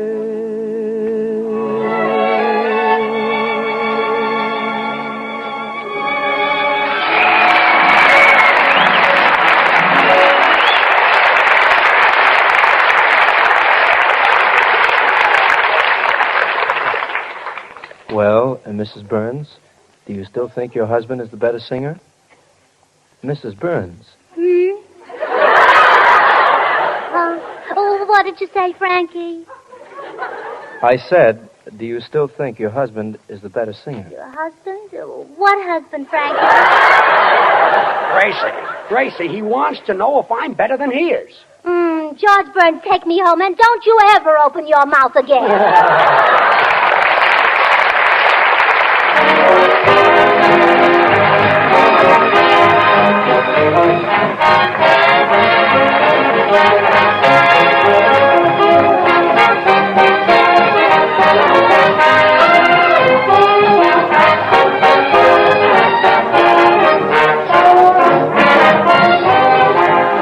George and Gracie will be back in a second, and say, while I'm standing here, I might mention that no woman has to go around with her hands looking all red and chapped and rough simply because she washes her own dishes and does her own light laundry. If you've got your hands in soap and water a great deal, just make sure the soap is Swan. Swan's as pure as fine Castiles, and Swan's so mild and gentle, it's kind to even a baby's tender skin. So certainly it's going to be kind to your hands and help keep them looking beautiful.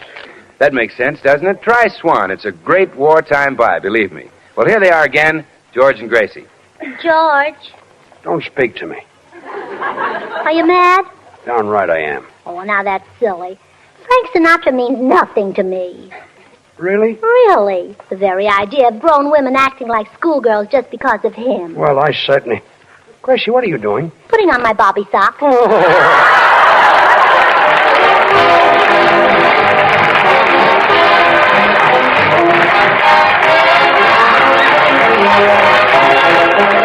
The makers of Swan, the new white floating soap, join George and Gracie in inviting you to tune in to your CBS station again next week, same time. Remember George Burns and Gracie Allen, CBS next Tuesday night. Don't forget to listen to Swan's other show, Tommy Riggs and Betty Lou, next Friday night over another network. Now, till next week, this is Bill Goodwin saying, well, I, Swan, how about you? Good night, everybody. Worried about food shortages? Get your vitamins and minerals with Vims. Vims are different, scientifically designed to help make meals complete. Get Vims from your druggist, the qualified vitamin dealer. VI for vitamins, double MS for minerals. Vims. Get that Vims feeling. This is the Columbia Broadcasting System. Thanks for listening to HOJO Radio. We'll be back again very soon.